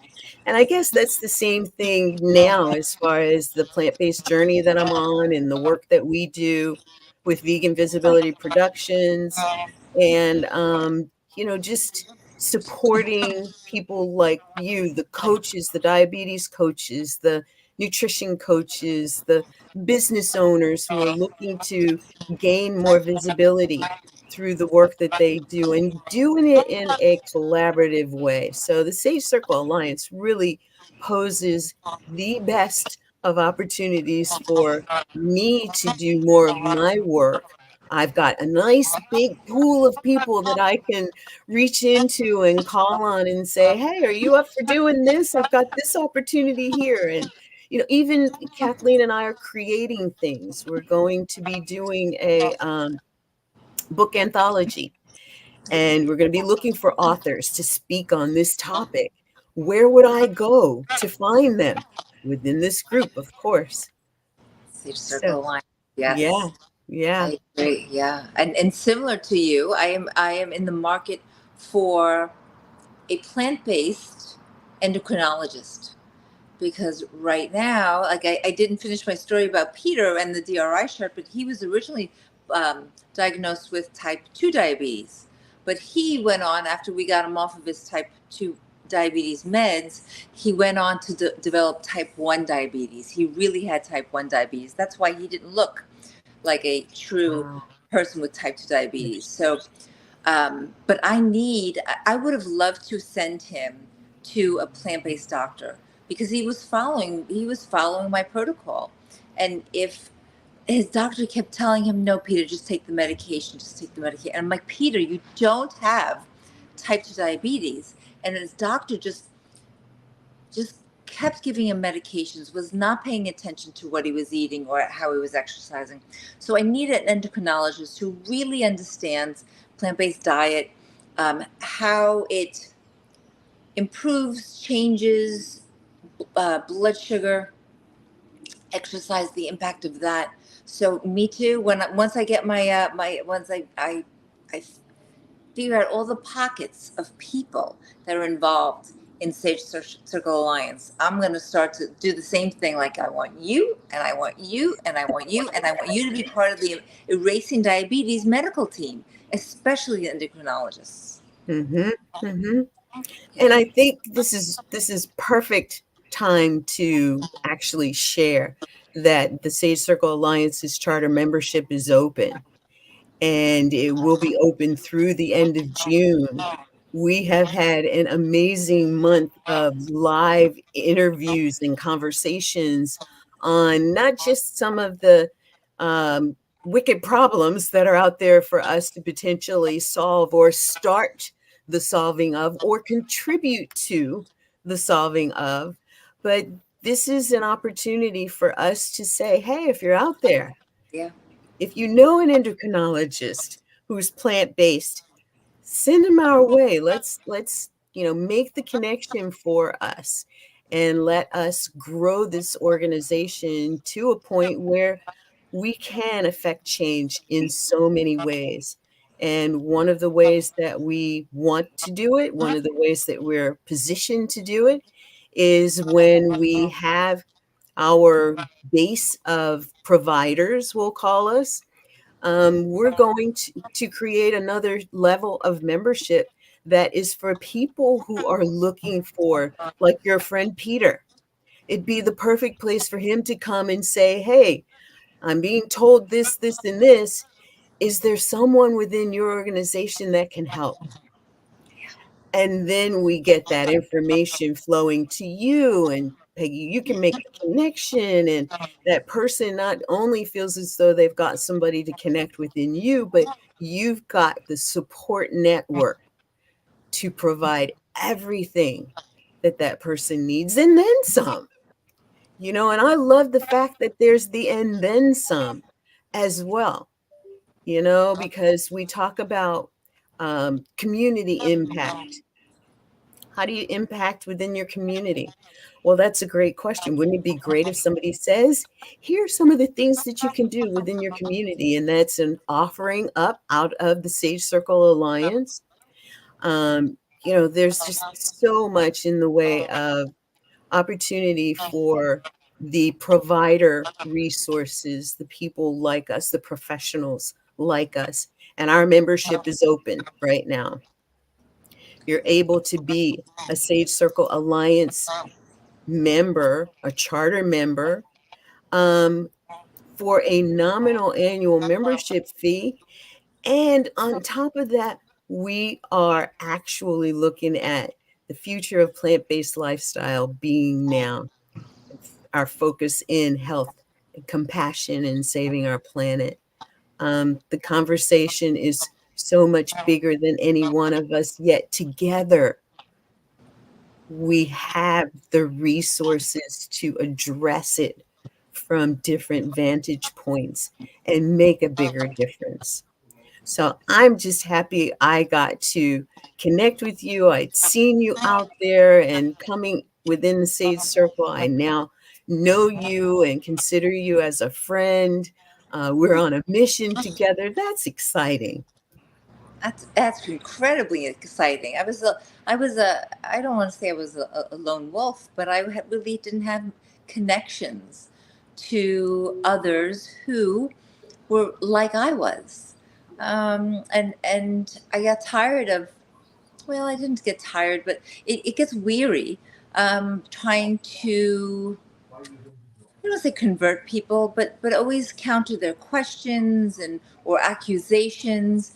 And so I need sometimes to refuel with like-minded people so that I can go back and I can say, let's look at it this way. Or I know your question was so and so, but Lynn had said that maybe this would work for you. So that's just have that moral support of a whole organization that's just like I am in a lot of ways. Mm-hmm. Yes, indeed. And, if you want to find out more about us, definitely check out the website, but find us on YouTube. Subscribe to the YouTube channel. Find us on Facebook, like our Facebook page, and stay in touch and be in the conversation. If you have questions about what the organization can provide for you, ask the questions. Right now, you're going to see so much in social media. It's been fun doing this for our membership drive for the month of May.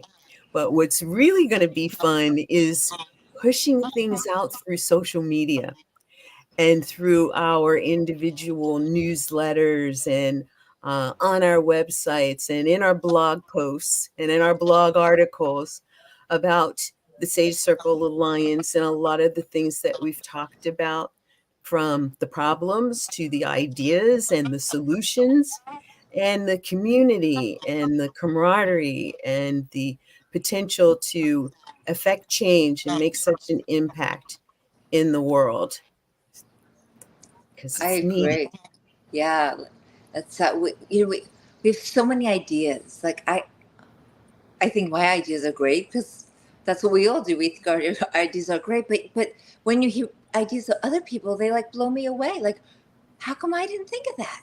That's terrific, and we could use that over here and that one's idea. So yeah, to really I have been able to spend this month with all these with you and with Paul and Mike and Will, and it's just been great, and the lots of other Sid and whoever else was on. I quite a list. Was wonderful, and I am looking forward to the social media posts. I want to see how much fun they are going to be. Right, I'm a little tired of the humdrum of I don't want to say humdrum of plant-based diet, but exciting and new. That's what Sage Circle Alliance is going to be, because we have all these different, we have these same different people with the same interest, and it's just I look forward to that. And the website, you're right, Velan, is awesome. That's when it sort of all came together for me. When I thought that there were pieces sort of like in the periphery, and then all of a sudden I saw the website and I thought, wow, this is the real thing. And it's easy to navigate, and I right now I don't see a piece that I can say something is missing. Let's add this. I haven't had that idea yet. But yeah. But I'm sure there's something. I mean, thinking of a lot of different things in my mind. I don't know which one to say first. It's so encompassing. It's probably not the word, but there are pages for people. There's pages for books and blogs and accomplishments and ideas, and it just is. But I know that there's going to be something else, because somebody's going to say, hey, let's do this. And we're going to do it, because that thing will bring us closer to spreading the word about the health effects or the health benefits of a plant-based diet, and how we can be more compassionate to the animals and more earth friendly. Paul is back. Paul is back. What do you got there? Hello. Oh, you got late. I can't see you. My screen is too small. Something red you're holding? No. Oh, that's Paul. Yeah. Paul just got back too. Paul's on mute. Let me unmute him. There you go, Paul. You're unmuted. Okay. I just wanted to let people know that I needed some energy, and I thought to myself, an apple is so underrated, because every time, by the way, there's a lot of background stuff going on. Okay, thank you. The apple is underrated, because every time I eat an apple, I always say this: why don't I eat more apples? Like all, like a couple, 3, 4 a day, because they're so sweet. And look at this. Let's have an apple kiss. Mwah.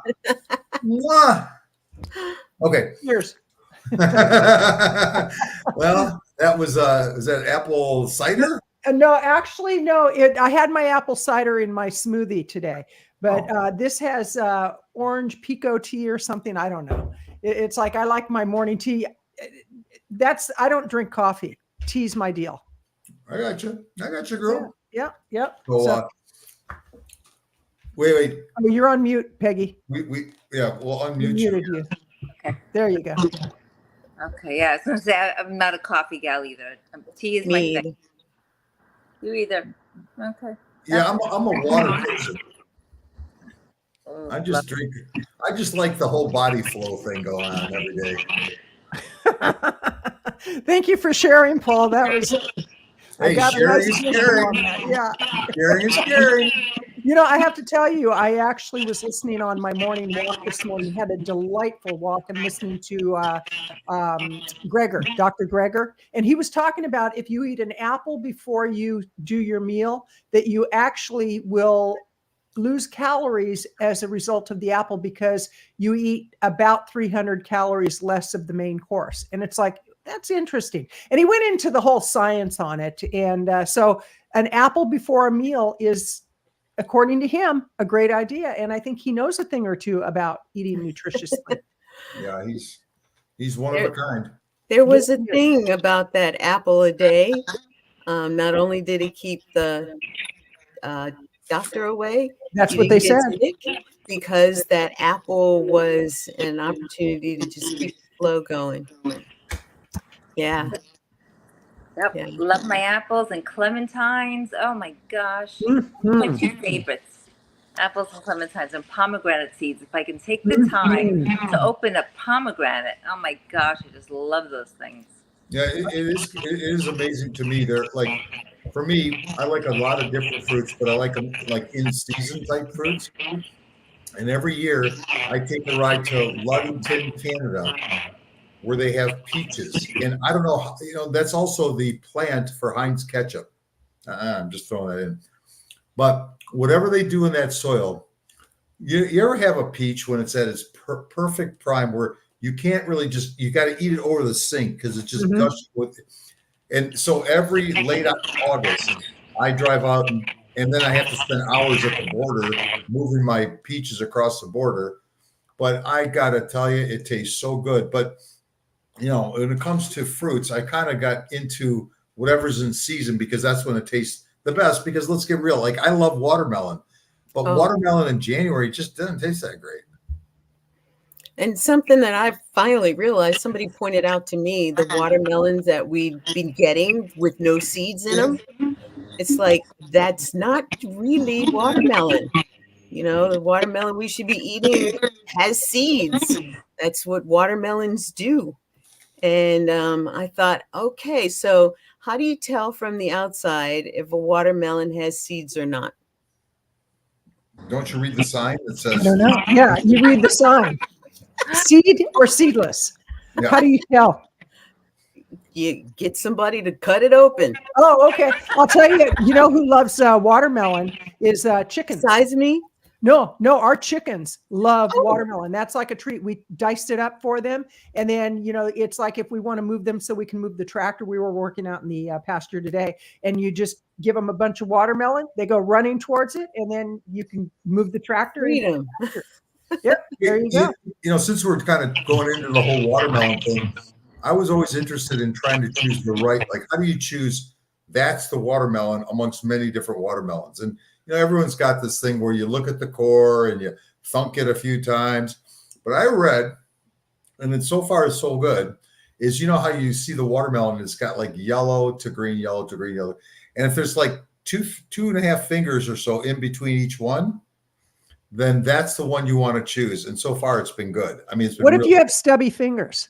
Stubby fingers compared to long piano fingers. I mean, there is a difference there, Paul. Look at these ham hocks are wide and small, but strong. But the point being is that I said 2.5, so it gives room for the thin, beautiful fingers that my wife has to these little meat claws that I have. So yours is 2.5, hers is 3. Well, hers is 2 plus a gap, and mine's 2.5 to perfection. All right. And Peggy, I put you on mute. If you saw that. Yeah, because I'm starting to be eaten alive by the bugs over here. I don't know where. It's because you're so sweet. But Paul, they don't want my just apple. such a charmer. I hope they don't want my apple. I want to have that one later on. Yeah. If it's all right with the three of you, I'm going to start my pedaling home. It's going to take me 40 minutes. Hey, Peggy Krause, we love you and thank you. I thank you. Yes. Thank you. And thank you for being you, all three of you. And I'm so glad that you're part of my life now. All right. And Back likewise. Back at you for All sure. right. All right. See Take ya. care. Okay. Go Bye-bye. Sage Circle Alliance. Yay. Bye. All right. So here we are. Here we are. Wow. So good to see everybody. And before I came on, I was peeking in and listening to the conversation you were having, Velin, with Peggy about bicycling and the 100-mile rides, living in Mountain View. I caught some of that, and then I was actually posting for people to join in, and looks like we've definitely got some people on the live stream. I love it. I love it. We had 10 up at one point that I could see. Awesome. That's awesome. So, and how is Paul today? Well, I just admitted to everybody that this is the longest I've ever stayed in one place in the last lifetime. Where you live in your home? I've been, I'm on this live stream today. Yeah, like I'm sitting. I've been sitting longer, thinking more, talking more than I have at any one time ever. Mm-hmm. So it's got its challenges, but it's good. It's just interesting because every single person that we brought on today and everybody who's joined us over this 30 days, it's like half of them do work with me at the Plant-Based Nutrition Support Group. These are my hosts and my facilitators. Mm-hmm. So like I get to know them there, but then I get awed by them, just blown away that they have more in them to give. Like there's so much more. And then with vegan, visibility productions and the work that you guys do. I mean, the coolest thing I always thought about the two of you is the two of you. Okay, now that was the funny part. Well, we can end the live stream here. I mean, right. Keep going. What I love about it is it's like, here are two different ladies. Okay, and I use the word ladies because that's what I think you guys are. You're ladies. Absolutely. I accept it. I agree. And I look at like Meryl and Paul, and oh my Lord, are we different? Like we're different. Okay. And yet it works. Absolutely. And when I see the two of you and I get to be with you two, I notice it works. It just works. And y'all have your different skill sets and stuff like that. Yes. So that's number one. Number two, what has impressed me is that, you could be, and I was like a pure entrepreneur. So for a good 25, 30 years, I had one big goal in the money world, which is make the most money I can. Right. Along the way, I can't say that, I'm certainly not the person, I wasn't the empathy officer at all. I was the money officer. I was making money, but I was still working. I was still working this hard, but my goal was to take care of my family, take care of my 3 sons and wife, work, make money. But I look at the two of you and I think, let's get real here. When you work in the vegan plant-based world, we're not rich. We're rich in other things, but we're not rich financially.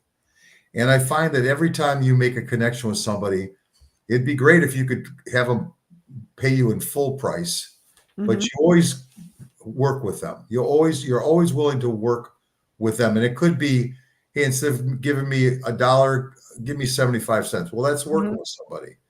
Or it could be, hey, you still owe me $1, but I'm going to give you twice as much for that $1. So I find a lot of parallels with what Meryl does, and what I do, in that, I have a tough time saying no.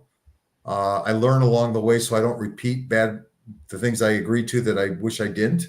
Right. And I think across the whole landscape, as we met all these people in these last 30 days, it's, I think they're all humble, hardworking people. Like they're humble people. They're not in it to make the money. They're in it to help others. Right. And it's a challenge. We have a way of saying that wherein we help people to see the way that they can make a bigger impact. And as a result of that, it will show in revenue. Right. And so, it flips the script. Most people are out there wanting to make the revenue and then say, when I make the money, I'll make the impact. And we know that when you are doing more, the end result is, the back end result is that the money will come because of it. And we've seen it happen in our business. And I thank you for recognizing that, because for the dollar that we get, we do give twice as much. Right. And we have people telling us that they value that from us. And it makes us want to keep doing that. Absolutely. You know, and one of the reasons that I am motivated to have good revenue streams is because, as Belin pointed out to me, I didn't even realize this. We have a sanctuary within our home, and for real, we have horses, chickens. We unfortunately lost a chicken yesterday to a wild animal. We don't know what kind, but unfortunately that happened. But we've got dogs, we've got a cat, and our home is open as an animal appears, and we are self-funded. It's like there's no outside funding. So the business actually gives us the opportunity to take care of the animals in the way that they deserve to be taken care of. And I have to remind them where they came from sometimes, because they're very spoiled. Like, we have one horse that he looks at hay and he gains weight, and he's literally got a thyroid problem. So we have him on thyroid medicine, and he gets very upset. And I say, now, do you remember where you came from? You know, your mom was found with 100 horses, 60 who literally were dead in the desert, because this was during a horse trade period that it was just horrendous. And we didn't even know his mom was pregnant. Well, turns out our neighbor was fostering, and one thing led to another. And now Dustin, 14 years later, is our big boy, and literally big boy. But it's like, we have to remind him that, Dustin, there was a day that you almost didn't come to be. So, you know, let's behave yourself. And he's just like, ah. So, anyway. But that's one thing that motivates me, is really being able to take care of our animals in a way that they deserve to be taken care of. Because unfortunately, not all animals are taken care of. And, you know, that's why we do what we do. We love animals. We want to see them being treated with compassion. And personally, I want to see a lot of them not brought into the world. You know, I'm a real believer in spay and neutering, and, you know, do away with factory farms and all of that. So we got a lot of work to do, all of us. Mm-hmm. But thank you for that acknowledgement, Paul. Yes, and I think that's a good parallel to seeing things in a different way, because I feel as though I'm doing the same thing as the speaker coordinator, for instance, for the Georgia Veg Fest. I'm not getting paid for that. That's a volunteer thing that I'm doing. And all the speakers are volunteers. And that's our way of giving first, knowing that on the back end we'll be rewarded through the work that we do that does bring us revenue. And having different streams of revenue is important too. I think, Paul, you're getting a taste of the business pieces that come out of us. We've had a lot of people during the course of the month who shared their stories and the work that they do, that has really been the hands-on work with people, changing health outcomes and advocating for compassion for animals and for the environment and the planet. And our work is slightly different, but is so aligned in that what we do is create methods of getting people together to amplify what it is that they do, to showcase what it is that they do. I was telling Peggy, we're going to be doing a book anthology. Where are we going to go to find authors to contribute to this book within the Sage Circle Alliance?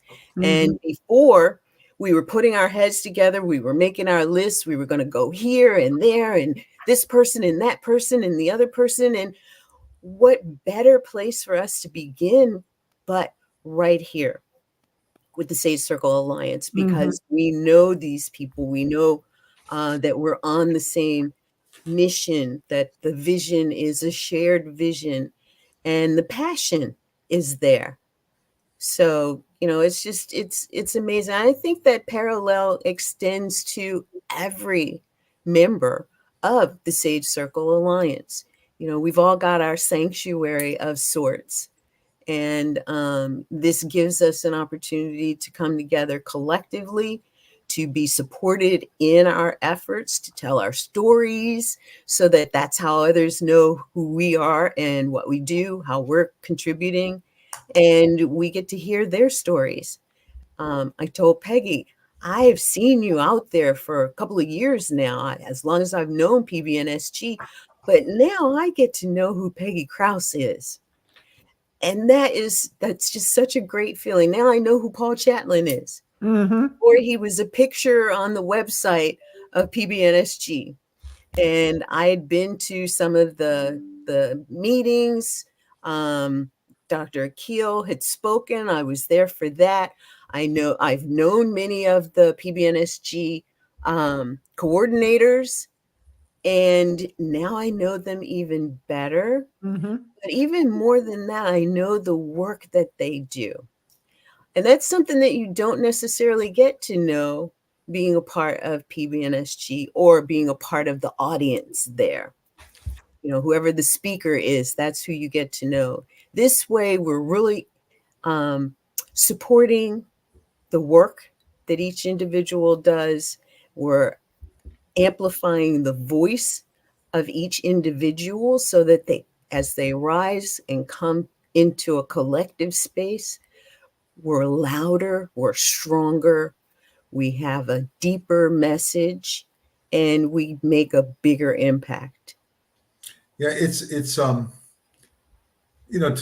I open myself up more to people, to me, it's always been kind of humbling that here we are at the Plant-Based Nutrition Support Group, almost 12 years old, and we have all these speaker events and all these culinary events and all these specific support groups, and it's run by volunteers. And everyone knows, like, a volunteer, and we've had people leave, we've had people come back, and the biggest fear is always that like, what happens if a whole bunch of facilitators just changed? Something happened, they left. And it's like I've had this motto at PBNSG, which is, it's funny how from the moment I got a miracle of a second chance on life without bypass surgery, my head has dropped many times along the way, and something much more powerful has picked it up. And it's like, here we are, it's like PBNSG is still in business. We're always looking for more members. I certainly wish every doctor would recommend it. Every lifestyle doctor would recommend it, just because we need to grow that. We have to constantly grow the membership, because we've got to get to a point of just breaking even. And that's all I ever wanted. But then, when this Sage Circle idea was tormenting me at night, and I wrote about it, and here we are a year later, once again, I feel like humbled, because once again, I get to meet all these beautiful volunteer people, all these wonderful people. And, it energizes me.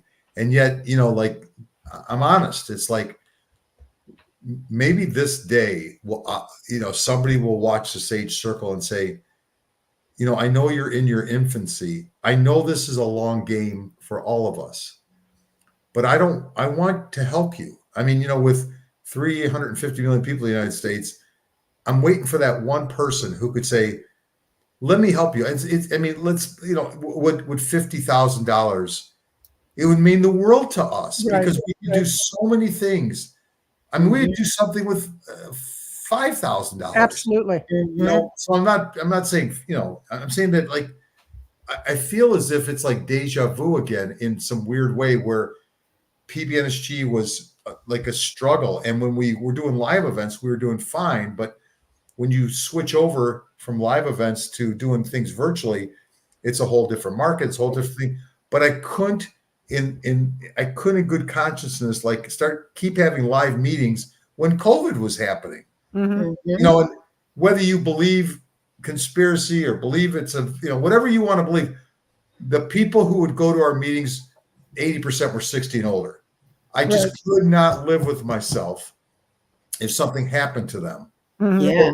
Making that move was, all of a sudden we had this much money, and then it went to, like, okay, you're starting all over again. And that was 3 years ago.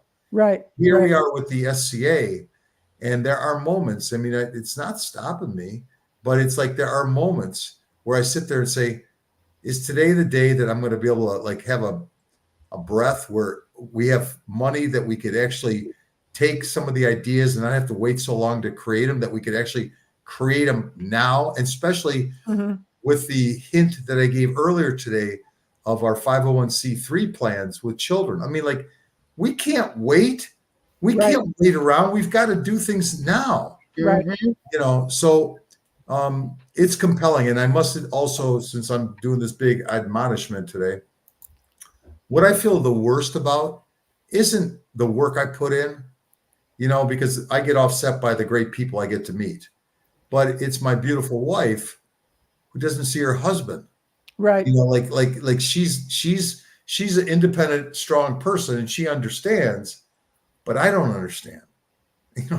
I have a tough time where I'm like, okay, this is 2 more hours here, and I could have spent that hour going for a walk with my wife or doing something. And it's like, here we go again. But she also knows that, like, I only have so much time. And I don't mean that like sincerely, but I just know that, I'm still young enough at this moment that I have the energy to make a difference. If it was 10 years from now, I'm not going to play the game of, oh, you'll be fine in 10 years. Sorry. I feel the aches and pains of my past, at my age now. And I'm still doing great, but 10 years from now, there'll be more aches and pains. Let's get real. Right. And so, it just, there are challenges, but on the other hand, like I said, the thing that is driving all of us is that it's the first time that we could have one voice. We don't have a movement, nothing like that, but we could just have a bigger voice. And I'm in awe of the people that I've met that have entered my life's door. Well, thank you. And, I want to acknowledge one thing you did, Paul, is you put out the ask. You said, Yep. It would be nice to get $50,000. So we're putting it out there that the organization could use some funding. And it's important for people to let others know where they're at and to let basically the chips fall where they may. Years ago, when I was doing a lot of in-person presentations, I used to speak for one organization that at any given meeting, they would have a conference. They would have about 200 professional women in the audience. And one of the exercises that we used to do was to have people write down what's one thing that you would really like to see happen in your life. Before you're done, what's one thing you want to see happen that, it's like it's on your heart. You really want to do it. And they'd write it down. Then we get a few volunteers to stand up and say, okay, what is it that you're looking for? And somebody would say, well, I need a publisher for my book, and I don't know where to find a publisher. And then somebody else in the audience would go, oh, I happen to know a publisher that publishes that kind of book. And all of a sudden, by people standing up and making claim to what was important to them, they were finding the resources. And oftentimes what people do is they hold their desires close to their heart and they don't let anybody know. You have to stand up and let people know, because until you do, it's not going to happen. And so I also want to acknowledge the whole thing about spending time with family. For me, family is important. It's like there are times where I just say, okay, I'm not going to work because I need to spend time with my animals, with my spouse, with, whomever it is because I lost my mother-in-law a year and a half ago, and it was a huge loss because she lived on our property. And I know that every day is so precious. So for me, I sometimes find taking those walks with the dogs, taking going near the river and having that downtime, that's when the best ideas flow. And all of a sudden I've just re-sparked my energy to where I go into my office. And we did an event last night that I put this amazing workbook together. And it was about 30 pages of just very high content. Well, most of the time spent on that workbook was in the thinking process, going near the river, going on runs and thinking, okay, what do I want to do? And then asking for the download. So that's kind of how Vlyn and I actually work, is we actually ask to be guided in what we need to do. And I know that you've got a very strong spiritual foundation, Paul. And so sometimes I think our mind gets in the way and says, oh, I have to put that extra hour in the office, instead of like, okay, I'm closing the door right now because I have something that I need to do to take care of me right now. I have to go to the gym, or I have to, go on a walk, or whatever it may be, but to have that balance in life, because we all know what it's like to be workaholics. We all know that. The three of us, I'm speaking. It's like I when I first started my business, I was thinking how much I just like, it was never enough, just one more hour, to where it was driving me batty. And COVID did a number on my business too. I've had my business 30 years and it turned it upside down to where everything I thought I knew got thrown out the window, and I had to step back, and I had to literally be taken to my knees and say, okay, I surrender. Show me what to do. And that's kind of my prayer of the day. Every day that I start, it's like, okay, whatever we call the source that guides us, God, spirit, higher power, it's like, show me what I'm to do. How can I best serve today? And sometimes the best thing I can do to serve is to walk away, regroup, and then come back. So that's just my 2 cents worth. That was a quarter's worth. Okay. I appreciate that. No, I do. And well, hey, look, on my end right now, it's like, hey, I am appreciative of everybody, and I'm honest with people, because what else is there? So I'm going to take off. Because I know that what happens to me is like my brain is just filled up. I'm just right. And but like I said, I always feel privately I'm the lucky one. I get to meet and hang out with Meryl, and I get to kind of get to know a lot more people that I didn't know before, heard of but didn't know. Mm-hmm. Today we had Mike and Will on for a bit, and nice. Mike is that next generation of amazing people, and Will Tuttle, well, he's Will Tuttle, and he joined us. Yes, he is. Great guy. So I guess if you give me permission, what I'd say to anybody in my closing is just, I think that if you just look at history, like you're looking at Chatlin and Lynn, they've got some history. I've got some history. And the fact is we're still talking. We're still viable. We're in good shape. We love animals, the planet, and people. And we are successful, and we were successful because we want to help, and in helping people. Hopefully they're going to help us, because I think of the good of everybody. Right. So I'm asking one time again, any sponsorships, any donations, join us, give me a call, give any of us a call. Let's talk about it. But, your piece that you give us goes a lot longer, because not only do we spread it to other volunteers to do other projects, but we'll find a way. We value the money a little differently, because every single penny matters. Every single penny that we get matters. And absolutely. So I'm going to say God bless. I'm glad that you two are part of my life. And thank you, Paul. And we feel the same way. We feel the same way. Feel blessed to know you, and my brother from another mother. Hey, and you got to witness a first. Paul Chatlin, 4 straight hours. Boom, like right there. Okay. Go hug your wife. Wait, it's so impressive. I'm gonna take a selfie. Hold on. Okay. Okay. Oh, that's funny. Thank you, Paul. Thanks, Paul. Bye, everybody. Bye-bye.